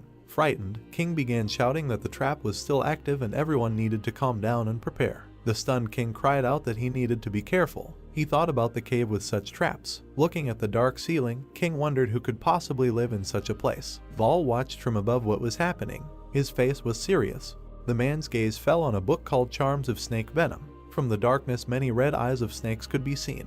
He speculated in his mind that these snakes were collected for research by the School of 9 Demons. Observing his surroundings with a serious expression, the man noted that he could not believe that this place was the base of the 9 Demon School. He wondered if the killer group had used the cave they had left behind. The man thought about the 9 Demon School and noted that he should study them when he returns to Mount Qingcheng. Many warriors were bleeding. Cries could be heard that the Golden Fang group had been defeated and the Pear Blossom troop was also nowhere to be seen. Tears were streaming down the warrior's face. He asked where Vol was. The stunned soldier asked the main character to die. The girl hugged him from behind. Looking at the warrior, she said that everything was in order. The enraged soldiers shouted that they did not see Vol and could not say where he was. Turning around, the girl ordered everyone to calm down and stop panicking. Departing from the warriors, she said that the main character would not make rash movements since he was wounded. The girl said that time is not on his side. She asked the soldiers not to scatter. Extending her hand, she ordered the warriors to gather. Vol moved with lightning speed and noted in his thoughts that it was true that he would be at a disadvantage if he stalled for time. He noticed that in this case, dark energy began to hover around the girl. She was taken aback by what she saw. The girl frowned at what was happening. The main character rushed at her and declared that he would end this immediately. Looking at Vol, she asked how dare he. The girl, shrouded in a golden aura, waved her blade and declared that the main character had no chance. Vol moved towards her. They were face to face. A powerful whirlwind of golden mana struck the protagonist's hand. Vol frowned at what had happened. The main character waved his hand. He pointed 2 fingers towards the girl's face. Blood was sprayed all over the area. The girl began to fall from the blow of Vol. There were drops of her blood on the ground. Clutching her eye, she declared that Vol was a fool. Holding her bloody hand in front of her, the protagonist stated that she did a good job stopping it. Solran appeared behind him and said that she was lucky. She held the blade near Vol. The main character asked if she was lucky. She replied that she hit where her instincts told her. Turning around, Vol stated that Solran had at least some feeling. She said with a serious look that she often hears this. Watching the main character, she asked why he did not give up. Smirking, Vol asked whether he should surrender. The golden threads on his hand began to unravel. He began to wrap threads around Solran. The main character ran away from her. He pulled the blade from his back. Looking at Sol Ran, he asked whether he should surrender. Throwing the sword on the ground, Vol asked if they would spare him if he did this. Taken aback, Sol Ran answered what it was. Smiling, the main character stated that they were not going to spare him. He noted that if they planned to spare, they would not kill the others to shut their mouths. Closing her eyes, Sol Ran asked how much Wall knew. A red aura began to emanate from him. The main character noted in his thoughts that the fact that the abyss of the 9 disasters is connected to all of this. Wall emphasized the fact that she was truly a demon. The angry girl asked why the main character was having a meaningless conversation. She called out to Sol Ran and ordered her to kill this villain now. Sol Ran stood silently with her eyes closed. Pink energy began to emanate from her. She stated that although she did not love her master, she must avenge young Lord Wu since he was her fiancé. Vol was surprised by what he heard. Watching Sol Ran, the main character noticed in his thoughts that facing this energy face to face would be suicide. Wall stated that he must retreat first, and the main character began to move towards her. There was a powerful explosion next to him. A golden stream of energy struck Vol. He flew into the wall. The wall began to crumble. Sol Ran was surprised by what she saw. A man shrouded in mana walked towards the main character and said that he was there. The girl was taken aback by what she saw. Vol, sitting in the ruins, sighed in pain. The girl was furious at this. She rushed at the main character and wished him death. She began to concentrate her mana. Vol looked at her with an embittered look. A bright energy emanated from the man's hand. He pulled the girl away and asked her to step aside. He clenched his hand into a fist. The stunned girl turned to the saint and declared that the main character should be killed. She asked who knew what trick Vol would pull if he were left alive. Standing in front of the main character, the man replied that he would take care of it himself. He watched Vol with a serious face. Kneeling down, he said that it was the main character, the one who killed Gunson. Looking at Wol, the man asked why he killed the guy. The wounded protagonist replied that he did it because he was a murderer. The man said that even a murderer must know the difference between right and wrong. Sitting on the rubble, Wol responded that he had been kidnapped and taken there when he was 14, noting that he did not have the luxury of discerning something like that. The man asked if the main character was saying that he had no choice. Grinning, Wol said that it was impossible for someone who was raised to be a killer to have something like that. Sitting in front of the main character, the man said that he saw that he had no intentions. He looked at Vol's red eyes. The man noted in his thoughts that these eyes were full of malice, and he was sure that the main character would have become a magnificent talent if he had been well brought up. He began to take out a golden scroll from his bosom. He showed the scroll of will. The main character said that this was a letter of request, and the man managed to find it. A bright light came from the man's eyes. He assumed that Wol knew about everything from the very beginning. He noted that in this case he was sure who the customer was. The man asked a question about who the customer was. Looking at the golden scroll, the protagonist stated that he could guess who it could be. Wol, with a smirk on his face, asked if the man stopped them from killing him because he was thinking about the same person. He frowned at the protagonist's words. Vol started laughing. The men turned around. The girl was dumbfounded by what was happening. King Ming ran towards the man and called out to him. They folded their hands in front of him and asked if everything was okay. While watching the main character, the man said that he did not see some children. King Ming asked for forgiveness and replied that they had fallen into Wall Yi's trap. Closing his eyes, the man said that he understood everything. A bright light began to come from his eyes. He stood over the main character. Watching him, the man said that a quick death was not for him.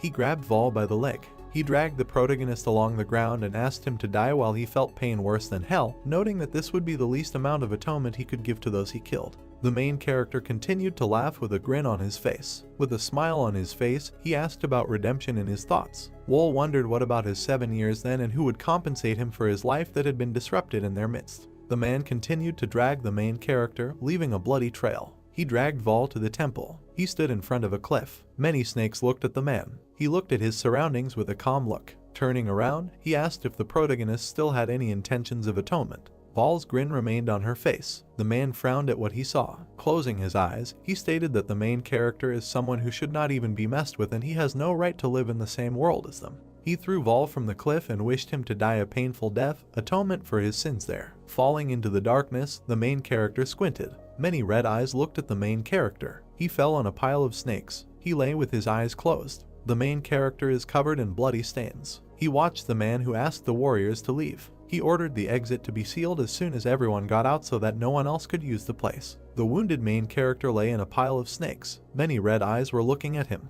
The snakes bared their fangs. They began to bite Vol's neck. Many snakes clung to his body. He suddenly opened his eyes. He began to sigh in pain. His gaze fell on the angry snakes. Frowning, Vol wondered in his mind if they thought the hungry snakes would get rid of him for them if they threw him into that pit. There was a snake in front of his face. Steam began to come out of the main character's mouth. Smoke began to fill the hole. He grabbed the snake by the throat. Vol brought it to his mouth. His gaze fell on the cliff. Skeletons of people lay near the ruins. Many skulls lay near the wreckage. A light stream of light illuminated the edge of the cliff. The snake crawled across the bloody floor. She crawled up to the main character. She was near his face. Vol bit off her head with lightning speed. He looked at his pale hands. He put his hand on the ground. He spread his arms in front of the cliff. Sunlight illuminated the settlement. Many people were walking along the street. There was a sign on the building saying that this was the Red Sky Brotherhood. The man screamed loudly. He fell from the roof of the building. There was a hole in the house from him. The main character calmly asked if he had told him.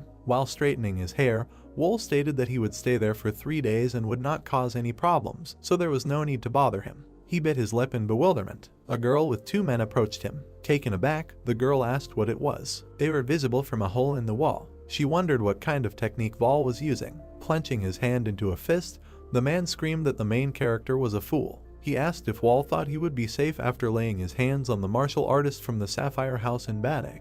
The protagonist's fingers were wrapped in golden threads. Wall asked about the Sapphire House and stated that he had never heard of it. He began to choke the 2 men. They fell to the floor. Vol used a heartbreaking thread. They lay on the floor and tried to breathe. The stunned girl noted in her thoughts that the main character had pacified the warriors of the Sapphire House with one movement of his hand. She wondered if there was such a master in Sichuan. The girl emphasized the fact that this is not an ordinary man.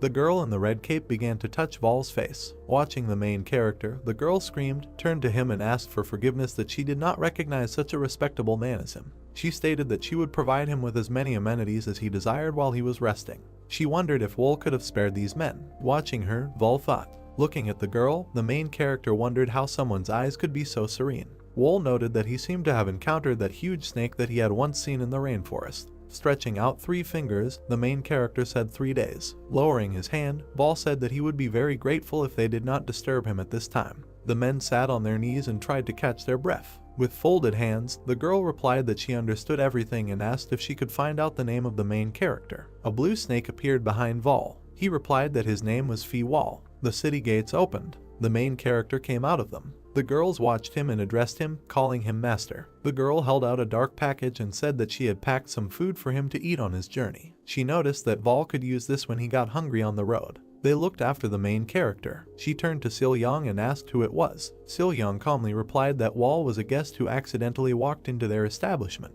Looking at her, the girl asked if Sil-Young knew his identity. Behind them was a huge cloud of smoke. The girl said she couldn't think of how she couldn't recognize the Grim Reaper when he was right in front of her. She imagined the image of Wol in the dark abyss and noted in her thoughts that a new Death Star had appeared in Jonghu. It started to rain. Many drops of rain fell from the gray sky. Rain fell on a lonely building. Sitting on the window, Wol watched the weather. Looking at the raindrops, the main character noted in his thoughts that it was nice outside. Squinting, Vol noted in his mind that 7 years had passed. Clenching his hand into a fist, the main character noted that during this time he never forgot about the past. Frowning, Wol emphasized the fact that if he did not break free from the past, he would not be able to move forward. He imagined his enemies, from whom streams of energy emanated. He thought about the Qingcheng and Amapa sect. Wol, with an angry face, noted that he could get more information about them if he went to Chengdu. The girl stepped in the mud and asked what kind of nonsense this was and that it was annoying. As she walked down the street in the rain, she stated that that was why she said to hurry up.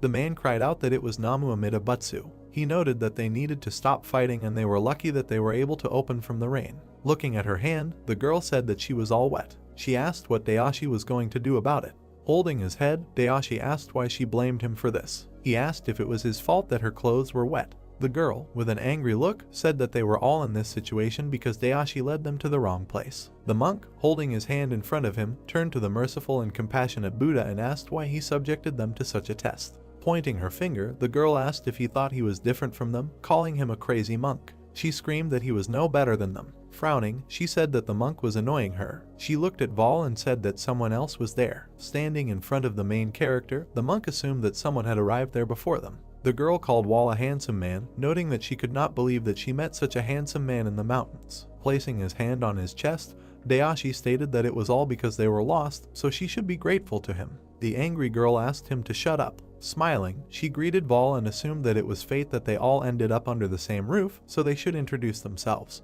She said her name was Huo Ranju. While watching Ranju, the protagonist said his name. Ranju, blushing, said that Vol her. Looking away, Dayashi reported that it had started, noting that she goes crazy whenever she meets handsome men. Smiling, Dayashi said that he was glad to meet the main character and introduced himself. Holding his hand in front of him, the monk introduced himself as Kelson. Extending her hand, Ranju asked where Vol was going. The main character replied that he was going to Chengdu. Ranju informed that they are also going there. She started laughing and asked if it was true that it would be nice if they could travel together. She said that they would take care of Vol and suggested that they go together. The main character watched her carefully. He watched the group of people and noticed that this was a peculiar type of people at first glance. He imagined them in battle and emphasized the fact that they were still masters who could unite at any time. Wol imagined an image of Ranju, shrouded in a red aura. He wondered if Ranju was in charge, noting that she didn't seem like she was the leader. The main character watched them silently. Rising from the window, Vol agreed with her proposal. The main character noticed that there must be some other reason that keeps them together. Wol emphasized the fact that this is interesting.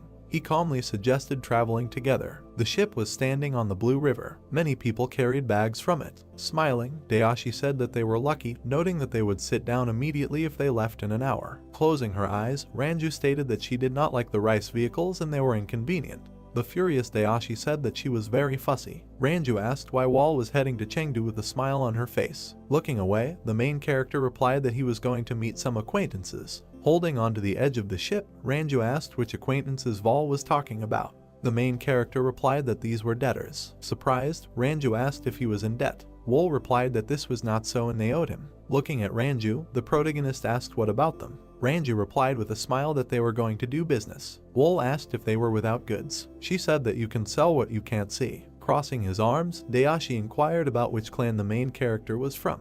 The sun illuminated Vol's face. He replied that he was not from the clan. Surprised, Dayashi asked if the main character was a member of a clan. The main character asked if this was a problem. Dayashi replied that this is not so, but, frowning, Dayashi fell into thought. Vol began to look away. The ship was sailing along the river. A lot of people were on it. The guy and the girl smiled at each other. The men were discussing something. Sitting on the floor, the main character watched what was happening. Ranju appeared next to him and asked what he was looking at for so long. Closing his eyes, Vol replied that he was not observing anything. Examining the protagonist's face, Ranju stated that his expression was very touching. Vol asked her to leave if she was going to say something stupid. She screamed that this was harsh and the main character was playing with her heart like a violin. Holding the cup in front of him, Kelson asked if they could leave them like that. Frowning, Dayashi asked if the monk thought that the almighty blood spider would be bewitched by a man, noting that all her actions were calculated. He looked at Ranju flirting with Wol. He said that she was definitely playing a woman with a nature as evil as a spider. He noticed that it was scary. While drinking from a cup, Dayashi said that in addition, the main character is quite suspicious.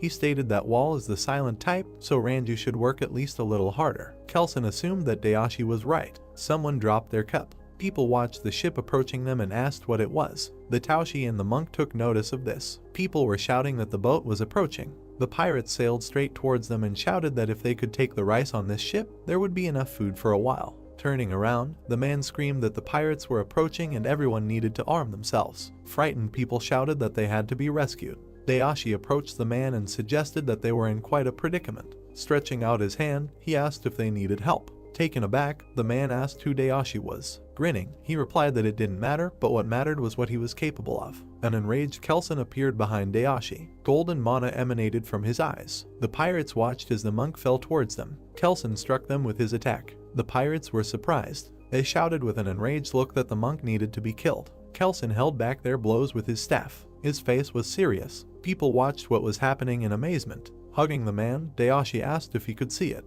Smiling, he offered to make a fee of 500 silver yang. The monk was enveloped by gusts of wind. He grabbed his staff. The pirates scattered from him. His eyes emitted a yellow light. He launched a powerful series of attacks on his opponents. The pirates fell to the floor. Kelson stood in front of the frightened pirate. He began to cover his face with his hands. The monk turned away and left him. The stunned pirate looked after him. Kelson jumped onto his boat. Tossing the bag of money, Dayashi said that it was a great job. Holding his palm in front of him, the monk asked to ask for Ranju instead next time. Looking at the coins, Dayashi asked if Kelson thought she would listen to him. He noted that he would be lucky if she didn't curse him. Putting his hand into the bag, Dayashi asked where Ranju was. Looking away, the monk replied that she was there. Sitting next to Wol, she turned to him and asked if he had a place to stay in Chengdu. She offered to go with them. Looking away, the main character said that he was fine alone. Confused, Ranju stated that Wall's cold gaze was very cool. Pointing his finger at her, Dayashi noted that she was having fun there. He asked if the main character would actually fall for it.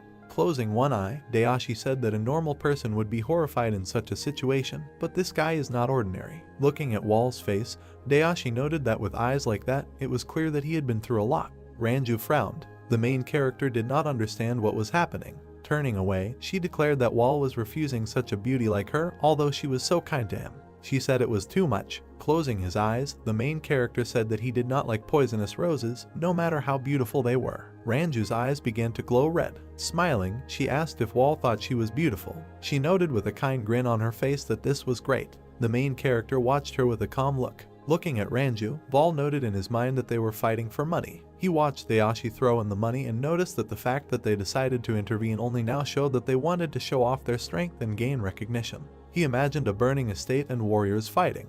Wall wondered if there were any conflicts in Chengdu if they needed such a force. The main character asked if Qingcheng and Emei would allow these conflicts. Taken aback, Wall began to think about what if things were really bad. The main character remembered how he was covered in blood and with a smile told the guy that he had better get ready if he did not want to be punished by him for this. His eyes began to emit red light. A grin appeared on Wall's face. People began to unload the ship. They placed the bags under a small shed. Sitting on his horse, Taoshi announced that the next morning they would be in Chengdu. He asked what the main character would do. Looking at him, Wall replied that he would spend time there. Ranju, looking sad, asked if they could go together. The main character replied that he needed to figure something out himself. The evening sky was overhead. He said that he would meet them when he arrived in Chengdu. Smiling, Ranju asked if Wall could tell him what he would do. The main character refused this. They started to leave him. Wall saw them off with a calm look. He began to leave for the settlement. He entered the gates of the estate. Wall pulled back the screen. Several angry men looked at him. People watched the main character with interest. Wall entered the room where many people were sitting. He began to move forward. A man came up to his table and asked if the main character was looking for a place to spend the night or eat. Sitting at the table, Wall replied that he needed both, but would start with food. There were many flowers behind him. The surprised man asked who this cute fool was and whether he was really a guy. The stunned guy suggested that it was a girl dressed as a man. Having put the food on the table, the old man wished the main character a bon appetit. Wall began to eat. They hit his table and called out to him. The angry guy asked if the main character was a man. Smirking, he stated that his name was Chang Ion, the head of Gujin's security. Closing his eyes, Wall asked what he wanted to say. Standing opposite, Chan said that he had made a bet with his comrades that if the main character was a girl dressed as a guy, he would receive 2 nanas. Chan started laughing loudly. Wall, with his eyes closed, apologized to him and said that he had lost 2 nans. Chan, looking dumbfounded, asked if this meant that the main character was a man. Wall asked if it was noticeable. Chan replied that he was not sure about that. People from the table pulled out their shot glasses and screamed, asking the main character to take off his clothes so they could make sure, noting that they would buy him a drink if he did so. An embittered Chan extended his hands to the main character and asked if they would check it out. Wall threw a chopstick at him. She stuck into Chan's forehead. He began to fall to the floor. People were frightened by what they saw. Holding his eye, Chan noted in his mind that the main character had undoubtedly hit the man in the eye. He cried out that Wall was a sick fool. Rising from the table, the main character said that if the eyes are not able to understand who is in front of him, then he has no use for them. Wall asked to take away the second eye. Stunned, Chan extended his hand and asked him not to do this. The main character approached him. He pointed the wand at Chan's eye. Wall pierced his eye. The main character stood in front of Chan, who was screaming in pain. People started running to Wall and shouting that he was crazy. The main character held many sticks in his hands. He amazed a lot of people. Shrouded in a golden aura, Wall noted that it was fast. While observing people, the protagonist stated that they should take responsibility for their actions. A man slowly sailed a boat past a huge bridge on which there was a small building. The trading area was teeming with people, merchants were selling goods to people, and they quickly passed by. People with sour faces walked through the central market and carefully examined the stalls. The red-haired girl walked with 2 guys through the market, ran her eyes around the market and looked around, and one of them noticed with a smile that what a great atmosphere in Chengdu. The guy turned his head sharply at the man in red and added that half the people on the streets walk around with weapons, and the red-haired girl laughed and slightly closed her eyes and said that this was a good opportunity for them. The bald man slowly lowered his head, looked carefully at the floor and said that failure is for others, an opportunity for them. What could be more tragic? I will be Amida. And the girl slowly lowered her head and, opening her mouth wide, shouted that she did not want to hear him say that. The man put his hand to his chin, turned to her and asked why, And the girl turned sharply, put her hands on her belt and asked him who he thought was the most obsessed with money. And he answered, Dayashi, of course, and Dayashi turned to them, looked angrily and noticed that they were already in place and stopped talking nonsense. The girl stared straight ahead with a huge smile and noticed that she needed to look around, and the guys behind her were staring in the same direction as she. After a moment, she opened her eyes wide and her mouth wide open in surprise. Then she suddenly jumped onto the back of the gray-haired man and shouted that they had not seen the captain for a long time. Murim turned sharply to her, looked carefully and noticed with a smile that the vice captain was just in time. Two men from the escort folded their hands in greeting and said with a smile that they had not seen each other for a long time and he had become even more handsome since their last meeting. Murim folded his hands in greeting, smiled broadly and said that they had not seen each other for a long time. They all sat down at a round table, looked at each other carefully, and one of the men looked at the captain and noticed that he just needed money after a long break, and he asked if that was why they had gathered. He looked straight at the captain, and the other man opened one eye slightly and stared at him. Murim smiled widely, looked at the man carefully and heard the question that they were really going to intervene. The captain sharply bowed his head, closed his eyes and, smiling broadly, noted that if something was bothering him, then let him go. The guy laughed loudly, got all nervous and told him not to talk like that because he didn't say anything. The vice captain turned to the guy, put her head in her hands and asked that this was all because of the Qingcheng and Emei sect. The guy looked confidently at the captain and asked that doesn't everyone know that they have been at odds for 7 years, and Murim lowered his head, closed his eyes and, raising his mug of drink, said that this was true. The captain looked sharply at the table, imagined two people fighting on it and said that no one knew why. But they had many conflicts in recent years, ranging from skirmishes between martial artists and ending with entire battles. A fiery battlefield appeared in his mind, two people looked at each other carefully, and Murim added that the conflict between the two great sects in Sichuan naturally eventually led to a split in the entire Sichuan Jianghu. He is confident that they will soon face each other in battle. The captain's vice captain raised her head to the ceiling, looked at him carefully and, stretching out her little finger on her hand, asked why they were at enmity. The captain opened his mouth slightly and smilingly replied that it is not the reason that is important. Murim smiled broadly, closed his eyes and, wrapped in a blanket, added that the important thing was that he finally had the opportunity to fulfill his dream. A huge mountain and trees carefully covered a small, lonely building. The foot began to slowly descend the stairs. The blonde guy with red eyes looked straight ahead. He began to slowly go down, carefully looking at his feet. The man confidently wiped the table, and then sharply turned his head at the passing guy and opened his mouth wide in surprise. In horror, he removed his hand from the table, sharply turned to the guy and wondered that he was here. In his head, he imagined this guy who mercilessly killed a man, and then added in his head that who would have thought that such cruelty was hidden behind such a face, asks him in his head to just leave, and then starts crying. The guy confidently approached the man, looked at him carefully from top to bottom and addressed him as the owner, and he shook in horror and put his hands in front of him. The pale guy approached the man, looked at him menacingly and asked who was most knowledgeable about the internal affairs in Sichuan. The man sharply tilted his head, opened his eyes in surprise, and staring straight asked what internal affairs were being discussed. The guy came a little closer and, looking even more menacingly, replied that the situation was between sects, and the man, holding his finger in front of him, replied that in this case he should visit the street with the workshops. If he turns left from the hotel and walks straight, he will see the street. A door with a sign appeared in the man's head, the Fire Dragon's Room, and then added, at the very end of the street there is a place called the Fire Dragon's Room, he needs to go there. The guy looked at him carefully and asked, the room of the Fire Dragon. The pale guy came to the street with the workshops, stared straight ahead and looking at the busy street. He remembered that this sect, created a long time ago through a meeting of Sichuan artisans. Since they had been trading with the Sichuan sects for a long time, they would be happy to answer all his questions if he will buy weapons from them. Suddenly a huge hammer hit the hot iron and made a loud sound. Sparks fell from the forge straight onto the street. A blonde guy passing by turned his red eyes to the loud sounds from the forge and stared attentively. The guy stopped and carefully watched as the blacksmith hit the hot metal on the anvil. The pale guy leaned on the pole, stared straight ahead and clasped his hands at his sides, thinking that it was strange, the sound of metal was so clear. A moment later, a huge, dense man opened his mouth and shouted that he allowed himself. Then he slapped the blacksmith on the head and added that whoever said that he could use a hammer,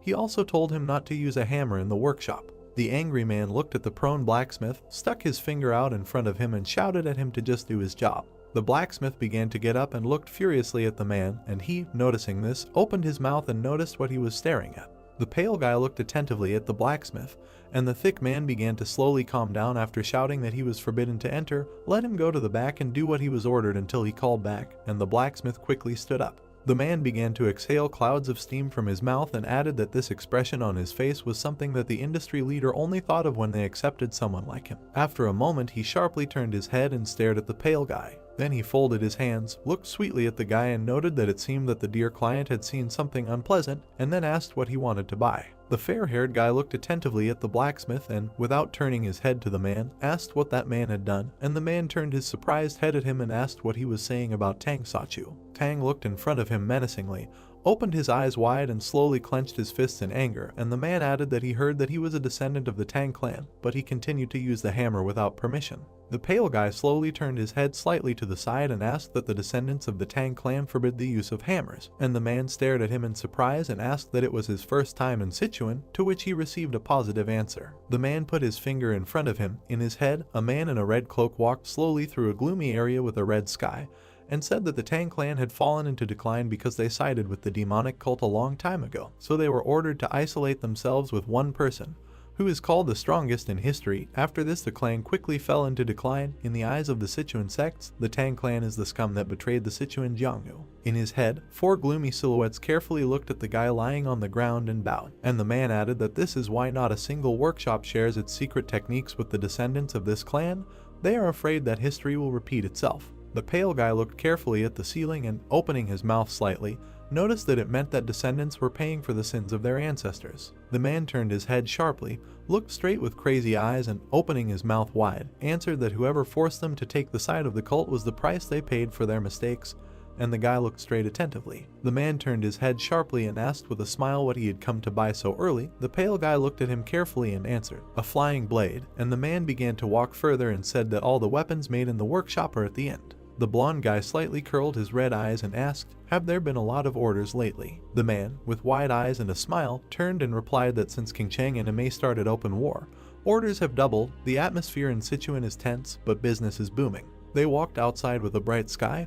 The man stretched his hands up and added that even now all the artisans are busy making weapons ordered by various sects, and the pale guy turned his head sharply back. He looked back with a relaxed look. The guy saw a man from the Tang clan being beaten and shouting that he came from the Tang clan. The Tang clan was overthrown because they violated traditions. A crowd of guys kicked the guy crumpled on the ground hard and shouted that he should know his place and that he dares to use a hammer when he is forbidden to do so. The guy looked carefully through his hand at the crowd. He turned his gaze sharply and stared intently to the side. He carefully removed his hands and looked in surprise at the knife lying on the ground. The pale guy looked carefully at the crowd and noticed that people were truly worse than animals, and the crowd of guys stared at him menacingly. The fair-haired guy carefully stared at the poor fellow lying on the ground and said that when they allow themselves to be devalued, they tear and throw until death overtakes them, and the guy, slightly raising his head, stared at him. Then the pale guy looked angrily at the guy from the Tang clan and noticed that if he continued to endure all this, he would live the rest of his days as a mongrel. After these words, the Tang guy looked at the knife with crazy eyes. The fair-haired man slowly approached the guy, looked at him carefully and asked what he would do, and he raised his head at him in fear. After such words, one of the offenders extended his finger in front of him, opened his mouth wide and with crazy eyes shouted at him to get out and not talk nonsense. He is interfering in the affairs of the fire dragon. Phi-wol looked at the guy menacingly and tilted his head and asked what kind of life he would choose. Tan raised his eyes in fear and stared at him. A moment later, the same offender began to approach him angrily, grimaced his face and menacingly asked that he dare ignore him. After his words, Tan immediately sank his teeth into his neck and bit until he drew blood, and Phi-wol only closed his eyes and did not even twitch. The guy knocked the offender down and stabbed him even harder in the neck. The enraged offender tried to turn his gaze on the guy and shouted what he was doing. A moment later, a sharp knife appeared near his eye. Tan stabbed the clicks hard into the neck and held the knife near the offender's eye. The other 2 offenders looked at the guy in fear and, with their mouths wide open, shouted that he had gone crazy. He had bitten him like some kind of animal. After such words, Tan sharply turned his gaze to the side. The guy slowly turns his head at them, looks with crazy eyes and notices that they communicated with him like an animal. Now he has become one.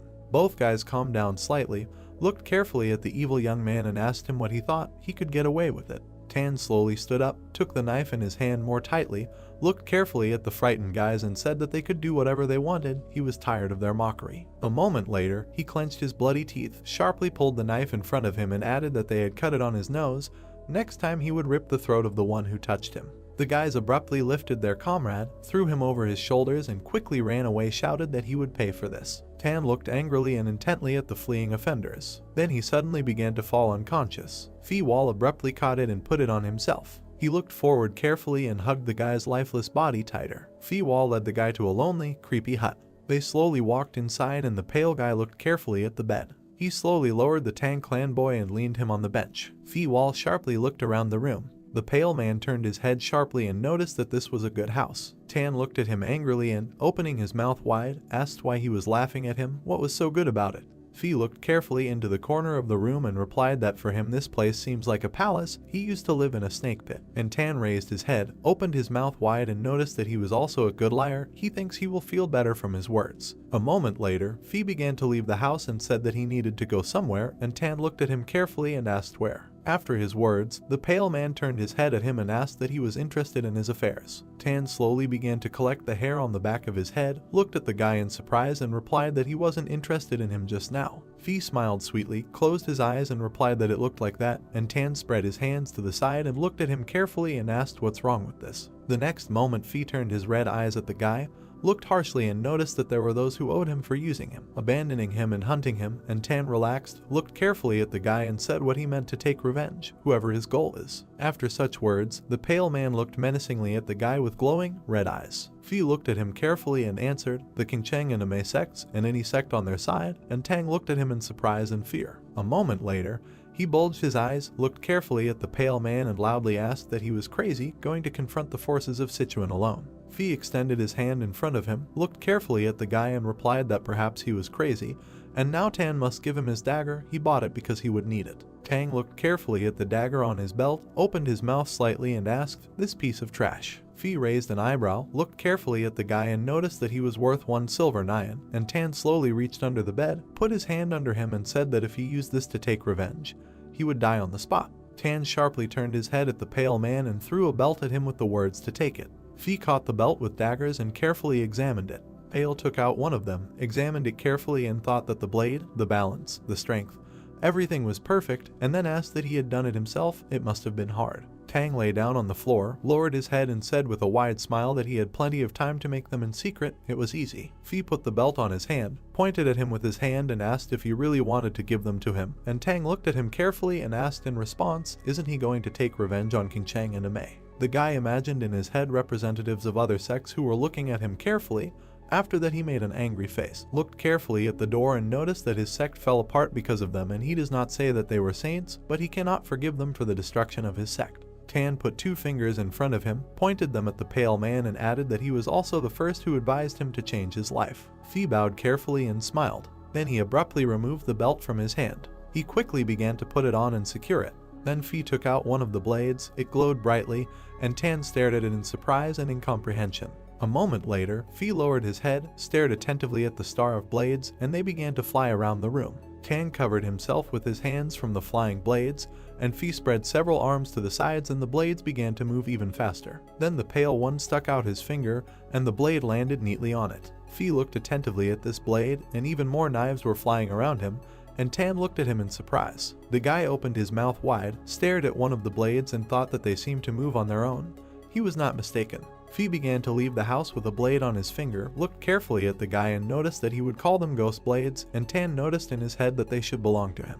Wall turned his head at the guy, smiled widely and said that his name is P-Wall. If he hears this name, remember the ghostly blades. Tang the next moment folded his hands, looked carefully at the pale man and shouted that he would pray that his name would become known throughout Sichuan. A huge bridge with a house on it appeared over the water. The square in the middle of the street was empty. The girl carefully raised her hand to the cup of tea. The girl in pink clothes lowered her head, closed her eyes and said that she wanted to thank everyone who had gathered here to answer her call. After a moment, she opened her eyes wide and stared straight ahead. A crowd of men sitting at the table looked at her carefully and shouted that they would come running if she called them. They were ready to serve her for an eternity. The girl put her hands to her chest, slowly lowered her head and said that the situation in the White Flower Room cannot be called good because of the Qingcheng sect, but she is grateful for their help. She can breathe a sigh of relief. A moment later, all the men at the table suddenly exploded, looked closely at the girl and shouted that they will protect the White Flower Room. No matter how strong the Qingcheng sect is, they cannot do as they please in Chengdu. They ask you not to worry about anything. The girl slowly bowed her head, thanked her with a huge smile, and with tears in her eyes thought that all men are the same, everyone wants to suck up to her. Then he suddenly opened his mouth and began to speak. All the men at the table looked at her carefully, and after examining them, she said that because of Qingcheng's suspicious actions, the department was gathering them so she might not be at the next meeting. After such words, the men jumped up sharply, put their hands up and shouted that they could join Emei. They wanted to go to Mount Emei. After this, the girl put her hand to her mouth and began to slowly cry. A moment later, she opened her mouth wide and laughed, and then thought that the men who had gathered here because of her appearance, she would gain control over everyone who thought she was just a pretty rose until she became the head of the Emei sect and the commander of the Sichuan fortress. The street was still empty and quiet. The girl led the men along the stairs, lowered her head down and, closing her eyes, noticed that it was nice to see them. One of the guys leaned over to her and replied that they did too, and Madame Wu smiled. A moment later, she opened her eyes wide and looked straight ahead in surprise. She saw Vol peacefully eating his food and sitting straight at the table. Then he looked straight at her sharply and angrily. The girl looked at the guy in fear, folded her hands together and wondered how bright red eyes were possible. The entire crowd of men looked carefully at the girl walking away straight away, and she put her hands at her sides and walked straight. She slowly walked up to the blonde guy and looked at him carefully. Paul raised his eyes and examined her. Madame Wu looked at the guy with a sweet smile and said that it seemed to her that he was here for the first time. She smiled widely, looked at him carefully and putting her hand to her chest said that since he doesn't look like a local, why don't he say his name? She is Sunna from the White Flower Room. If you don't mind, she would like to know his name. Vol looked at her carefully and introduced himself. She clasped her hands together, looked at him with big eyes and asked if he knew martial arts. He looked at her menacingly and replied that he should think as she pleased, and then asked what she wanted from him. The girl carefully tilted her head, looked carefully at the guy and asked what he couldn't say, and Vol replied that wasn't she the first to approach him. After his words, a man in a blue kimono appeared behind the girl and shouted how dare he talk to Madame like that, he should immediately apologize to her. Paul looked at him with crazy eyes and asked again. The man spread his arms to the side and shouted at him to get on his knees and ask for forgiveness or he would not leave it like that. The pale man began to slowly get up and, looking angrily, asked what would happen if he refused. No matter how stupid he was, isn't it time to realize how much stronger the enemy in front of him is and just leave? After these words, the man opened his eyes wide and clenched his teeth in his open mouth. A moment later, the man extended his hand and shouted to the other guy to give him his sword, and he immediately appeared and handed over the sword. Then the man put his sword in front of him and shouting asked how he dare insult him. A moment later, he swung his sword from behind his head and added that he never asked for it, while Paul looked at him carefully. Pale looked carefully at the approaching blade of the blade. The crowd of spectators watched in horror and continued to watch with their mouths wide open. Paul leaned forward sharply and continued to look at the blade. At that same second, he jumped back sharply, and the man delivered a sharp blow with a grinning face. At the same moment, the man opened his eyes wide and wondered in surprise how he had just dodged his blow. The man looked carefully at the pale guy and added in his head that he retreated just enough so as not to be hurt. A moment later, the man's eyes lit up and sparks came out of his eyes. Then he raised the glowing sword above his head and looked carefully at the guy. The crowd of spectators looked at each other, then carefully looked at the man in lightning and shouted that this is the lightning storm sword technique from the Qingcheng sect. This evil technique consists of 7 strong strikes. It is going to kill him. The man lit up and lightning came out of his mouth. Then, with a sharp, direct blow, he headed towards the protagonist.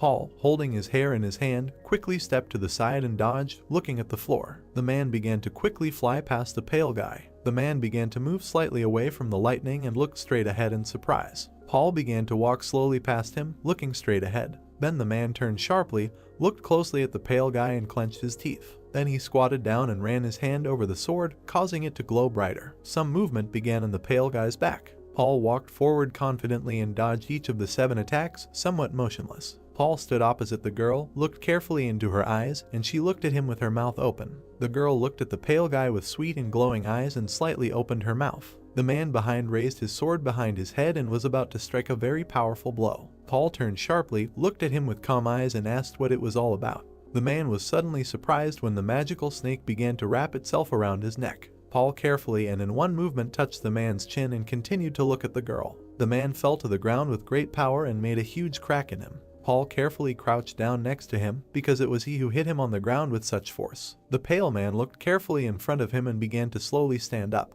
Paul stood up abruptly and stared at the girl, and she froze and stared at him. The girl began to approach slowly and asked to have mercy on him. Behind her, worried men shouted to her, and she calmed them with one wave of her hand. She came almost close to the pale guy and said that he was a good person. The girl looked pitifully and added that he was just worried about her, so he acted rashly. Paul looked carefully into her eyes and noticed that a person should always be responsible for his actions. Sun-Ha put her hand to her chest, looked pitifully at the pale guy and noticed that he was right, but she would like to take responsibility for him. Paul slightly tilted his head and, looking carefully at the girl, asked if she could do this. The men behind her suddenly got out, opened their mouths wide and shouted that they would rather fight to the death than let her do this. Paul looked at her carefully, examined her with his eyes and noticed in his head that she was good, she knew how to benefit from what she had. The girl put her palms together and asked, "Okay." She smiled slowly and looked at him relaxed, and he looked at her sarcastically and smiled slightly. The candle burned evenly, emitting a large amount of light. Paul rose sharply from the bed and looked carefully to the side. He turned his head sharply after Sun-Ha ran her fingers over his arm. She put her hand to his bicep, looked sweetly and asked if he could do something for her. It was unlikely that it would be difficult for him. Paul tilted his head slightly, looked at her carefully and noted that he should know what it was before he agreed. The girl sharply lowered her gaze, looked straight ahead and answered, "Mount Namho." A dark silhouette with purple lightning appeared in her head, and then she added that he should go to Mount Namho and kill the leader of the Thunder Sect. Sun-Ha stood up sharply, closed her eyes and lowered her head and said that not long ago the leader of the Rolling Thunder Sect, Young-ho, came to her and asked for her hand in marriage. He threatened that he would help Qingcheng if she refused, resulting in the room the White Flower and the Emei sect had a hard time. Paul looked at her carefully and turned his head and said that he was in no way connected with the White Flower room, so he didn't care if they disappeared. She should have understood that he wouldn't be interested. Sun-Ha began to slowly reach for his lips, ran her fingers along his torso and noticed that if he went and killed him, she would praise him in front of her aunt, which would lead him to an award, and Paul looked at her carefully and asked who she was like this. The girl smiled widely, looked carefully at the pale guy and replied that the leader of the Emei sect, the blooming elder, the venerable Master Changhua, was her aunt. A dark-haired woman appeared in his head. He hovered slightly and was lost in his thoughts. Then he sharply turned his head with a malicious smile and asked again.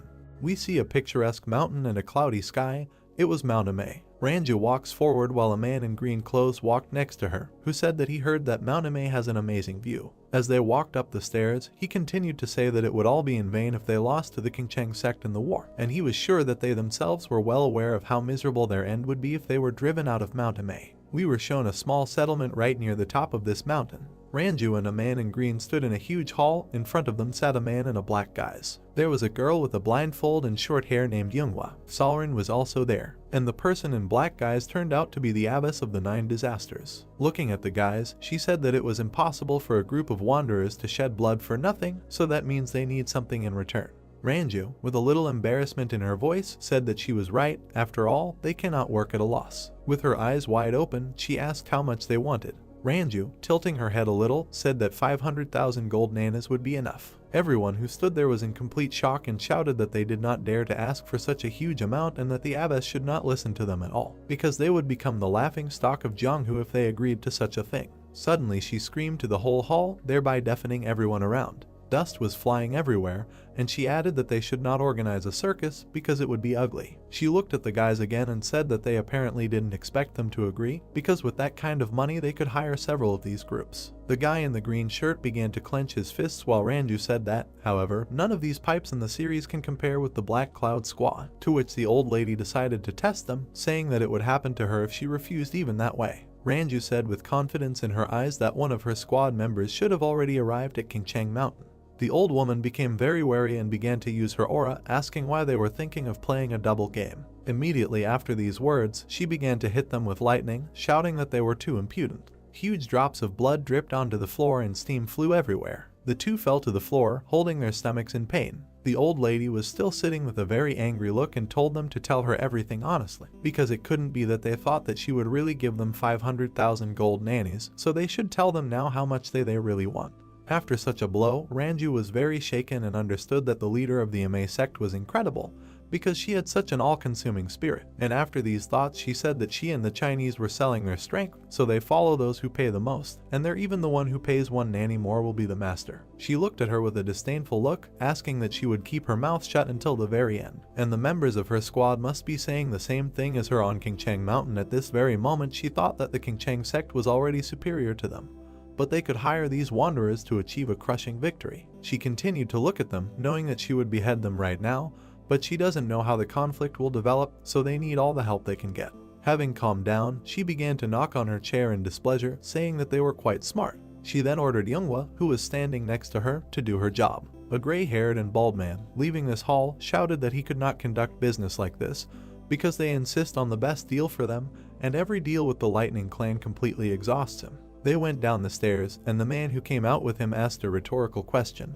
How much more should they squeeze from them in order to calm down? To which the bald grandfather replied that his soul seemed to have left his body. Turning his head, the bald man asked that Hyeon-nim saw it too, that 2 large warehouses were full of grain, and he couldn't believe that they were trying to buy even more for pennies. Did they have problems in a past life with grain, or what? Hyeon-nim, bowing his head, said that rich people are always like this, so he doesn't know anything about it. We see Wall, who is sitting on the 2nd floor, looking at gray-haired grandfather and Hyeon-nim. He was drinking something from his glass and looking at them intently. Murim is very sleepy and constantly yawns. In the reflection of the cup, his half-closed eyes could be seen, and he was very interested in how they were there now, because it must be difficult to walk on a tightrope between the Emei sect and Qingcheng. Dayashi approached him and addressed him, to which he replied that he should think about retirement when this is all over. There were a huge number of books behind him, and he asked that he had just returned, and Dayashi replied that he was planning to return yesterday, but met a familiar face. He looked up, remembering Wall, and asked what he didn't tell him about last time, about the man they met by chance and who traveled with them to Chengdu, whose name is Wall. He looked at Dayashi and remembered the story about that strange guy that he told her, and then asked that he happened to see him again in Sichuan. Murim closed his eyes and tilted his head and said that this was bothering him for some reason, and it seemed like he had become more sensitive since they started playing a double game. Dayashi looked at him with a surprised face and scratched his chin, saying that his feelings told him so, then he should not ignore them. Raising his finger up, he said that they had free members, and he would send someone smart to follow him because he was also interested in him. Suddenly they both turn around because someone called Murim. It was Ranju who said that she brought them. Standing right in the doorway was Younghwa and Xiao Ran. Murim rose from his chair and said that he was very glad to see guests from the Emei sect.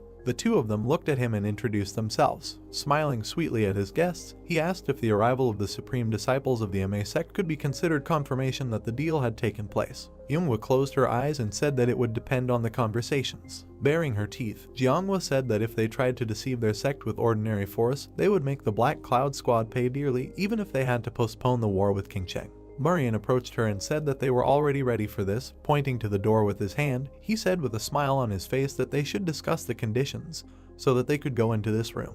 After a while, we see Jianghua pounding on the table in anger, asking what he wants, the right to trade beyond the Great Wall, and that he really thinks there is some point in this. Having calmed down a little, she added that the wanderers should know their place and accept gold as a reward because they are too greedy. Murim began to giggle, saying that he didn't think so, because wouldn't it be possible if the Emei sect began to rule in Sichuan? Because of these words, Younghwa began to get even angrier and began to hit the table with all her might. She began to use her magic, breaking the table into small pieces. Murim was still sitting on the chair with his eyes closed, and Younghwa's face was furiously angry and his eyes were wide open. Murim opened his eyes a little and just looked at her silently. While Murim was sitting on a chair, there were a lot of wood chips and a broken mug in front of them. Murim began to pick up the whole lid, saying that in this case the right to trade is cancelled, and so are the 500,000 gold nyans, and they won't even ask for compensation for this table and cup. Raising the cup behind him, he imagined a huge field and said that in return they would help them settle next to the Western Plateau. Younghwa tilted her head, asking that they wanted a place to live from the very beginning. Murim looked at her and replied that, as they know, they are a group of wanderers, and no sect wants them to settle near them, to which Jianghua added that their sect does not want this as well. He imagined that they were on a huge map where Qinghua was sitting on his territory, and Murim was far away on the plateau, and he said that that was why he was proposing to settle on the Western Plateau away from the Emei sect. He had smiled and asked, "She can arrange this, right?" Younghwa looked at him with a very piercing gaze and thought that at first they might be useful to them if they accepted them, but in the future they might become a burden to them. She imagined them all in one crowd and thought about how they could use them as human shields. Why can we already see a plateau from this? And Changwa continued to think that their strength is quickly depleted and there won't be so many of them left, and giving them land is not so difficult. She closed her eyes and bowed her head, still thinking that when they became a problem, they could just get rid of them.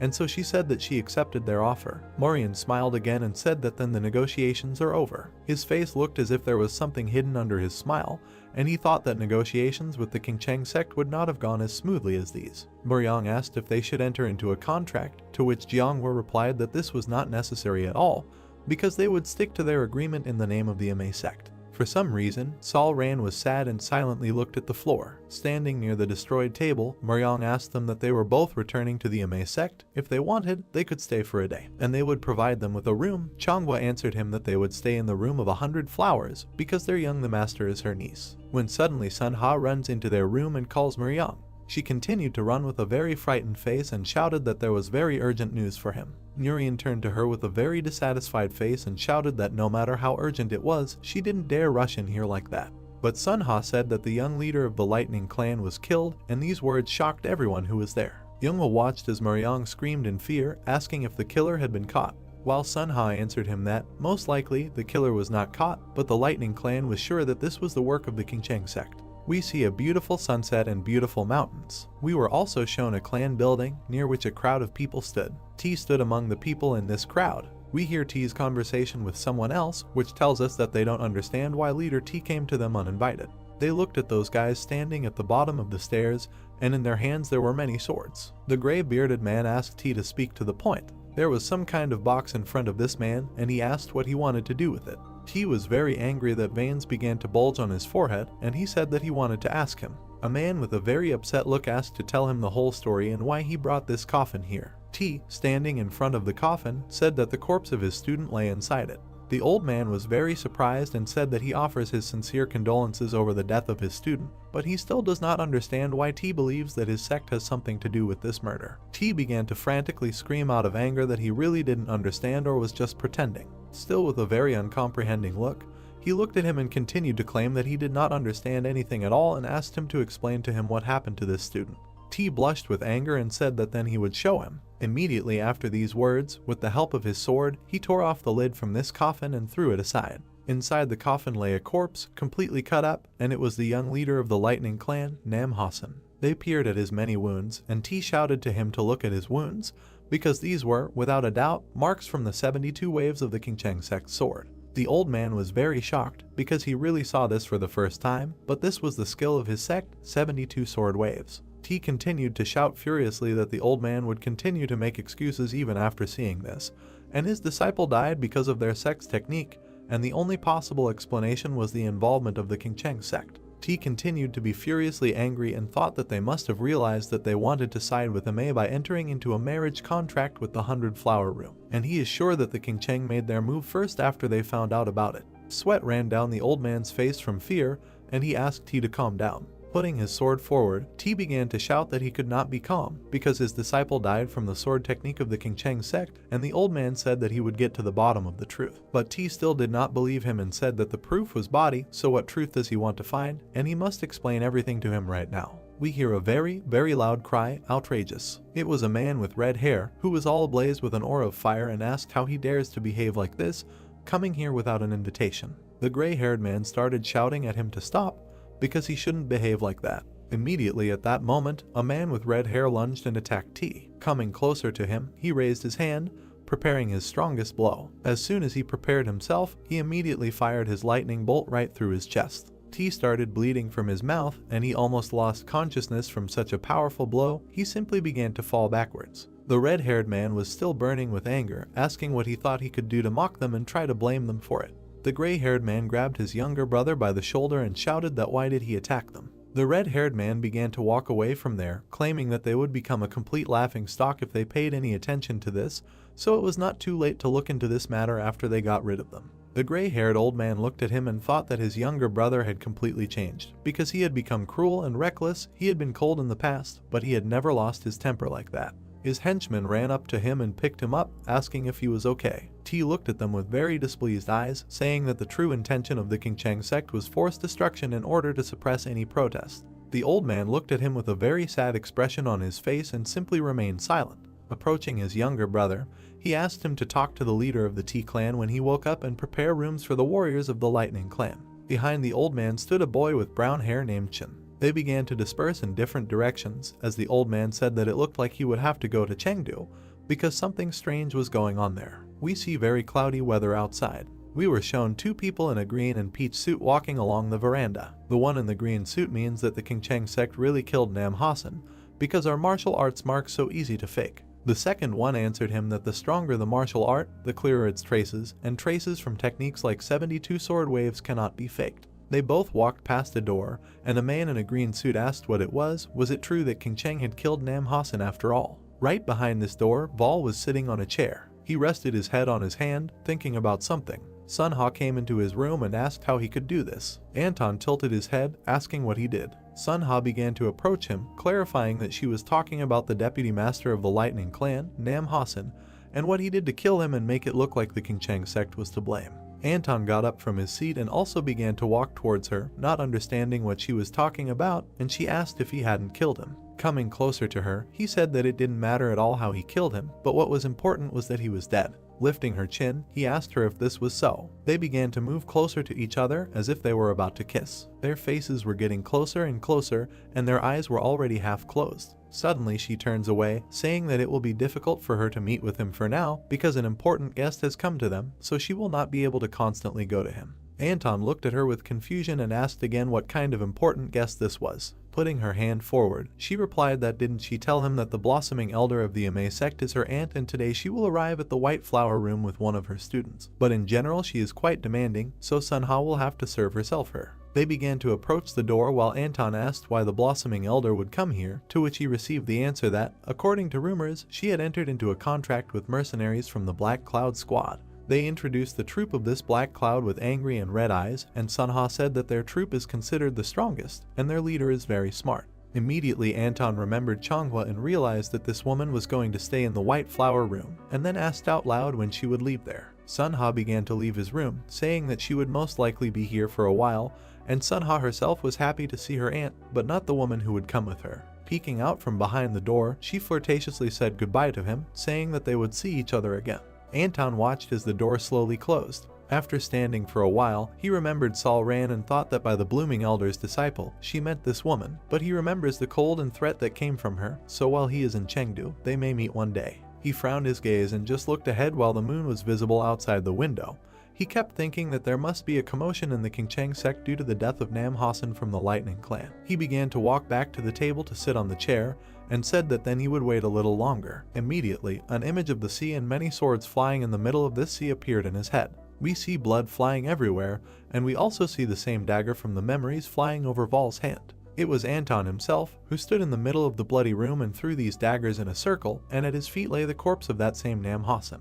Anton looked at him with a merciless and bloodthirsty gaze. We are transported forward for some time to the room where Nam Hasen's corpse was found. In this room stands Chan and some guy who was touching the floor. He looked at the remaining dagger marks on the floor and the blood, saying that the marks are a little rough, but this is exactly the 72-wave sword technique. Chan crossed his legs, asking if a stranger who had learned this technique could do this, to which he received the answer that this guy also thought about it, but is a stranger capable of learning a technique that only a few members of their sect possess. Immediately Chan remembered the book and said that, however, this information had already been leaked before. This boy began to remember the movement of the sword, saying that that copy simply included only the movement of the sword, and if they did not learn the sect's internal breathing technique, then they would not be able to release even half of the power of this technique. Chin, standing next to him, asked what would happen if someone from the sect itself helped them, to which I received the answer that this radically changes things, because they could study them in order to copy their internal breathing technique. He then raised his finger and added that it would make more sense to simply create a completely new technique. Rising from the floor, the boy said that they could not draw a conclusion just by examining the crime scene, so maybe they would try to find the killer hiding here, and Chin agreed with this proposal. Chin put his hands on his belt, continuing to think that the killer was apparently cruel. He immediately remembered Vol's old body and couldn't believe that this killer had returned after 7 years, but he convinced himself that he was definitely dead. We see a picturesque sunset and a small market. Chin, along with the rest of the warriors, walked forward, and Chin himself said that they were heading to the Golden Sky Clan, who would provide them with quarters. Chin was scratching his ear with one finger and cracking his neck when suddenly they all stopped and made a very surprised face, because the guys from the Emei sect were walking right in front of them. They looked at Younghwa, who had sparkles in her eyes. Many of the guys got scared, grabbing their swords. The same thing happened on the part of the Emei sect. Chin began to walk forward with a confident gait, then stopped and said that they had not seen each other for a long time, turning to the Blooming Elder. Changhwa looked at him and asked why did they come here, because he should live in the mountains, as befits his nickname, which sounded like the sword of a white crane. They started pointing fingers at each other, and Chen sarcastically asked what kind of urgent matter brought the blooming elder herself here, because it would be difficult to protect their sect during her absence, so if he were in her place, he would worry about it, and she answered him angrily so that he doesn't say anything more. And then he added that they were the ones who started it first, and now they are also angry because it was not he who started throwing insults. But they should end there because he's already tired. Xiao Ran started to pull Yoonghwa away, saying that they need to go, but Yoonghwa was very angry, so she started screaming that they found out about the agreement between the deputy of the Lightning Clan and the White Flower Room, and then they just killed him, and she reproached them for that they did well to abandon their humanity. Chin, in turn, also began to shout at her, asking how they could think such a thing, because they were the ones who had been trying to kill them for 7 years since their most outstanding student. Solran looked at all this from the outside and realized that the conflict was brewing again, so where could she make a mistake? Bowing her head with a sad face, she continued to think that they were the reason for this problem, but she never thought that that killer would kill Wu Gongsang, and even though he died a long time ago, they still had not moved away from his influence. Immediately she remembered the past body of Vol,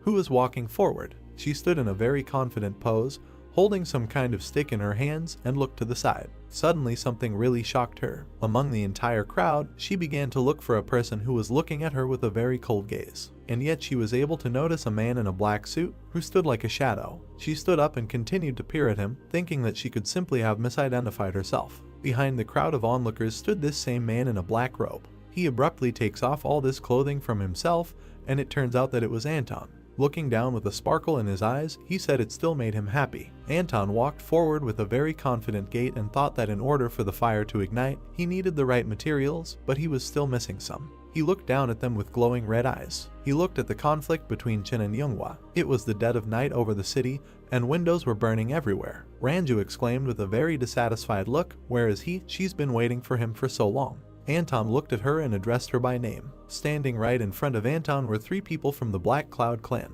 They all sat at the table and ate delicious food. Murim introduced himself with a smile on his face, saying that he was the captain of the Black Cloud squad and he had heard about him, so fate itself brought them together, and therefore they were obliged to have dinner together. Anton looked at him as if with a little disbelief. Murim was still smiling and kind, saying that their Ranju was very interested in him, so he would like to meet him at least once. And now, when they met face to face, he realized how strong Anton was. Muryang looked at Wall, who was all shining with his aura, and said that he hides his strong aura well, diverting attention to his bright outfit and appearance, but he cannot completely hide it. And just the energy that comes from him is already unusual. Ranju started laughing sweetly, saying he was incredible. Murim, looking at him, said that they should get closer to business and he wants Anton to join the Black Cloud squad. Anton looked at him with enormous distrust so that his eyes glowed red. Murim raised his hand forward and presented 2 crossed spears above him, saying that people see them as a group of mercenaries, but he dreams of turning their group into a respected sect, and in order to do this,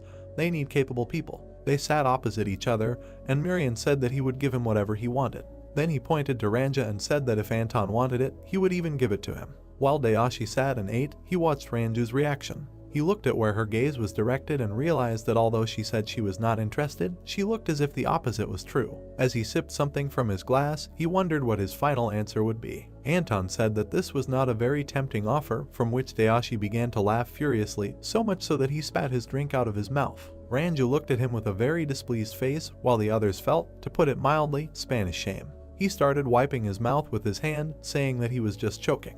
And they still looked at him and simply remained silent. There was a lot of delicious food on the table. Murim, looking at him, slowly asked, then since he is not interested, let him ask. He looked at him with glowing eyes and asked what did not suit him, joining their ranks or Ranju. Anton closed his eyes and lowered his head, saying that he didn't like everything, because he preferred not to touch food, which sooner or later would spoil. Ranju's look was hard to describe in words, it just had to be seen. She continued to look at him like that, realizing that it was he who had now rejected everything so much, and how could he even dare? After such words, Dayashi also began to look at him with a condemning look. There was deathly awkward silence at the table. Murim began to cough a little and, covering his mouth with his hand, immediately after that he began to laugh incredibly hard, saying that it was just a joke, so why was he making such a serious face then? Murim jumped up from his chair and hit the table with his hands. He then approached Wall and said that despite his strong desire to have it, he could not give him Ranju because he had no idea how valuable she was. Raising his finger in front of him, Murim added that he gives him one piece of advice, that it is better not to cross their path. Although he likes to talk, others prefer to act.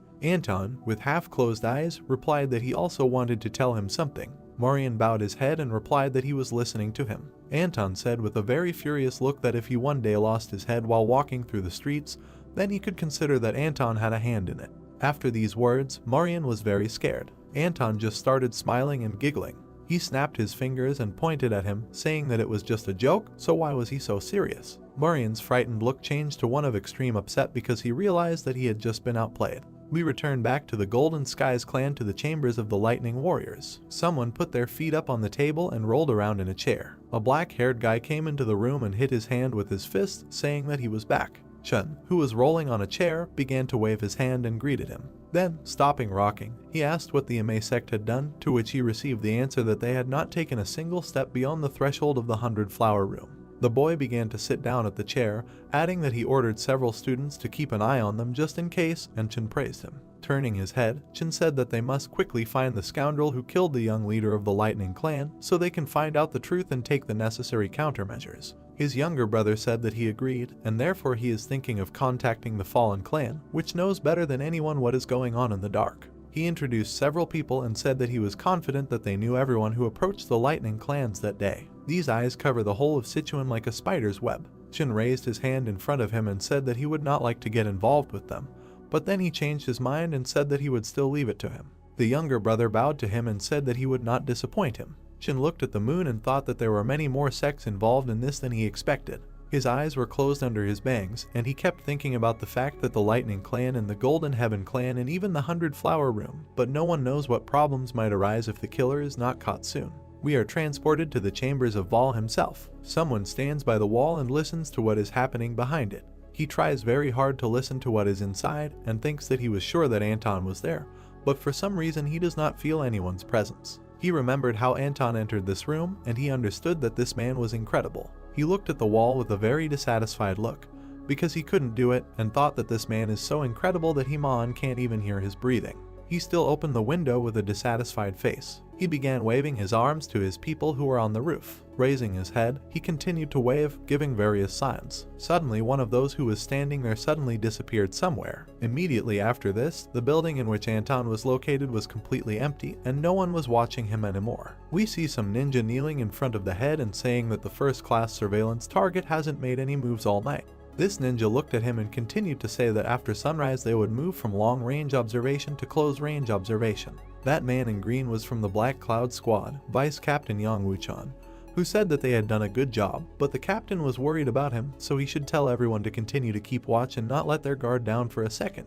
At that same moment, the ninja disappeared from there and said that he would definitely hand over everything. Wuchan closed his eyes and said that he should probably go back to work. He began to move his hands over the map, looking at it. He placed the minifigures, poking at them with his fingers, and said that, as he thought, the problem was in these 3 gates at the foot of Qingcheng Mountain. He remembered the massacre near this gate and thought that the power of the Black Cloud Squad could not be used in this gate because they had to lure them to the foot of the mountain in order to effectively use their cavalry of 200 people. He looked ahead, continuing to wonder what they should do. Confused in his thoughts, he made a dissatisfied face and looked up. Instantly, he throws several daggers at the ceiling, but the daggers do not notice anything and simply pierce the ceiling. Wuchen looked up with confusion on his face. He was very surprised, not understanding how it happened that there was no one there, and then he squeezed his eyes with all his might, thinking that he was sure that he felt someone's gaze, but did the overwork really affect his feelings that much? It turns out that there really was a person behind him, and it was Anton.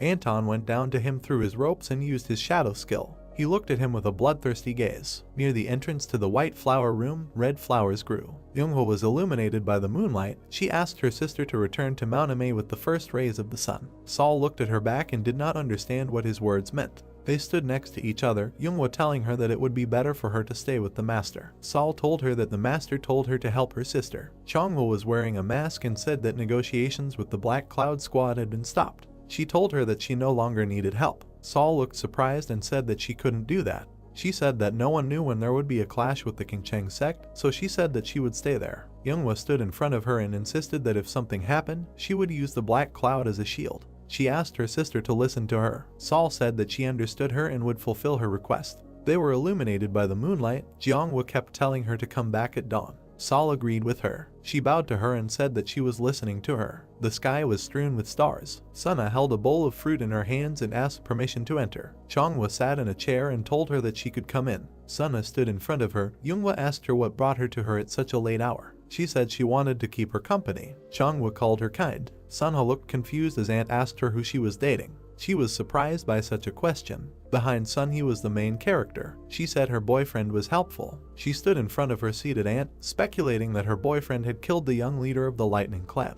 Yoonghwa looked aggressive and asked her if he really killed Ha-seng. Sunna extended her hand and said that she was not sure, but only suspected him. She stood in front of her aunt and said that if the murder turned out to be true, then she would bring the guy to her. Yoonghwa agreed with her. She sat on a chair and asked to tell him his name. Sunha looked out the window. They ran to the children. Aunt found out what was happening. They were shocked and said that something had happened to Gonsan. One of them claimed that it was Qingcheng's doing. Gonsan lay in his room in a pool of blood. Chonghwa insisted that a killer was coming to him. He was covered in blood. The aunt was furious and screamed his name. The sun illuminated the purple roofs of the houses. Merchant stood on the tile and said that Gonsan was dead. Gonsan was lying dead on the floor. She said that he was a key member of the Emei sect, but he was killed in the room. Merchant looked sad and insisted that they had chosen the wrong path. There were blue clouds behind him. He told her that this was good for them, because the more they were afraid of them, the more they could rely on them. They walked through the village. She kept saying that she couldn't believe it.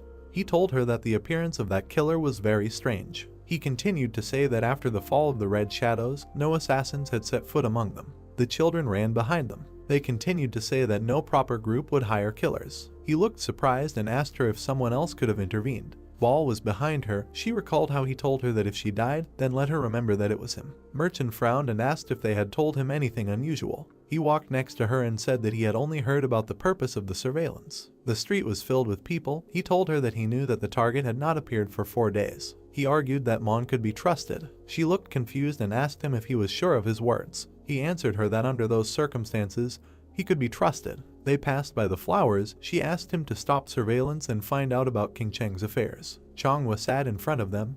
They told her that the sect student was killed. Merchant stood in front of her and repeated that she regretted the loss. Yoonghwa kept telling them that she had called them in to look at the wounds. The dead student had a cut on her neck. Yoonghwa said that at first she thought it was a cut from a sword. She insisted that they would understand why she called them after what they saw. Merchant looked attentively at the student. Thin cut on neck. Merchant thought that it could be a trace of silver threads. She recalled that when a thread is cut, it leaves wrinkles on the skin, which the student did not have. Chonghwa stood behind her and asked her if she had seen such traces before. Merchant answered her that this was the first time she had encountered this. Chonghwa stood in front of her and said that even a person with a Latvian background had never encountered anything like this. Merchant confirmed her words. She continued to talk to her and found out if she suspected anyone. In her thoughts, she saw the main character and thought that it couldn't be him. Merchant apologized to Yoonghwa, saying that she couldn't give her an answer. Chonghwa stood in front of her and found out when all her forces would return to Chengdu. She answered her that this would happen within 2 days,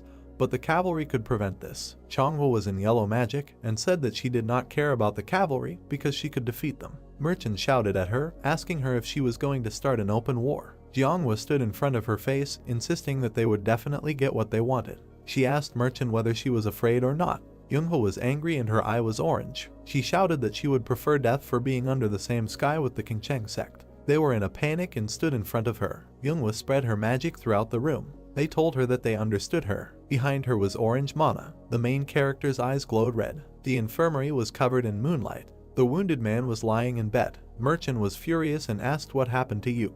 She looked worried and said that he went to look at the main character and failed. Merchant stood in front of her and shouted that she would explain it to her normally. The girl was confused. The main character was sitting in a cafe. He ate noodles with chopsticks. There was a plate of soup in front of him. Someone extended his hand with a glass. She treated him to water and asked him if it tasted good, calling him handsome. Concentrated Vol looked at her and thought that she did not let him eat in peace. She stood in front of him with her elbows on the table. The main character asked her what she wanted. She told him that she wanted to check on him and apologize. The main character's eyes were red. He told her that he did not understand what she was going to apologize for. Ranju sat on the bench in front of him and insisted that they were rude that day, and perhaps the main character was surprised by this. He replied that he didn't care. She was surprised and thought about why he was indifferent to their relationship. Laughing, she told him that he should have reconsidered the offer from their boss. They were both sitting at the table. He asked her about the offer to join the Black Cloud. She kept saying that she would take care of him. Yup stood behind her and said that he had completely lost sight of her and could not understand where she had disappeared.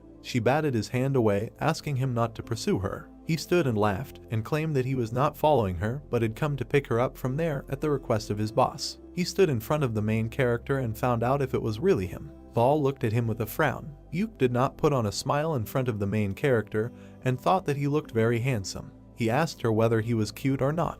Ranju looked angry and was thinking that she was trying to hit on the man again. She told him that he couldn't achieve anything with such actions. He stood over the main character and asked her what she was talking about. She called out to him nervously. Yup licked his lips, looking at the main character, and he was surprised that he wouldn't get someone. Wall was serious and told him that he would forgive him the first time. He sat in front of a plate of soup and asked him to leave the cafe. Vol insisted that he would make sure that he stopped seeing everything until the day of his death. Yup extended his hand to the protagonist's face and was surprised that he was talking to him. He looked at him with an insistent gaze. The main character began the countdown. His eyes were filled with red magic and he kept counting down the time, saying that 2 seconds had already passed. There were chopsticks in his hands. Vol hit Yup for the count of 3. The sticks pierced his arm. He was furious and called the main character the son of a bad woman. Yup hit the table with all his might. His gaze was crazy. He could not understand where Vol had gone. Ranju took out her sword, dismissing what was happening. Wool was over his opponent's head. His eyes were filled with red mana. He dealt a crushing blow to Yup. He was covered in blood. There was blood all over the floor. The main character stood in front of a defeated enemy. He put his hand on his head. Vol held his face with thin magical threads. His eyes filled with mana. The protagonist's fingers were approaching Yuk's eyes. Ranju was furious and tried to call her partner. Vol struck shots at him with his blades. The rope was approaching him. There were streaks of red energy near the main character. Ranju stood in rage in front of his face. The blade flew through the rope. Ranju's rope was cut. She stood in front of Yuk, calling the main character evil. Vol was filled with energy. She asked him why he got into trouble. Ranju was very worried and asked him to stop. Vol was enveloped in mana. She continued to worry and said that she did not come there for a fight. Ranju could not understand why blood had to be shed. Vol looked at her with fierce eyes. He turned his back to her. She sighed with relief. Ranju stood behind him and told him how unpredictable he was. She claimed that she did not think about such an act on the part of the main character. He turned around to look at her. She asked him to be careful. A defeated Yuk lay at Ranju's side. She told the main character that if he continues to behave like this, he will soon not be able to avoid the consequences. He was moving away from them. The cafe was filling with smoke. He looked upset and claimed that his clothes were ruined even though Sil-yang liked them. Vol looked at the blue sky. Yuk was lying blindfolded. Murim learned that after all, he was beaten after a tackle on the main character. They stood in front of his bed. Murim claimed that she was in shock. She was very angry and thought that the fight had happened at an important time. Ranju stood behind her and said that her pride was damaged. Murim claimed that she would make the main character pay for the insult. She imagined him in her head, and she said that she would get rid of him after solving the problem with the Qingcheng sect. Surprised, Ranju insisted that she understood her. They moved away from each other. Murim insisted that they would take action after uniting with the cavalry. Ranju was furious and insisted that she would have to prepare. The stairs were illuminated by moonlight. The old man stood behind bars and found out whether he wanted to kill the leader of the Lightning Clan. Chin sat in front of him and said that he wanted to kill the leader. They sat at a table with bars. The old man told him that it would be almost impossible to kill him. The only clue was the use of martial arts of the Qingcheng sect. Chin asked him about rumors that were circulating about someone suspicious in Chengde. Sanjin was sitting on a chair, and we tell him that we only heard about the main character. Vol was among a field of flowers. Sanjin talked about him, saying that he enchanted with his beauty. He continued to say that Wool was a merciless master whose skills could not be described in words. Chin was behind bars and asked the old man about the connection of the main character and the death of the leader of the Lightning Clan. They sat in front of each other. Sanjin kept telling him that he didn't know anything, but only the main character fit the description. Chin put the bag on the table and said that he realized that it was Wall. Sanjin was behind him. He told him to come to him when needed. He sat at the table and thought about who else it could be. He held the book in his hands and was about to see what was in it. He read the biography of the main character, which said that he was a radical person who possessed an incredible level of martial arts. Behind Sanjin was Wall and Mana, wondering whether Wall could really kill Hasan. He read the book and said that the main department would sort itself out after receiving information from him. A hand from the shadows reached out to his shoulder. He said that the main character would have to live under the supervision of their clan. He didn't understand where the hand on his shoulder came from. He was wrapped in thread and kept saying that he couldn't move. In his head he noted that this was dangerous. He looked excited and recognized who was standing behind him. Wool was reading a book. He told the bound Sanjin that he was surprised by his information. Sanjin was wrapped in thread and told the main character that he was the manager of the Shame clan in Qingcheng. He insisted that if he harmed him, the clan would not stand by. Vol stood in the darkness and said that this is why he came to him. Vol held him with his threads. Sanjin found out why he appeared there, knowing about the threat. The main character answered him, saying that he didn't like it, that information about him was easily accessible and was distributed without his knowledge. Sanjin was very tense and asked him what he wanted. Vol leaned towards him and confirmed all his guesses. He gritted his teeth and wondered why Vol would reveal his identity in this way. He continued to think that they wanted to kill him so that he would not blab anything. He sat on a chair and asked for mercy from the main character. He insisted that no one had seen that book. Vol said that he found it funny because he called his name. The old man was losing his breath while sitting on a chair and asked to believe him. Sanjin's hands were tied with the main character's threads. He grabbed the threads in his hand and thought that he was free. He took shots at the main character, calling him a fool. The eyes were filled with red mana. He extended his hand. The old man's head was cut off with threads. His head was in a pool of blood. Vol grinned at him. The head lay far from the body. Vol held the book in his hands and insisted that he was taking it away. Sanjin's body was sitting in a chair and his head was rolling nearby. There was a fire in the village. Residents hid from the explosions. They said that a war had begun between the Qingcheng and Emei clans. Everyone looked at the burning house and they said that there was a fire there. Murim walked around the corpses. She looked at what was happening and said that she could not understand what happened there. She said she was in a nightmare. Wars fought and wished their enemies death. The warrior's hand was cut off. They fought with swords and insisted that they would avenge Gossen, because this could not be forgiven. They insisted that the Emei sect was the first to hire assassins for elder brother Wu. Murim watched the war. Her assistant also observed the battlefield and claimed that the relationship between the sects had been completely damaged. San was furious and asked to stop the battle. He stood in the fire of war and said that if they continued to fight, the arrow flew at him. It hit San's shoulder. A warrior is behind him, calling out to him. The warriors stood behind him, and they insisted that attacking the master was unforgivable. Murim and his partners stood in front of the battlefield. Wars were evil. There was smoke behind Murim. She insisted that what was happening was like a cheap circus. Assistant stood behind her. She said that the Emei sect was in a losing position due to its low strength.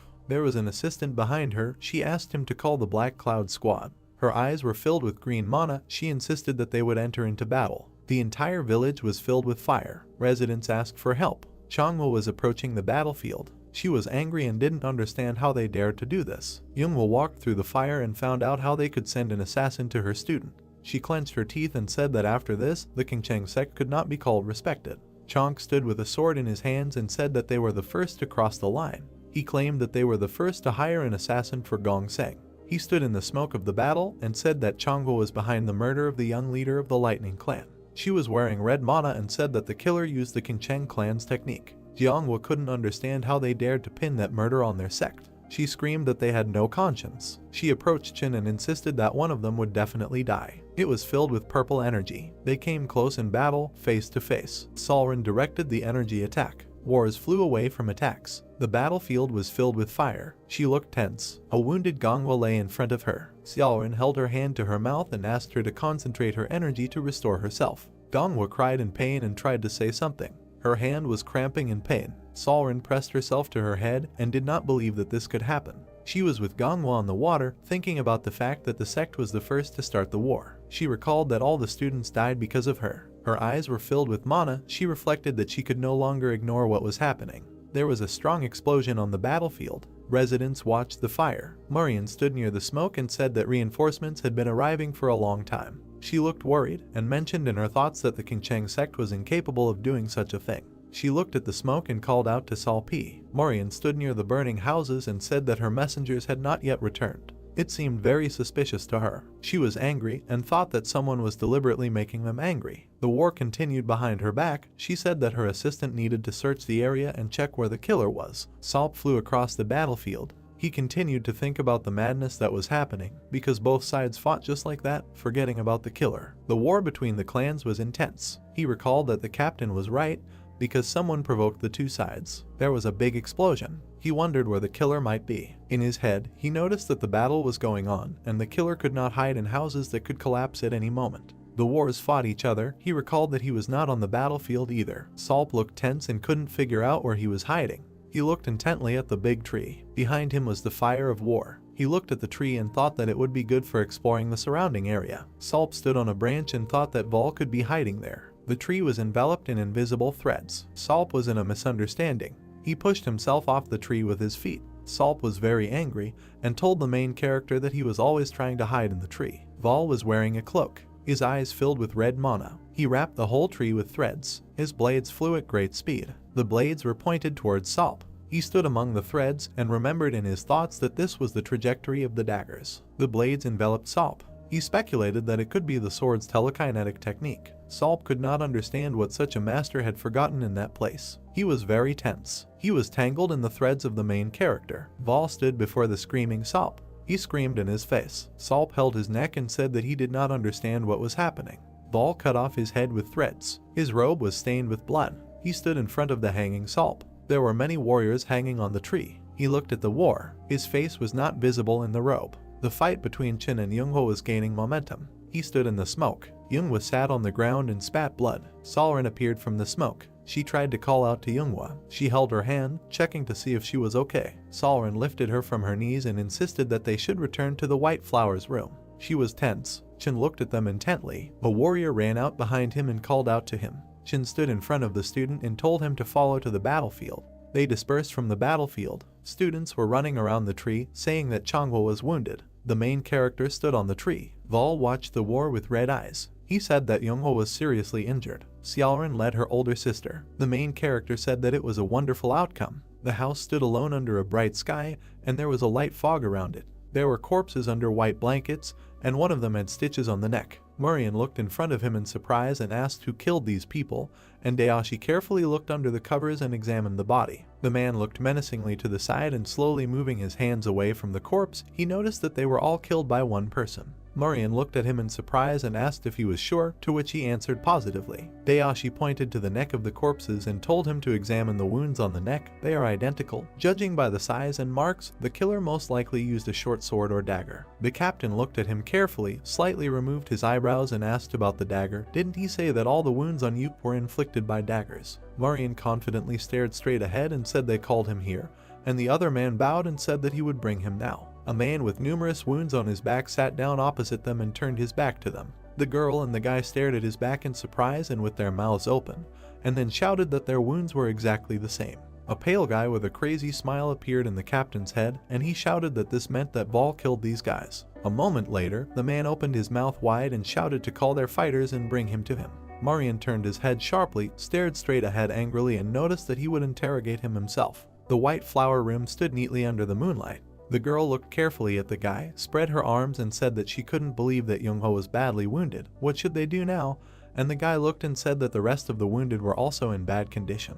They turned their heads sharply and looked back in fear after someone shouted, "Get ready." They saw Solran quickly approaching them and slightly retracted her hand. Solran quickly walked up to them, looked menacingly and ordered them to check the defense of the White Flower room. The Qingcheng sect might attack again. The girl put her hands together and said that she would do it. Solran sharply turned her eyes to the guy and ordered to send a dove to the main sect now, and then report everything that happened here and ask for reinforcements, and the guy folded his hands, bowed and said that he understood her. Solran lowered her head, slightly closed her eyes, and thought that the death of Gonsong and the young leader of the Lightning Clan, these incidents caused an increase in the enmity between Qingcheng and their sect. The girl suddenly opened her glowing eyes, looked straight menacingly and, putting her hand under her arm, added in her head that someone was deliberately trying to set them against each other. She needed to find out who was behind all this. A huge garden covered a lonely house standing behind a small gate. Locks of golden energy slowly floated past this house. Changhwa was lying with her eyes closed and there were these same curls all around him. A moment later, she sharply opened her eye, looked carefully at the ceiling, and said through clenched teeth that the Qingchengs would regret this. The doctor stood over the one-eyed woman, stretched out his arms slightly and said that she needed to calm down, otherwise her meridians, which had been stabilized, would be disrupted again. If this happened, her life would be in danger. A moment later, he abruptly stumbled from fear and shouted. Yoonghwa lit up, looked at the man with evil eyes and told him to disappear before he lost his head. After these words, the man ran away in horror and said that he was obeying, and the woman behind him looked menacingly at his back. She slowly began to move through clenched teeth and pain. Then she suddenly calmed down, lay light on the pillow and, closing her eyes, thought about what a pitiful situation she was in. If she continued in the same spirit, the initiative would pass into the hands of Solran. He should quickly recover. The door to the room opened slowly and loudly, and the woman slowly turned her head towards it. She looked carefully at the door and noticed that she was sure she ordered him to leave, and at that moment an unknown person in a raincoat entered the room. Yoonghwa opened her eyes and looked at him in horror and asked who he was. The silhouette slowly pulled off its hood and another cape appeared. From the darkness of the hood, a red, brightly glowing eye was visible, which looked carefully at the woman and asked if she remembered it. Yoonghwa turned her gaze to him, examined him carefully and asked if he knew her, and the silhouette answered positively. The stranger slowly lowered his head, leaned slightly and noted that he had never forgotten about her in the past 7 years. Then he raised his head, a malicious and wide smile was seen, and he asked if she would remember him if he blinded her in one more eye. After his words, Chonghwa remembered the guy with the gold bracelets on his arms, looked at him angrily and angrily asked if he survived. Paul abruptly took off his hood, looked at her angrily with his red eyes and noticed that they had not seen each other for a long time. Jeonghwa opened her mouth wide in anger, looked at him angrily and shouted, "How did he end up here? He definitely died then." The martial arts saint of justice said that he threw him into a pit with snakes. The main character sharply bowed his gloomy head, looked at her angrily and said that now it was time to finish her off and throw her there, and she looked straight into his eyes in fear. Paul opened his crazy, red eyes wide and angrily noted that he was the one who killed her student, Gonsen, and the young leader of the Lightning Clan. A bloody, unconscious disciple appeared in the woman's head. She sharply looked with eyes from which blood was flowing and shouted, "How dare he kill Gonsen? He is trying to make an enemy in the face of the Emei sect. He thinks that after he killed one of them, he can easily cope with the others. He is not afraid of them at all." Yoonghwa stared sharply at the ceiling, bloody and red-eyed straight at the ceiling, and heard that they made him like this, didn't they? Paul looked at her menacingly. A huge snake appeared behind him, which looked angrily with red eyes and wrapped itself around people, and added that they were truly their creations, because without them they would never have become killers. Jeonghwa sharply raised her angry gaze, looked carefully at the protagonist and asked what he was up to and what he needed. And the main character looked at her carefully and replied that nothing. He just wanted her to know what exactly would happen to the Emei sect starting from today. Paul sharply lowered his head, closed his eyes, a red-haired guy appeared in his head, and said that this would be useful for her, because today he was going to kill a guy named Chong Yepa from the Qingcheng sect. He would be killed by one of the main techniques Emei, piercing hit by a snow cloud. After his words, Yoonghwa looked at him in surprise and fear. A girl using golden magic appeared in the main character's head, and then Paul looked angrily at the woman and noticed that it was the technique that Solran was using. The woman began to bleed quickly and diligently, then abruptly began to stand up through pain and groaning. She looked attentively and angrily at the protagonist and shouted that he was a demon. She would not allow him to do this, she would kill him right now. The main character carefully watched as the powerless woman tried to touch him with her hand and, smiling broadly, said that Qingcheng and Emei would shed each other's blood, both sides would suffer huge losses, and Chonghwa trembled all over and tried to stop the protagonist. Paul sharply raised his head, looked up carefully and said that the blood of monsters hidden in the mountains, such as Abbess Gunwa and the Saint of Martial Arts of Justice, would also be shed, and Chonghwa grabbed the protagonist with both hands and tried to get up. The main character slowly began to lower his head, glanced at the trembling woman covered in blood and stared at her. Jeonghwa scrunched her face, wondered what kind of evil plan she had to get rid of him now, and then began to sharply raise her hand to the protagonist's face and shouted that she would not allow this to happen. The protagonist's eyes suddenly glowed red and, looking carefully at her hand, he noticed that he would get to them, no matter where they were hiding, and then he would absorb them all. After the protagonist's words, a huge snake bit off the head of an unknown man, and the woman completely placed her trembling hand on the protagonist's face. A moment later, Chonghwa took her hand away from the protagonist's face, looked at him angrily and began to scream, but he only cast a confident glance at her. She slowly began to become completely covered in blood, and her skin turned pale. Tears appeared in her eyes and she calmly stared at the pale guy. One of the white roses fell onto the table from the flower pot. Yoonghwa slowly rolled down the protagonist and unconsciously hung on the bed, and Paul carefully looked at her and how golden pollen came out of her. A moment later, he looked angrily at the lifeless body and said that he should not have created it. A moment later, a huge number of snakes rushed out from behind him and he added, "Such a terrible person." In a small square, small lanterns were burning on a dark street. A huge electric whip broke down the door. Ranju, Dayashi, and Hulsen stared attentively at the broken door. The room was gloomy and empty, and they carefully examined the empty room. Dayashi looked carefully into the empty room, opened his mouth slightly and noticed that, apparently, Wall had already left the hotel. Hulsen walked to the center of the room and noticed that the reconnaissance team reported that he had not returned since last night, and Dayashi slowly entered the room, turned his head to the left and asked that he changed his place because he knew about their arrival, and the bald man replied that he doesn't think, it looks like he just paid for the room, but never came here. Ranju hit her forehead hard, lowered her head and covered her eyes and said that she must be crazy. How could she fall for his appearance? If she meets him again, she will skin him alive. Dayashi carefully examined the room and, turning his head, asked where he had gone and what he was doing. The man looked sharply out the window and said that he really couldn't create problems again. Dayashi looked at the open window with the bright moon in the center. The huge building of the Golden Heaven clan stood alone near the forest. For a long time the guards carefully examined the surroundings. One of them turned and asked how long they should train, and the girl looked at him and said she didn't know. The girl put her hands on her sides, looked carefully at the wall and noticed that everyone was busy after the battle and tense because of the rumor that there was a killer among them. And the guy sharply put out his hand with a stick, looked at her angrily and shouted that she should not talk about this is not good. A moment later, the guy felt something strange in his left ear. At that same second, a huge beam of light hit the house directly and destroyed the roof, and the guards jumped back sharply and screamed in fear. There was a huge hole in the ceiling. 2 guards quickly ran into the building and shouted that screams were coming from the explosion site and flashes were visible. This was a piercing blow from a snow cloud. This means that the Emei sect had entered the palace. This is how the elder is located. A man in a yellow cape lay on the ground with a huge hole in his chest, and the guards shouted that they needed to find him quickly. In the center of the room, a red-haired guy glowing with golden light sat and meditated in a circle. A moment later, he exhaled steam from his mouth. Then he raised his eyes and looked carefully in front of him. He saw the main character in a cloak and asked who he was. The red-haired guy looked at him rudely, raised his head and noticed that his steps were quiet, which means he was not invited here. Paul began to slowly walk into the room and introduced himself without raising his head. The elder looked at him carefully and replayed his name in his head. Then he looked at him slightly scared and asked why he secretly came to him in the middle of the night. The main character slightly raised his covered head and replied that one should not expect anything good from those who secretly come at night. The same applies to him. The elder sharply lowered his head and, smiling slightly, noted that he had asked a stupid question. A moment later, he sharply raised his head, looked angrily at the protagonist and said through clenched teeth that he always wanted to ask him one question if he met him. The elder sharply lowered his head, looked gloomily at the floor and asked that it was he who killed the young leader of the Lightning Clan. Paul, slightly opening his chin, replied that it was him. The red-haired guy raised his eyes slightly and asked why, and the main character stood up straight, stared at the elder carefully and answered that because his plan needed the Qingcheng sect, and he asked that he was offended by their sect, to which he received the answer that Paul is offended by both the Qingcheng sect and the Emei sect, and the elder noticed that if Emei, it means he killed their student.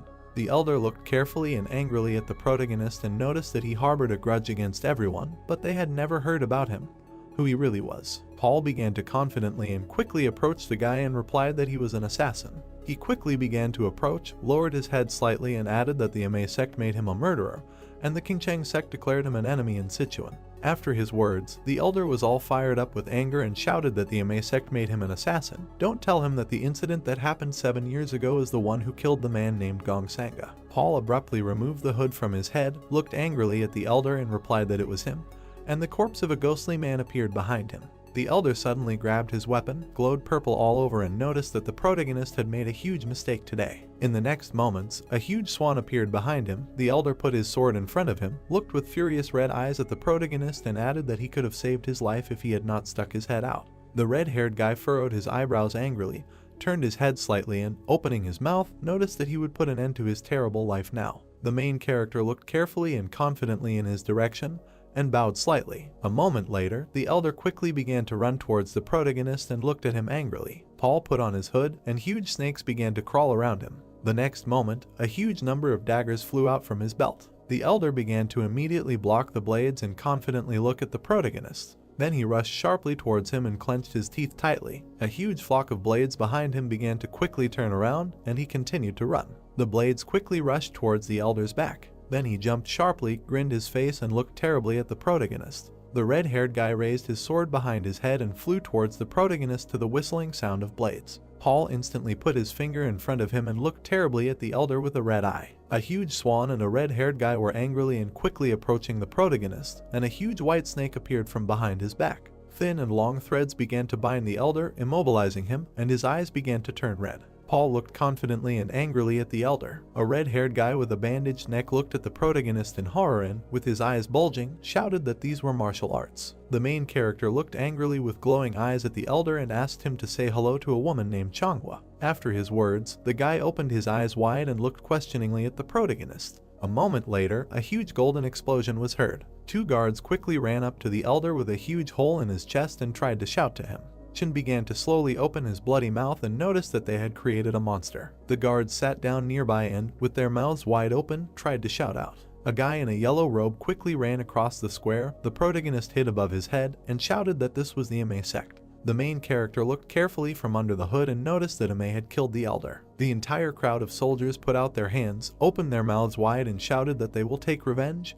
They can't stand it anymore. Paul smiled broadly, looked straight ahead and heard that they would avenge the elder. The entire squad raised their fists to the sky and shouted that they would avenge the elder. The guy powerfully hit another soldier with a whip, and the story told that as soon as the spark appeared, the same fire broke out. In her head, a man with an axe was mercilessly killing people in a yellow cape, and the plot added that people were killing each other every day and every night, over and over again. Two soldiers from different sects looked at each other angrily and put their hands out with their mouths open, and the story told that the suspicion that someone might be behind all this soon evaporated. No one cared about this, they only wanted to kill their enemies. A huge number of corpses lay in the square, the city was destroyed, and the ground was soaked in blood. Saul Ran walked slowly between the corpses, covered in blood. She slowly lowered her head, closed her eyes and sighed, noting that this was truly hell on earth. Saul Ran raised her head, opened her eyes slightly and said sadly, "How could this happen?" And suddenly they called her. The girl turned her head sharply, saw a captain named Murim and stared at him carefully. Murim sharply lowered his head, closed his eyes and bowed and said that he had to tell her something about the murders that had happened recently and about a man named Wall. Saul Ran looked in front of her in surprise and, with wide eyes, said the name.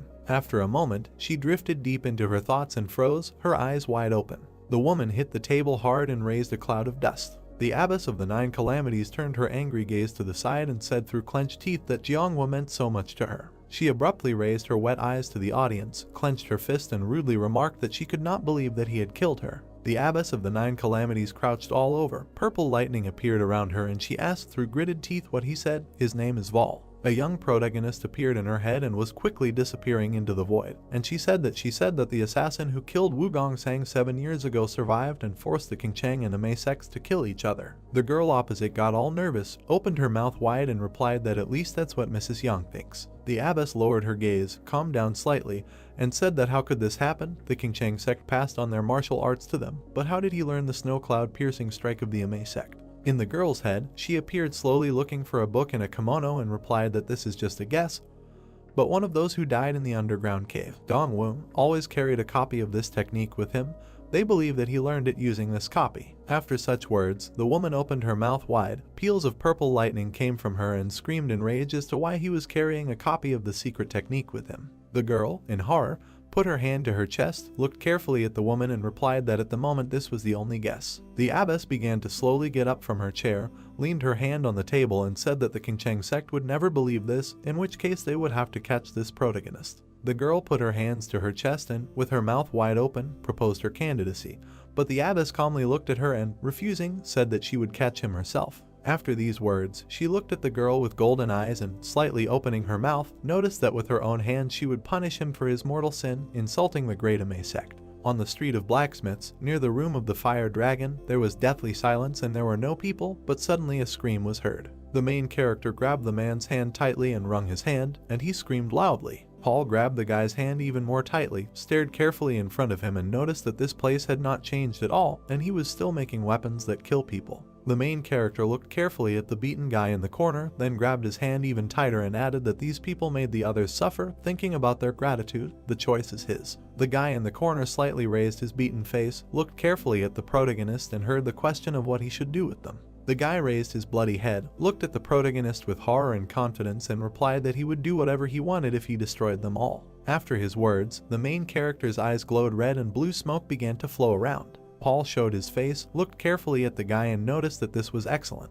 A moment later, the main character twisted the guy's hand and almost tore it off, and he screamed loudly. The main character looked at him carefully and gloomily. Paul raised his head, showed his face and, taking the blade out of its sheath, looked carefully at the guy and noticed that it was his choice. Let him look. After his words, the blade flew into the guy's head with terribly fast speed and left behind a fountain of blood, and the guy from the corner looked at it in horror. A moment later, he looked at the protagonist, began to laugh loudly, and his eyes began to turn red and glow. On the street of blacksmiths we heard terrible screams from one of the houses. The main character and the guy walked down the street, and the blades quickly killed people along the way. The entire street was covered in a gloomy fog, snakes clung to the houses, and the heroes walked past heaps of dead people. Paul walked with his head down on the floor, heard cries for help, and then said how it was possible that this was a weapon that he made, and Tan looked carefully around. The guy opened his mouth slightly, looked terribly to the side and said that it was incredible, it was simply amazing, he couldn't believe that his weapon could cause such force. Tan sharply quickened his pace behind the protagonist, looked at him carefully and noticed that thanks to him he was able to take revenge. Tan sharply turned his head towards the protagonist and asked if he needed his help. After these words, Tan fell to his knees and lowered his head to the ground, and Wall sharply turned to look at him. The guy stood up sharply, looked at the protagonist with crazy eyes and, holding out trembling hands, asked how he could help him. The protagonist's hood flew up slightly and completely revealed the protagonist's smiling face. The leader of the T clan quickly ran straight. Then he turned around abruptly and looked back in horror. Behind him, Mujeong tightly clenched his fist in which red energy had gathered and raised it, while the leader of the T clan looked on in horror. The man hit him powerfully in the back, and blood poured out of his mouth. The leader of the T clan began to bleed and fall straight to the ground. Mujeong looked gloomily at the falling man, and behind him the guy said, "Why, Mr. T?" The head of the Qingcheng clan ran up to them and looked with horror at Mr. T lying on the ground in his blood and said that he could not believe it. The Holy Spirit turned an angry look at the sage and rudely asked why he did this. Mujeong looked gloomily at the man's corpse, gritted his teeth slightly and said that because of the death of a man named Jeonjep. The spirit saint glared at the sage and shouted that the leader of the lightning sect did not kill him, and Mujeong spat on the corpse of the sect leader and remarked that his interest was the reason for this. Mujeong turned his head sharply with a glowing eye and said that he would explain everything to him in detail so that he could understand and would not allow anyone involved in this to survive. The head of the Qingcheng clan looked at the sage carefully and opened his mouth slightly. The Holy Spirit looked carefully at the sage, who was all glowing with anger, and thought that he could not believe that the master was so enraged that it should have happened 7 years ago for him to be so easily plunged into such anger. After such thoughts, Mujeong suddenly raised his head, opened his mouth wide and shouted that 7 years ago they lost a master named Sangha to the Emei sect, and today he lost his master named Chonup. The future of the Qingcheng sect is destroyed. Sect leader Qingcheng looked at the sage fiercely and called out to him. Mujeong looked attentively at the corpse, lit up with rage and noticed that he could not bear it. All this time he had only endured it, and what did they get out of it? The sage turned sharply, gloomily began to leave and rudely said not to even try to stop him, he would no longer ignore it, and the Holy Spirit looked at him in horror. A moment later, the sage jumped high into the sky, and sect leader Qingcheng only shouted his name after him. Another guy carefully walked up to the Holy Spirit, looked carefully at the sky and said that if elder brother Mujeong and elder brother Jinpin united, the situation would become dangerous. Sect leader Qingcheng turned his gaze sharply at him, imagined his elder brother in his mind, and said that unless the elder brother went into reclusion 7 years ago, he had no part in all this chaos. The guy looked carefully into the clear sky and replied that he thought that isolation was not enough to moderate his anger towards the Emei sect. If they unite, then there will be a bloodbath in Sichuan. And the old man looked there and meaningfully agreed. The guy turned sharply to the sect leader, put his hand to his chest and noticed that he was going there. These were very strange incidents, he wanted to find out the truth himself, and the old man looked at him in surprise. The Holy Spirit looked at the guy carefully and replied that if this is what he wants to do, let him take the warriors with him, and the guy thanked him, folded his hands and bowed. Sect leader Qingcheng turned his head sharply to the sky and added that he could use force to get rid of the sage if he saw fit. The Holy Spirit looked carefully into the sky and noted that they should find out why he was doing this, and the guy bowed down and replied that he understood everything and would not let him down. The old man turned his head sharply at the corpse of sect leader T and sadly asked how everything had come to this. Then he turned his gaze to the twin rocks and added that elder brother, the future of the Qingcheng sect now depends on him. It was thickly dark outside, the small street in it was brightly illuminated by lanterns. There is a large cobweb hanging on the ceiling in the room and screams can be heard.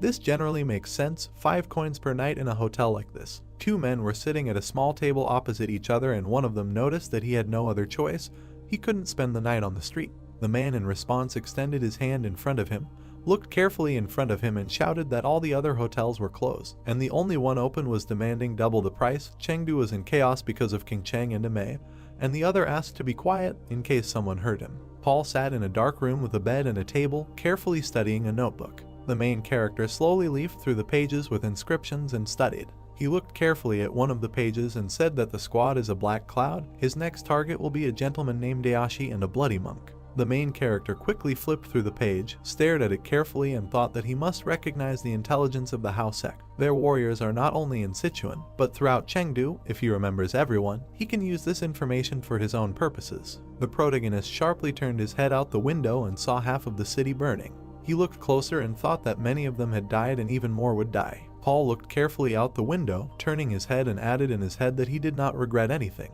The protagonist slightly strained his emotionless eyes and thought that this was all because of what happened in the cave. From the moment he was imprisoned there, his only goal was survival. The main character remembered a huge building and a deep and gloomy cave. Paul stood on a huge mountain of corpses and noticed in his head that now it was too late to retreat. He didn't even know what it was like to have another life.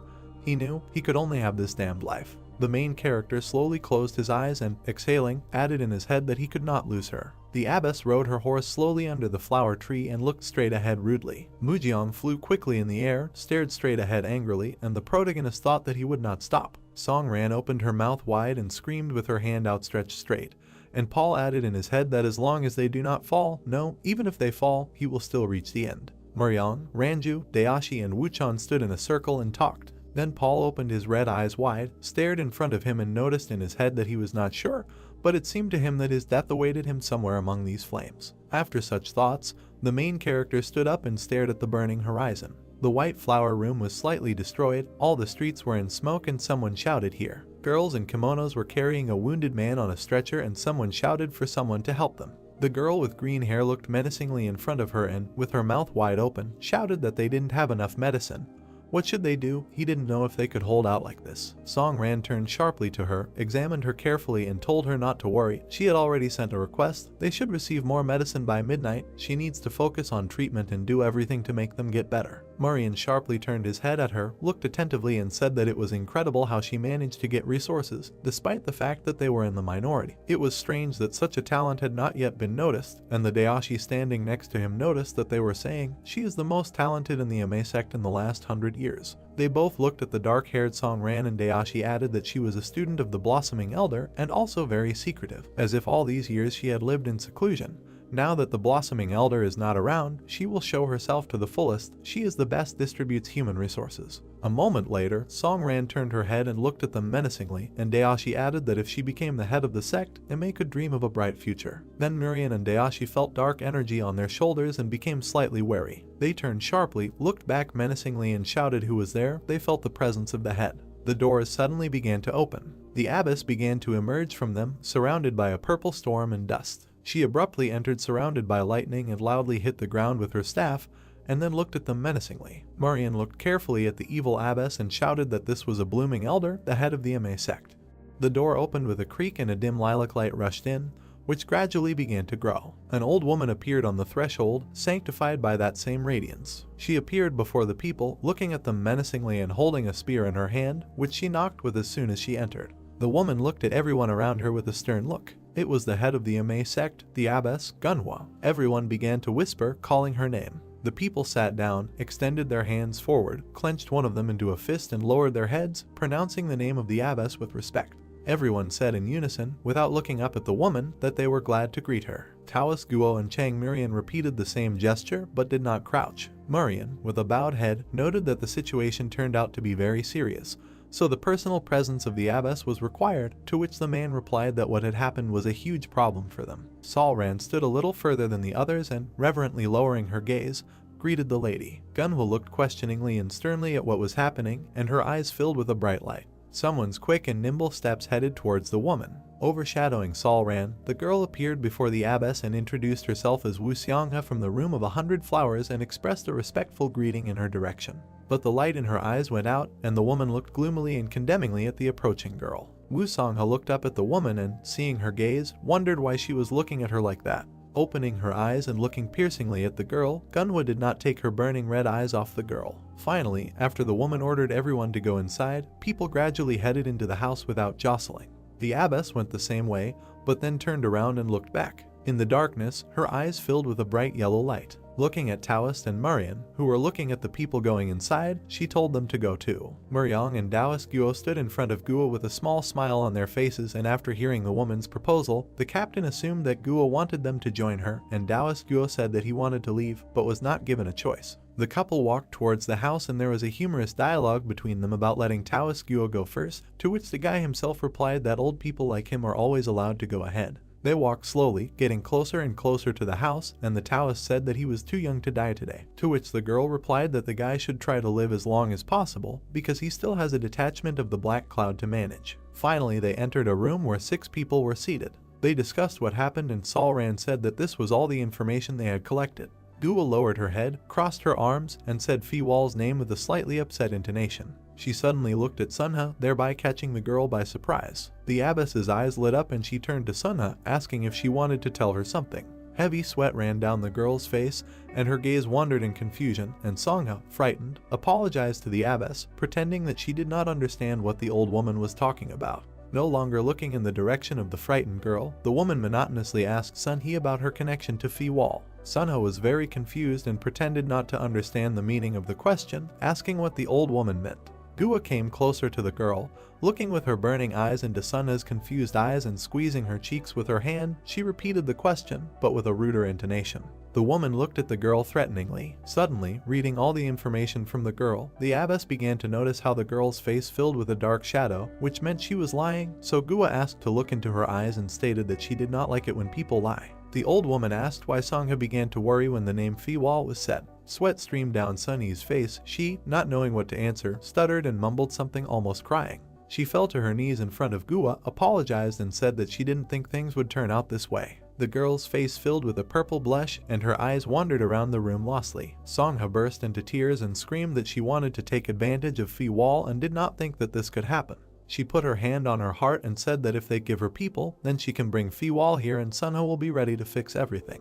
Gua's face changed to one of regret and expressing pity for the girl who was lying at her feet. Tears increasingly covered the girl's eyes with a veil, and she shouted that Phio trusted her, so it would be easy to lure him into a trap. Sunha lay and cried at Gua's feet, to which she touched her hair with her hand and began to feel sorry for her and calm her down. The woman gently put her hand under Sunha's hair, fingering it more and more roughly, and addressed her, calling her a performer. Gua's gaze was agitated, and she looked at Sunha with annoyance and disappointment, asking who asked her to kill the clan leader, because all she was asked to do was live among people and bloom like a flower. The girl's tear-stained face broke into a smile from the words she heard, and Sunha said that she realized her mistake and from now on she will live like a flower, following the words of the abbess. Solran, standing behind, was not happy with the picture she saw and looked in bewilderment at everything that was happening before her eyes. Suddenly her face was distorted into an angry grimace and her eyebrows furrowed. The girl screamed loudly and the names of the lady and Sunha flew out of her mouth. And at that very second, Gua pierced Sunha's head right through using magical powers. Sunha's eyes lit up, reflecting the force with which the abbess hit her, and the girl's lifeless body fell to the ground. Her eyes became empty, and blood spurted out sharply, staining her snow-white hair. Seeing this picture, everyone was horrified. Solran closed her eyes, wanting not to see that picture. Murim looked in amazement at everything that happened, his mouth open, and the Taoist was dumbfounded, silently examining the girl's corpse. Sunhee's head fell to the ground along with her body, and the lady stood up and turned towards Xiaoran and the others present. Sunha's snow-white hair took up a huge part of the floor and absorbed all the blood that ran away from the girl's head.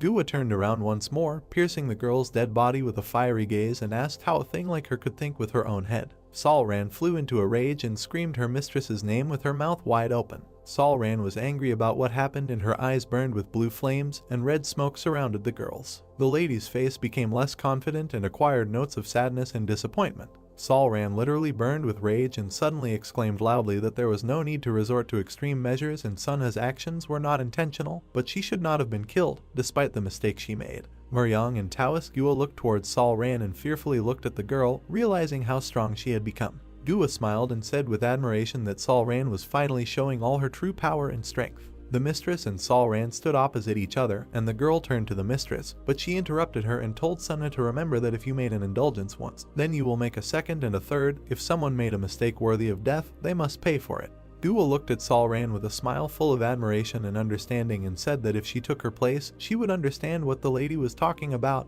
and now Solran should leave the room. The lady turned around and began to move away from the girl's corpse, and a little later she spread her fingers and ordered Sunha's body to be removed. Gua walked in the same direction, gesturing with her hands and saying that the room had hundreds of flowers and the Yamai sect had the same origin. The woman no longer looked at the girl's lifeless body. It was all over and the lady with a sad look, without turning towards Solran, said to invite everyone later for negotiations. Solran was angry with the abbess and, gritting her teeth, looked at her back, breathing heavily with anger. Songha looked with complete indignation at the leaving woman and with all her eyes expressed the desire to take revenge on her. Muryang looked to the side with one open eye and reasoned out loud that from the very beginning she wanted to kill Songha in order to subjugate the Room of 100 Flowers. Taoist Gua thought about Gua, because she was not only the strongest in Sichuan, but also an excellent strategist. She would be harder to control than he thought. Gua sat next to them and, looking at the floor, said that Captain Jan should prepare for mobilization. Murim and Dayashi looked at the woman in surprise with frightened eyes and were afraid of what was coming. Gua looked at them and suddenly a bright light resembling lightning sparkled from her eye and the lady declared that the Black Cloud Squad must catch Phi-Wol, no matter what. It was dark outside, overgrown hills and silence all around. Two men carried out Sunha's corpse, wrapped in a white cloth, on a stretcher. The men threw the body onto the grass. After standing for a while and looking at the corpse, one of them said that they would leave it here because perhaps the animals would eat it.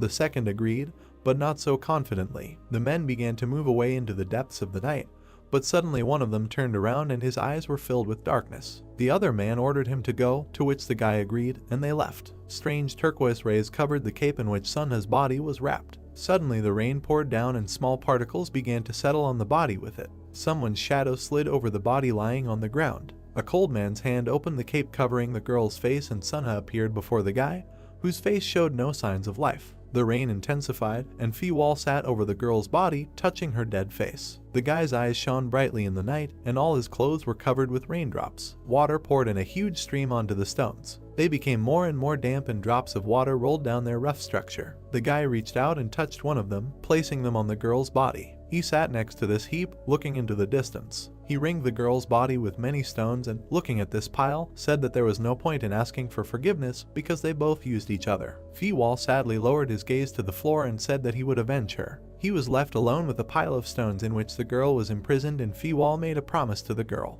Phi-Wol felt for himself what bereavement was and understood what this concept was. Boundless and boundless mountains and azure skies appeared before the guy. He talked about how this concept is used to describe the terrible feeling of grief over the loss of something or someone and this grief that parents experience after losing a child.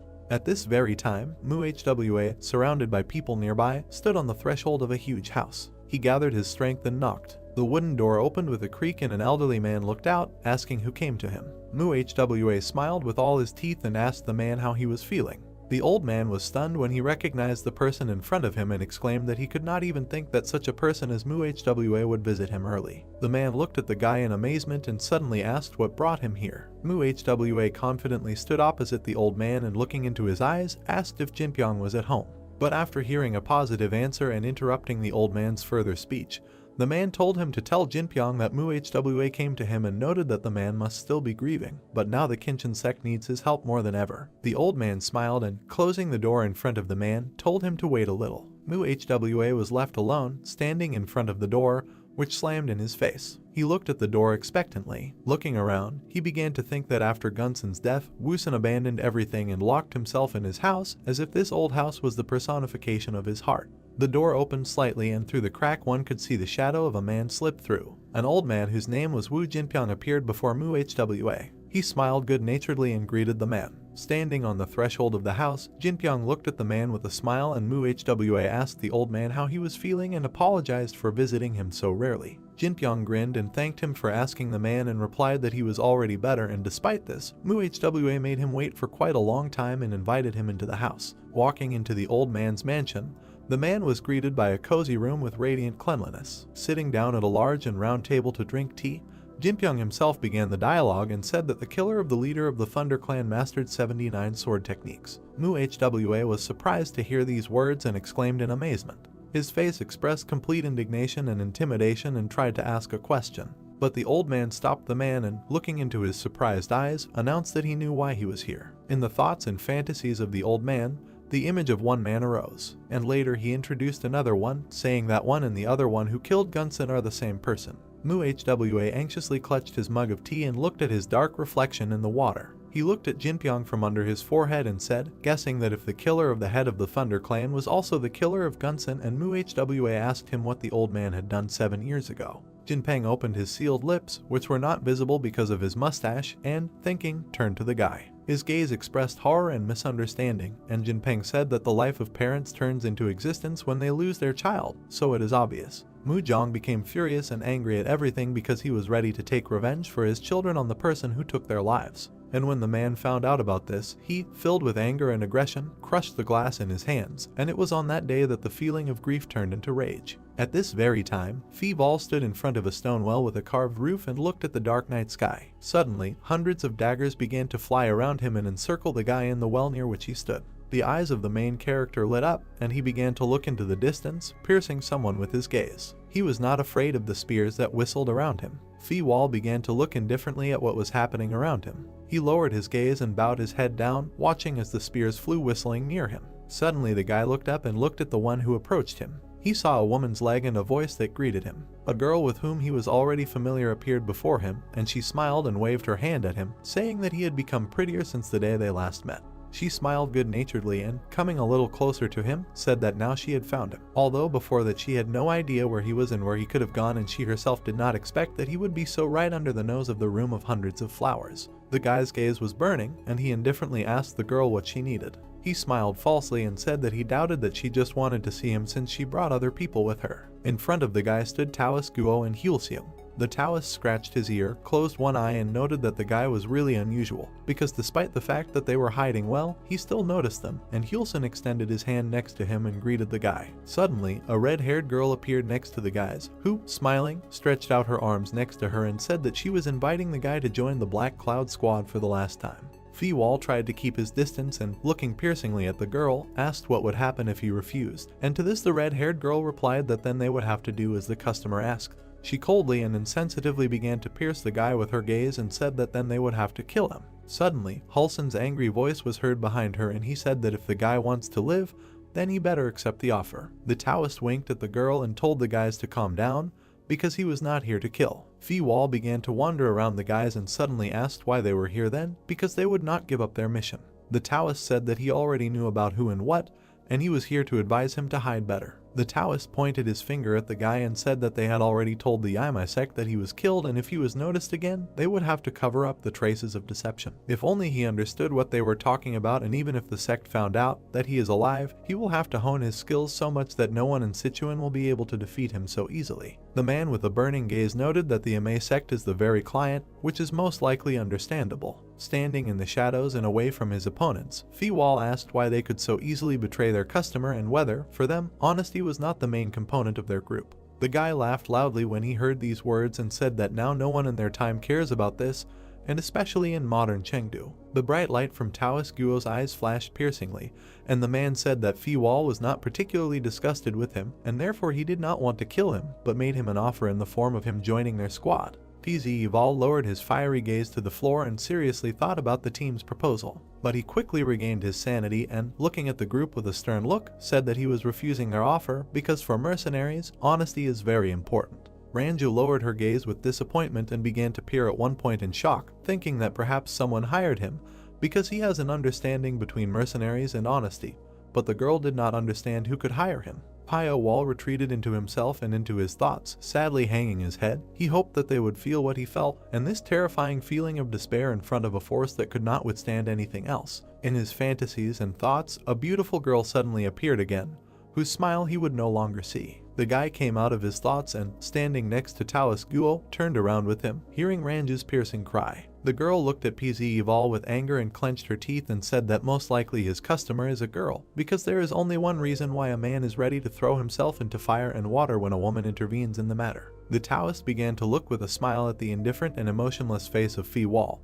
who was looking directly, and he noted that the guy seemed more sentimental than he seemed. Ranju stood in front of the confident Phi-wol, who resolutely took the weapon into her hands and, interrogating the guy, asked what kind of girl hired him. Well, without waiting for an answer, she ran into the guy with burning eyes and swung her weapon in his direction, demanding an immediate answer to the question she posed. But Phi-wol didn't care about the girl's attack, and he watched with a confident look as the fiery clot flickered near his head. A strong gust of wind ruffled his hair, and the guy clenched his lips and looked at the girl. He deflected her attack, turning her into fragments. In a matter of seconds, hundreds of stone projectiles flew down. Ranju covered her face with her hands and screamed loudly when she noticed fragments flying towards her. Hyulseum and Dollar ran up to the girl, asking if she was okay, to which the girl, crouching, replied that everything was fine. Straightening her shoulders, she looked at the place where the guy should have stood, but where the smoke was now billowing, and Ranju asked where the guy had gone. Suddenly, a voice was heard behind them, to which they turned around and Chan Muryang appeared and, turning to the team, asked if he had spoken to them about the fact that conversations with Phi-wol were prohibited.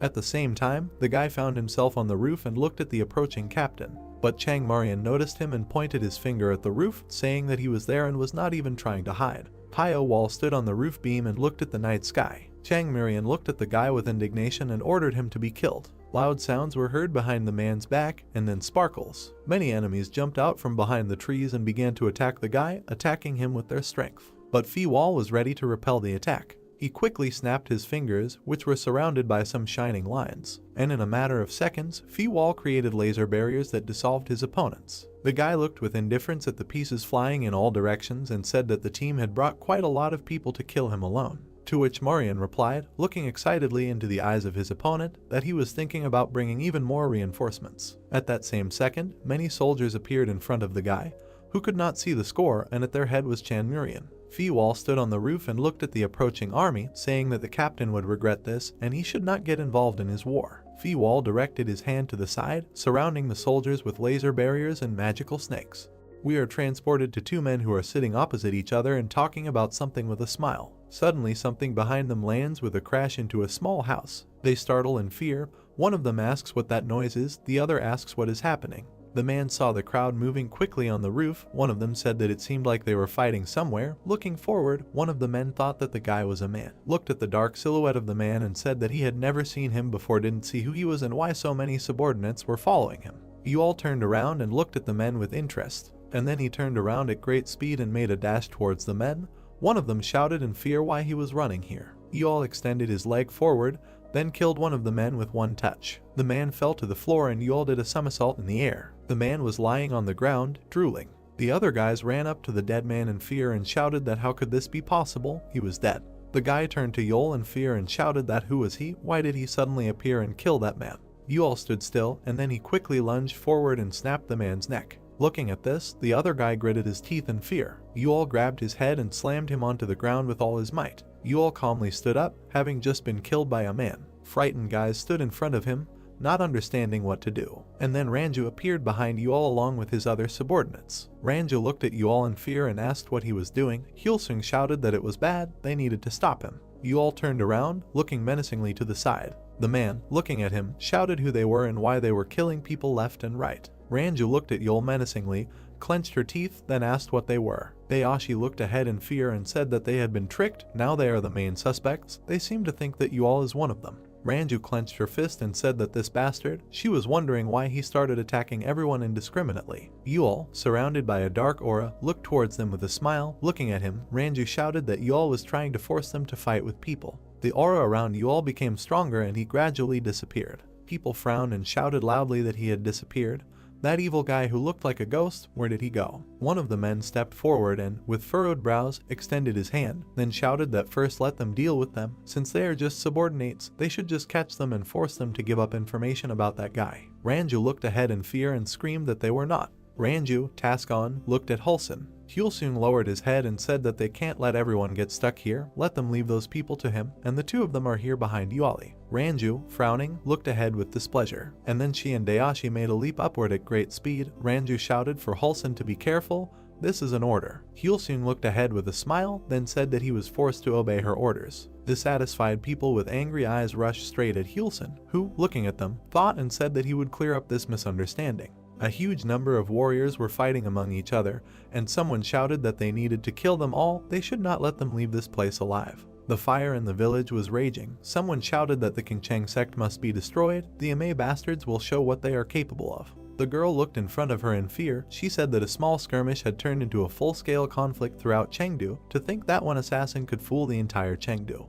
The girl looked at the real Yual, who watched as the flames in the village flared up more and more. Someone shouted that Yual even understood what he was doing now. Yual, looking at the burning village, asked that everyone came out, including those who were hiding. He continued to look forward, then added that although the results were a little different from what he thought, it seemed to be even better than he expected thanks to them, so he thanked them. Yual turned around with a smile and said that this battle would become even more beautiful. Ranju swung her sword and furrowed her brows angrily and shouted at the bastard what he just said. A huge fire whirlwind appeared in front of Yol, but at the last moment, Yol successfully evaded him. Dayashi swung his sword and looked at Yol angrily. His eyes burning, he grabbed his sword and said that they would put an end to this. And then Dayashi quickly lunged forward using his technique. A huge column of fire headed towards Yol. Many thin threads appeared around Yol, and he landed on one of them. And then he quickly jumped away. Yol raised his hand, many threads surrounding him, and then a small dagger formed in his hand. Yual did a somersault and threw a pair of daggers in front of him. Dayashi looked at them in fear and wondered if they were daggers. He thought that you all had repulsed their attacks in order to escape, but he decided to counterattack. Many thin threads appeared around Dayashi. He frowned and lowered his head, then wondered how the daggers could move like that. The daggers turned sharply in different directions. It was very difficult to follow them. Dayashi fought them off with all his might, holding his sword in front of him. You all held a thin thread in his hand. He frowned and looked in front of him menacingly. Behind Dayashi, a heart lit up, a flash, and a small dagger began to approach him at great speed. Dayashi clenched his teeth and turned around. The dagger hit his hand. Dayashi looked ahead in fear. A fountain of blood gushed from his hand, and the hand itself flew several meters to the side. Dayashi fell to his knees and screamed loudly, pressing his other open wound. Ranju, looking ahead in fear, shouted Dayashi. Bright flashes appeared behind her, and then the daggers pierced her body. She, frowning, screamed loudly. Ranju lowered her head down, thinking that this is impossible. She can't even distribute them. They don't move too fast. It's not like that time. Yol is able to make the daggers move so freely. Yol stood in front of Dayashi while Ranju watched. She frowned and loudly shouted no. Dayashi, holding his severed hand, looked menacingly in front of him. Yol calmly looked into his eyes, daggers moving quickly around him. Murim, coming forward, holding a spear in her hand, loudly shouted for them to stop. She swung, clenching her teeth, and a strong aura appeared around her. Her eyes glowed. She looked ahead with a frightening gaze, and then she threw her spear forward with all her strength. The spear flew at great speed. It was almost invisible. The spear was quickly approaching Yual's body. Yual looked at him menacingly, and then he grabbed and lifted Dayashi. Yual grabbed him by the body and held him in front of him. The spear flew forward at great speed.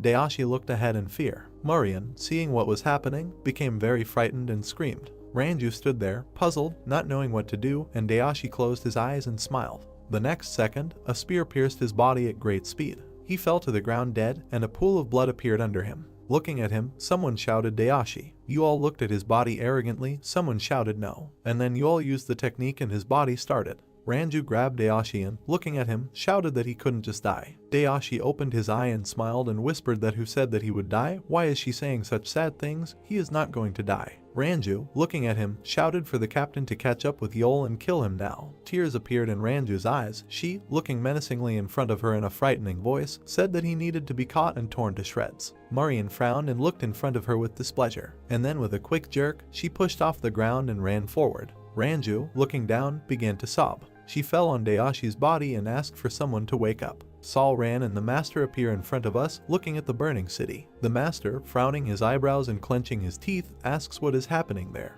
The master turns around, and Saul ran, looking at her, says that they must urgently save their ally, the Emei sect, and stabilize the current situation as quickly as possible. The master looks at the burning village and says that, of course, everything is much worse than she thought. The master, looking angrily in front of her, opened her mouth wide and shouted for everyone to move to the fire dragon's room. A huge number of monks behind her rushed into battle with great speed. The guy turned around in fear and shouted that it was the master, the Emei sect. The sect leader came here in person. The man looked in front of him, puzzled. What the guy said, the sect leader is here. He looked ahead in fear and thought that in this case they were at a disadvantage. Purple lightning began to come from the gate, and then they instantly swung open, and a master appeared in front of them with a staff in his hand. The man looked ahead in fear and then shouted that it was a witch. The master angrily walked towards him. There was a strong aura around her. She said that the man had become much bolder, didn't he? How dare he call her that? The man gritted his teeth and stepped forward and said that the master should tell her people to retreat. There is a problem between the fire dragon room and the Emei sect. There is no need for the Emei sect to get involved here. The master stretched her hand forward and said that she knows everything, that the Emei sect and the Emei sect are connected. What kind of nonsense is he talking about? He is taking her for a fool. The man, stretching his hand forward, said that no one said that, he just. Suddenly the master, clenching her teeth, made a quick dash forward. She swung her staff and shouted silence. She struck the man with her staff, but he was able to parry her blow with his sword. The man clenched his teeth and did his best to hold back her blow.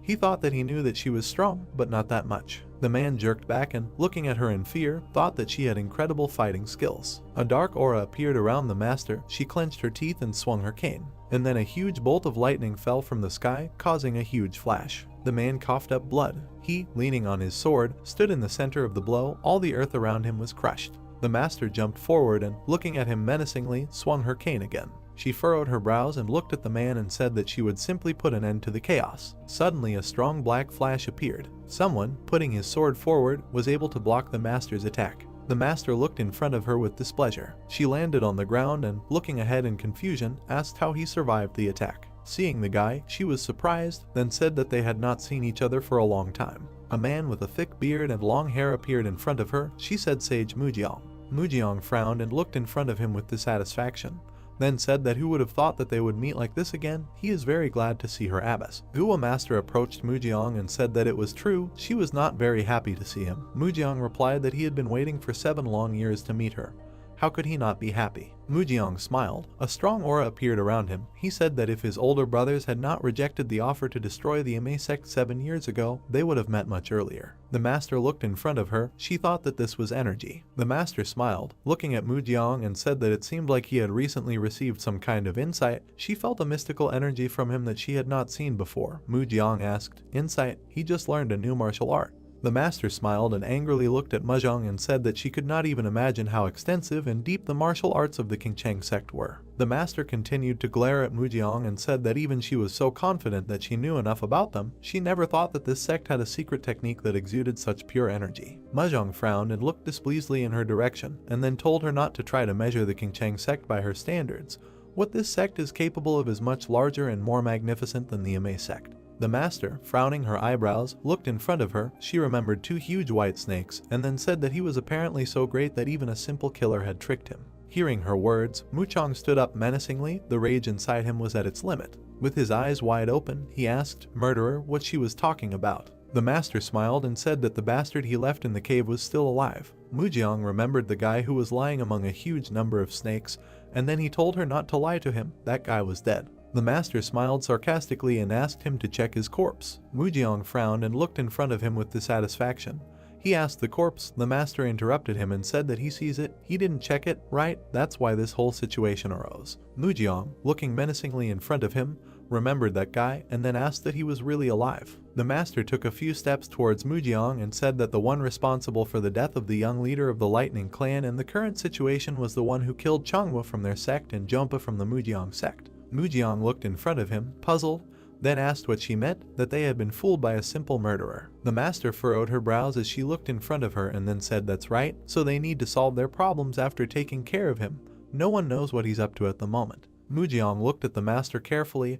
His eyes shone brightly, then he said that he refused. The aura around him became much stronger. It grew like fire. He, looking at the master, said that the one who ordered him to complete the murder is right now in front of him. How can he miss such an opportunity? Mujeong slowly began to approach the master, shouting that the 7 swords would help the fire dragon room drive out the evil bitches from the Emei sect. Several warriors from his sect came out in front of Mujeong. Together with him, he looked menacingly at the master. The master lowered her head and then said that he was truly stubborn, acting as a Taoist would act. A strong energy appeared around the master. She, looking menacingly in front of her, said that Mujeong chose the hard path when she suggested the easy one. Mujeong, frowning and clenching his teeth, looked in front of him displeasedly, and then shouted that she should pay for her crimes with her life, the old hag.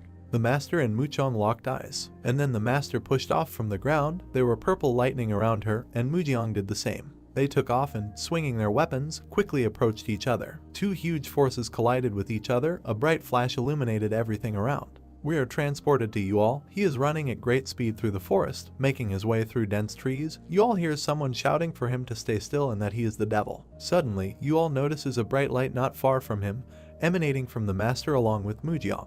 Yual turns around and looks carefully in that direction. Yual smiled widely and then said that they were already here. A large stone wall of the fortress appears in front of us. A large number of horsemen, frowning their brows, run ahead. They, holding out their spears, run after Yual. A thin long thread develops around Yual. He moves forward at great speed, not attaching any importance. Murim, riding a horse, frowned, looking ahead, thinking that he could not believe that she, riding a horse, was not able to catch up with him. He, frowning his eyebrows and clenching his teeth, again thought that this is unimaginable. Even though this is happening right now, Yual creates energy threads and walks along them directly through the air. Muryong's eyes burned with rage. Looking at Yual, he thought that no matter what method this killer uses to escape, he will definitely catch up with him and kill him. Murim remembered himself in childhood, how he killed a person for the first time. How he, frowning his eyebrows, turned around with abrasions on his face. Dayashi stood in front of him. He smiled and looked at Anya. Murim wondered how he dared to kill Dayashi, who was like a father to him. Muryong swung his spear and, frowning, shouted loudly for everyone to attack Yual.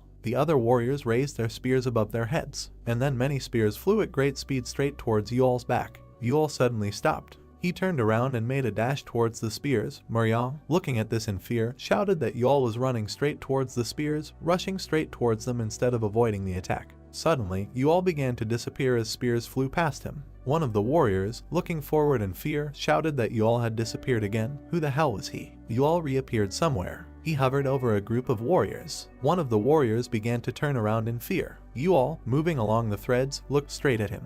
And then the threads beheaded many soldiers riding on horses. Yeol slowly flew up to one of the horses. The warriors turned around in fear. They saw how the heads of their comrades flew off their shoulders. Murim clenched his teeth and saw a huge white snake surrounding Yeol. Yeol looked carefully in front of him. A large explosion appears in front of us in the village. Everything is engulfed in flames. A dead horse lies on the ground, and next to him is a horseman. Warriors surrounded Yeol and extended their spears towards him. Murim, looking at him, frowned and said that he would kill him with his own hands. Yeol exhaled with a calm look and said that he didn't understand. And, despite him, he asked what. Yeol looked around and asked if this wasn't their way of life. He lowered his head and continued to say that isn't it the Jianghu who live like this? They are the Qingcheng sect. The Emei constantly kill people. How are they different from him? The whole city was on fire. Yeol asked how many people she thought the sects had sacrificed to earn the reputation they had today. Yeol looked at Anya and asked what about him. He is sure that in order to maintain such a huge organization of mercenaries, he killed twice as many people as he has. Yeol closed his eyes and lowered his head, then said that he was only creating an opportunity here. Yeol then suddenly opened his eyes. The people behind him instantly died as they were pierced by his threads. Yeol said that wasn't the situation taking such a turn because of their greed and ambition. Murim looked in front of him with a crazy look and then asked if Yeol had really lost his mind. A strong aura began to appear around Yeol, and the number of threads increased. Murim looked down and then thought that this dagger seemed to be glowing more than before. Yeol put energy into his weapon to make it glow. Murim looked ahead in fear and wondered what the killer got from opening his weapon. A bright flash appeared behind Murim. He turned around in fear and wondered that people were approaching. Judging by their energy, there was a master among them, but there was someone else with similar energy. What were they doing here? Murim looked at the wall. A bright energy was spreading above it. Looking at it, Murim thought that Yeol always acted alone. They cannot be his allies. Whose energy is this? Mujiang, looking forward menacingly, made a quick dash and then shouted that the master thought he could escape from him. The master smiled and then shouted that running away looked like she wanted to run away, destroy everything in Chengdu. Mujiang swung her weapon, and the master, gritting her teeth, also took a fighting stance. Suddenly, a small dagger with a thread at the end appeared in front of them. The master and Mujiang turned around in fear and stopped. They saw Yeol standing outside the gate, and around him a huge number of soldiers. Threads were everywhere. The master asked what it was. She looked in front of her and asked what it was. Yeol stood calmly in place, with many threads around him. The master, together with Sol Ran, quickly ran in his direction. The master, looking ahead in fear, asked that Sol Ran knew him. Sol Ran, remembering Yeol, said that it was the killer. Mujiang, standing near the master, frowned and, looking behind the wall, asked the murderer. Yeol calmly turned around and looked at them. Mujiang was filled with rage and, looking at Yeol, asked that he was really alive. Mujiang's circle became stronger and he screamed loudly, "The bastard." The horses went wild, and the soldiers grabbed their heads, shouting that no, and worse. Mujiang made a dash down at great speed. Murim looked at the wall in fear. Mujiang drew his sword as he approached Yeol, and Yeol smiled. Yeol looked around with a crazy smile. A huge white snake appeared around him. Then he said that everything was finally assembled. Yeol looked around and smiled widely. We are taken to small buildings. And then Yeol runs forward at high speed. Murim, along with Master Sol Ran and Mujiang, look at him menacingly. Mujiang opens his mouth wide and screams furiously that Yeol is a bastard. How long does he plan to run away? Sol Ran looked ahead in fear. The master, frowning her eyebrows, ran forward. Sol Ran looked at her and shouted to her to wait. They should stop. This would only play into Yeol's hands. The master turned around and, frowning, shouted loudly for Sol Ran to shut up and not say another word. The master, gritting her teeth, remembered Mujiang and thought that she didn't give it away because everyone was watching. But this sage Mujiang, she doesn't know what kind of martial arts he studied, but the sage was able to instantly suppress her. The master, gritting her teeth, angrily lowered her head down, then thought that now this arrogant assassin is also provoking her. Since he is an eyesore, so also, if she allows him to survive, she will cause trouble wherever he goes. The bastard will not only bring death with him, but will also ruin the reputation of the sect, which is already on the verge of destruction. The master, breathing heavily, looked forward angrily, then thought that even if it was only a second, she cannot believe that she was surpassed. Now she is just chasing a fly, kill this impudent killer and engage in battle with the sage Mujeong. A huge number of copies flew forward at high speed. They instantly killed several girls standing in front. The girls turned around in fear, looking at their dead friends. And then, looking back in fear, they shouted that there were traps here. Murim got off his horse and, frowning, looking forward, asked what this place was. Someone shouted that there were traps here. Abandoned houses appear in front of us, with a large number of broken boards lying on the floor. Murim, looking ahead in fear, thought for a moment, and then said that this was not just an abandoned house. They looked around at the large buildings, then Murim said that this was the residence of the Tang clan.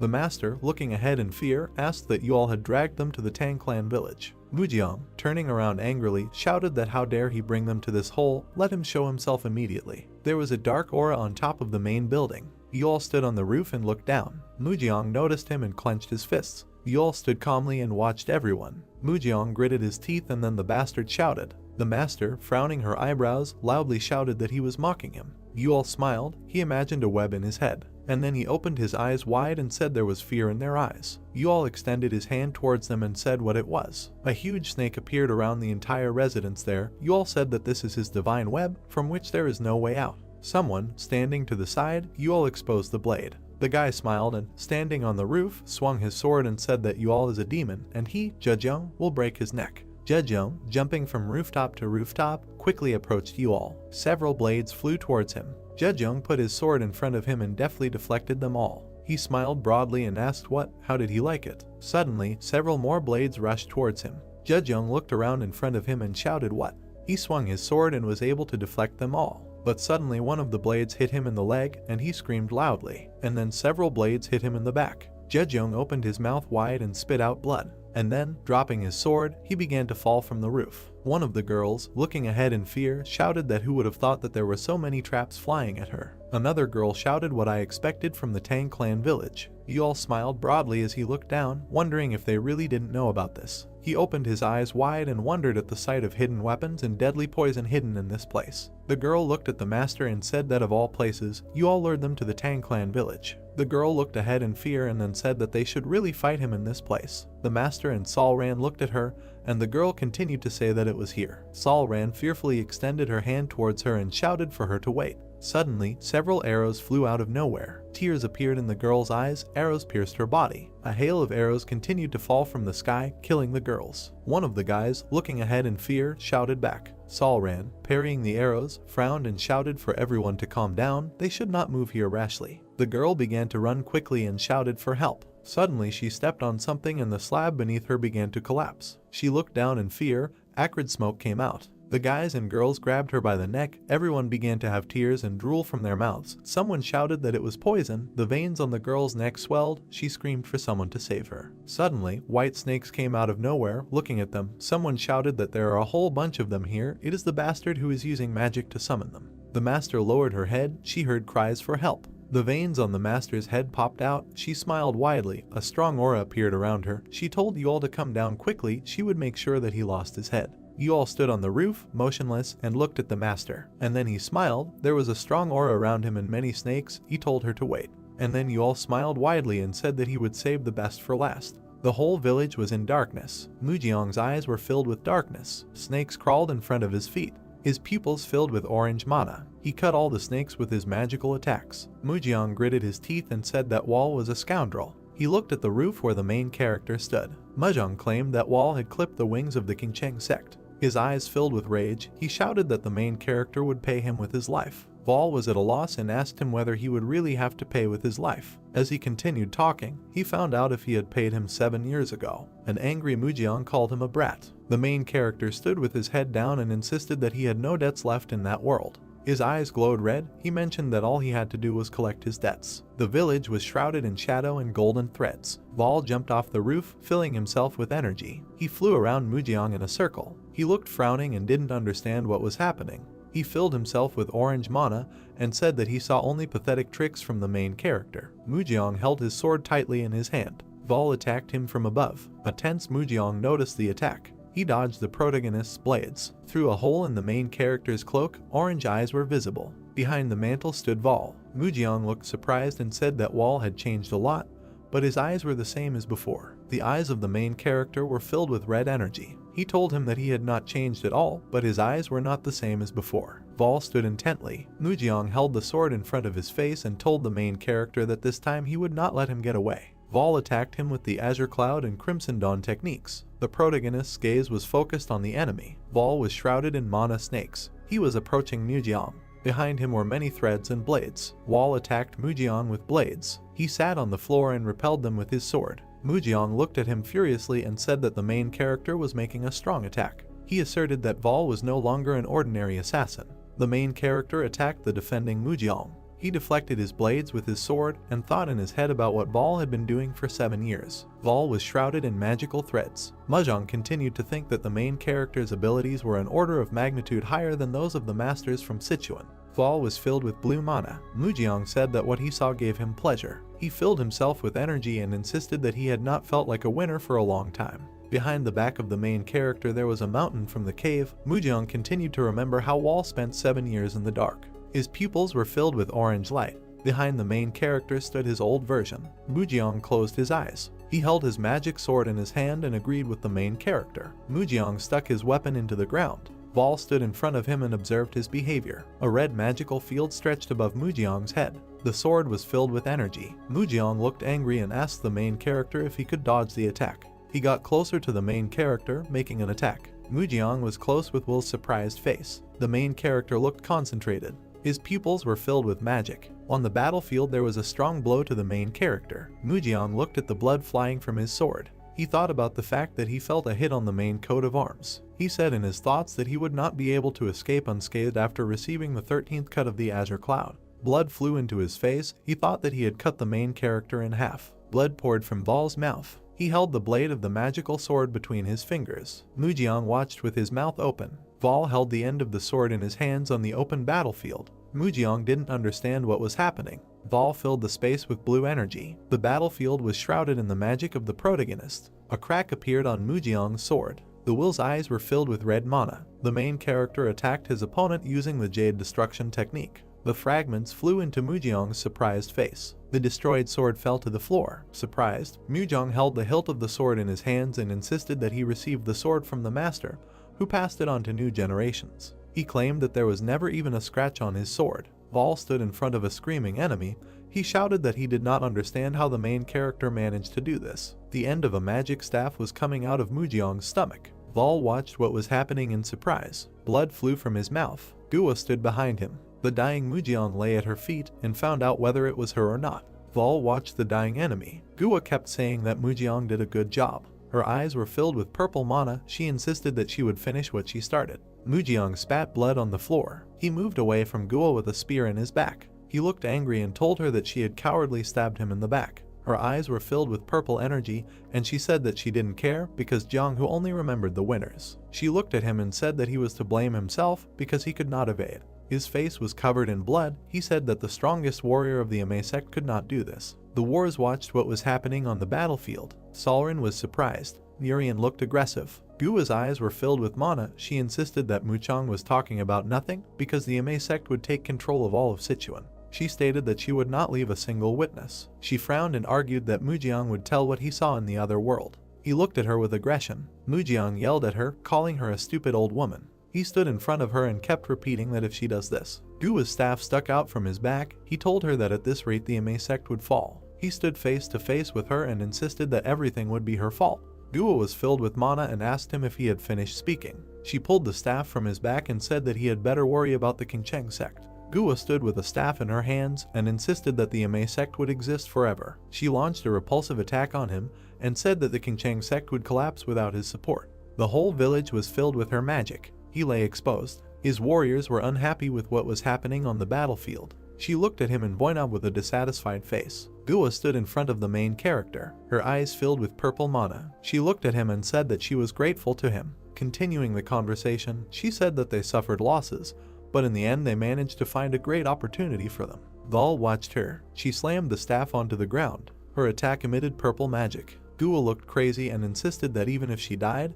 they would cause unforgettable damage to the main character. Ores scattered from her blow across the entire battlefield. Vol stood in front of her and argued that if it weren't for their ambitions, he would have lived a worthless life. His eyes were red and he said it was good to stay the same. He was enveloped in blue mana, and he said that out of ambition, they turned him into an assassin. He walked in surrounded by energy and golden threads. He flew to Gua and asked her to look at him. She looked depressed. Vol continued to tell her to look at the monster he created with his own hands. The protagonist's blade crashed into her staff. His eyes were filled with energy. He insisted that the monster was already an adult. Vol dodged her attacks while in his threads. Threads protected his face. Gua tried to resist his attacks. She concentrated mana into a staff. Their attacks clashed, reflecting each other. A strong magical explosion hit the ground. Xiaoran was in shock. Sweat streamed down her face as she remembered her master. Gua stood in the purple smoke and was surprised. She twirled her staff and told him that she expected more from him. She was surrounded by mana. Gua launched a magical attack using the golden chaotic strike technique.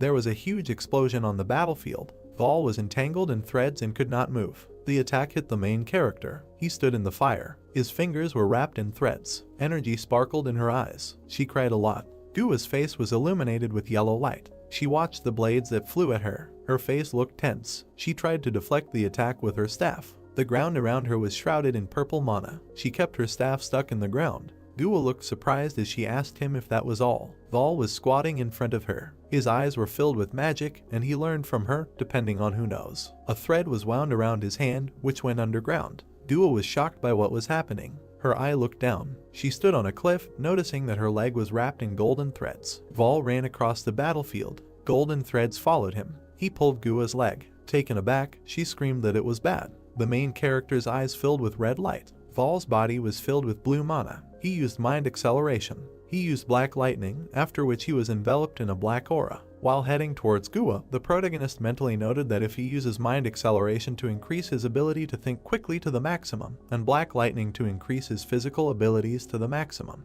Dark streams of energy emanated from his fist. Stunned, Gua asked where Wall was. He hit her and noted that he could move at the speed of sound. Gua started coughing up blood from being hit by the main character. Vol looked at her with a calm expression. He landed on the ground. The main character stood in front of Gua lying on the ground. His face was illuminated by sunlight. Frightened, Xiaoran called out to the master. Gua tried to get up from the ground. Frowning, she wondered what it was just now. She imagined herself in the abyss. Gua asked about what just hit her. She noted that she did not see any attack. Gua said she couldn't believe she could be taken down with just one attack. Her eyes were red. She wondered if it was an accident that Wall fought on par with the sage Mujiang. Watching Wall, Gua asked what kind of monster they created. Drops of blood ran down her face. She emphasized the fact that at this rate she would end up as the sage Mujiang. She called out to Xiaoran, who was stunned by what was happening. Marian turned around with an enraged look. Gua called out to the captain of the Black Cloud Corps. She lay in front of Vol and asked them to kill this fool. They frowned at what they heard.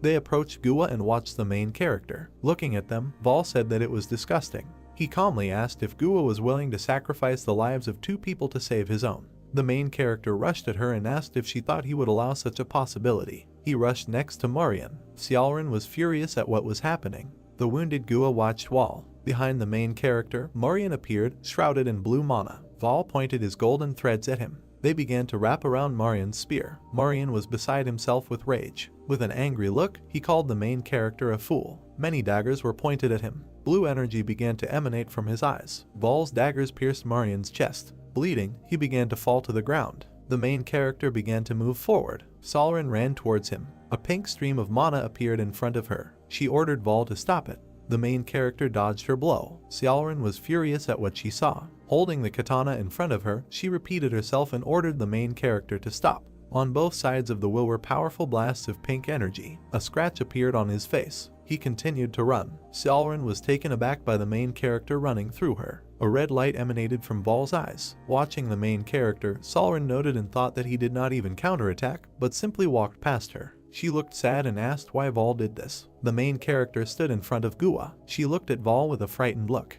The main character was furious. Frowning, Gua declared that Wall was a fool. Her eyes were completely red. Stunned, Xiaoran screamed that the main character should stop. A cloud of energy appeared around Vol. Gua was taken aback by this. She looked at her hand. There were black snakes on her hands. Snakes began to wrap around her body. The main character stood in front of her. An enraged Gua said that Wall. A huge white snake appeared in front of her. Gua was beside herself with rage and screamed that the main character was a demon, and if not for him, then Sichuan would have become hers. A huge snake struck her. Blood began to spray from her throat. Wall stood in front of Gua's corpse. Watching her, the main character asked if that was all she had to say in the end. There was a pool of blood under Gua. Looking away, Wall asked her to disappear from his life forever. He looked at Gua's corpse with a calm expression. Solren and Murim were taken aback by what they saw. The warriors sat near Mujiang's corpse. The soldiers were surprised. Everyone on the battlefield looked at Gua's corpse. They started crying and asking how this was possible. The warriors watched the main character and said that Abbas Gua was instantly defeated. They asked if Wall was a man and where this monster came from. Someone reported that the main character is a reaper. The sun illuminated Wall. He turned his gaze to the soldiers. The warriors were scared. They stood in front of the main character, saying that this is impossible and they will not defeat him. Wall's face was serious. The soldier became covered in a red aura and began to tremble in fear. His eyes were full of horror. Starting to scream, he ran away from the battlefield. The remaining soldiers looked at Wall. Standing in the clouds of dust, Solren mentally noted that they were finished. There was a white snake on the main character's shoulder. Solren noticed that everyone was afraid of him. She emphasized that the main character is the killer they hated so much. She imagined red eyes over the settlement. Solren noted and thought that Wall instantly destroyed the leaders of the Emei and Qingcheng sects and took all of Sichuan under his control. Blue steam emanated from the main character. Closing her eyes, Solren wondered what they should do now. Holding the blade in her hands, she asked what the future of their sect would be. She noted that at least the master. Wall looked at Xiaoren. They made eye contact. Frightened, Xiaoren tried to say something. Mujiang started screaming loudly. A red light emanated from his eyes. Powerful gusts of wind came from him. His face turned red. Solren watched him carefully. Wall was calm. Mujiang's hair turned golden. He continued to scream. He rose to his feet. His eyes burned with a bright light. Taken aback, the man turned to the sage Mujiang. A guy stood next to him and asked if Mujiang was okay. He grabbed the blade. People watched Mujiang and talked about his energy. They were shocked by what was happening. They stated that it was demonic energy. He clenched his blade in his hand. The soldiers asked not to say that. Mujiang rushed towards Wall. They wondered if sect elder Qingcheng had studied demonic techniques. The main character dodged the blow and noted in his thoughts that Mujiang's movements had completely changed. Mujiang was enveloped in a demonic aura. Wall noticed that the sect elder's movements were similar to his. The stunned guy asked the master to stop. An enraged Mujiang declared that he would kill the main character. Wall, with a calm expression in his mind, noted that Mujiang had become much faster than before, and there were now no gaps in his movements. The main character wondered if it was all because of the demonic technology. Squinting his eyes, Wall said that, however, an enraged Mujiang shouted loudly. The main character noted in his thoughts that Mujiang is now out of his mind and demonic energy has enslaved his mind. The golden threads began to unravel on his hand. There were many blades above Mujiang's head. Wall clenched his hand into a fist. Golden threads tied his body. He frowned at this. The distraught Mujiang screamed that the main character was a fool. He rushed at Wall with great speed. Mujiang's eyes began to look double. He started coughing up blood. He looked at the blood beneath him. He began to lose consciousness. Wall stood in front of Mujiang's body. The man ran towards Mujiang and called out to him. He extended his hand in front of Wall. It covered his body. His face was serious. The ashes of the burnt city rose up. The man looked at Mujiang. He rushed at him in fear. Mujiang coughed up blood. Being wounded, he turned to his brother. Taken aback, the man asked why Mujiang began studying demonic arts, noting that he didn't even know about it. He closed his eyes. Mujiang looked at him and replied that it was. He extended his hand. Taking the man's hand, Mujiang said that it was for the sake of their sect. Mujiang's eyes went blank. His hand fell to the ground. The man was dumbfounded. Sitting over the corpse, he asked what Mujiang had done. Looking at his corpse, he stated that Mujiang was so eager to protect the honor of the Qingcheng sect, but it lost it due to his demonic arts. Sunlight illuminated the settlement. Gua's corpse was lying on the ground. Mujiang was dead. The stunned people noted in their minds that sage Mujiang of the Qingcheng sect used demonic art, and the head of the Emei sect was not ashamed to stab the Qingcheng sect in the back. People were scared by what happened. They mentally noted that they still couldn't kill one person. Wall stood under the sunny sky. The stranger's thoughts emphasized the fact that all of Sichuan would change. He watched the protagonist's impassive face and noted that it was all because of this killer. The ruined settlement stood under a bright sky. The corpses of people lay on the street in front of the estate. The man looked at the main character. He silently looked at Mujiang's face. Solren watched what was happening with a calm look. She started to walk forward. She approached Wall and addressed him, calling him a great master. With her hands folded in front of her, Solren asked the protagonist to allow their Emei sect to take Gua's body and leave this place.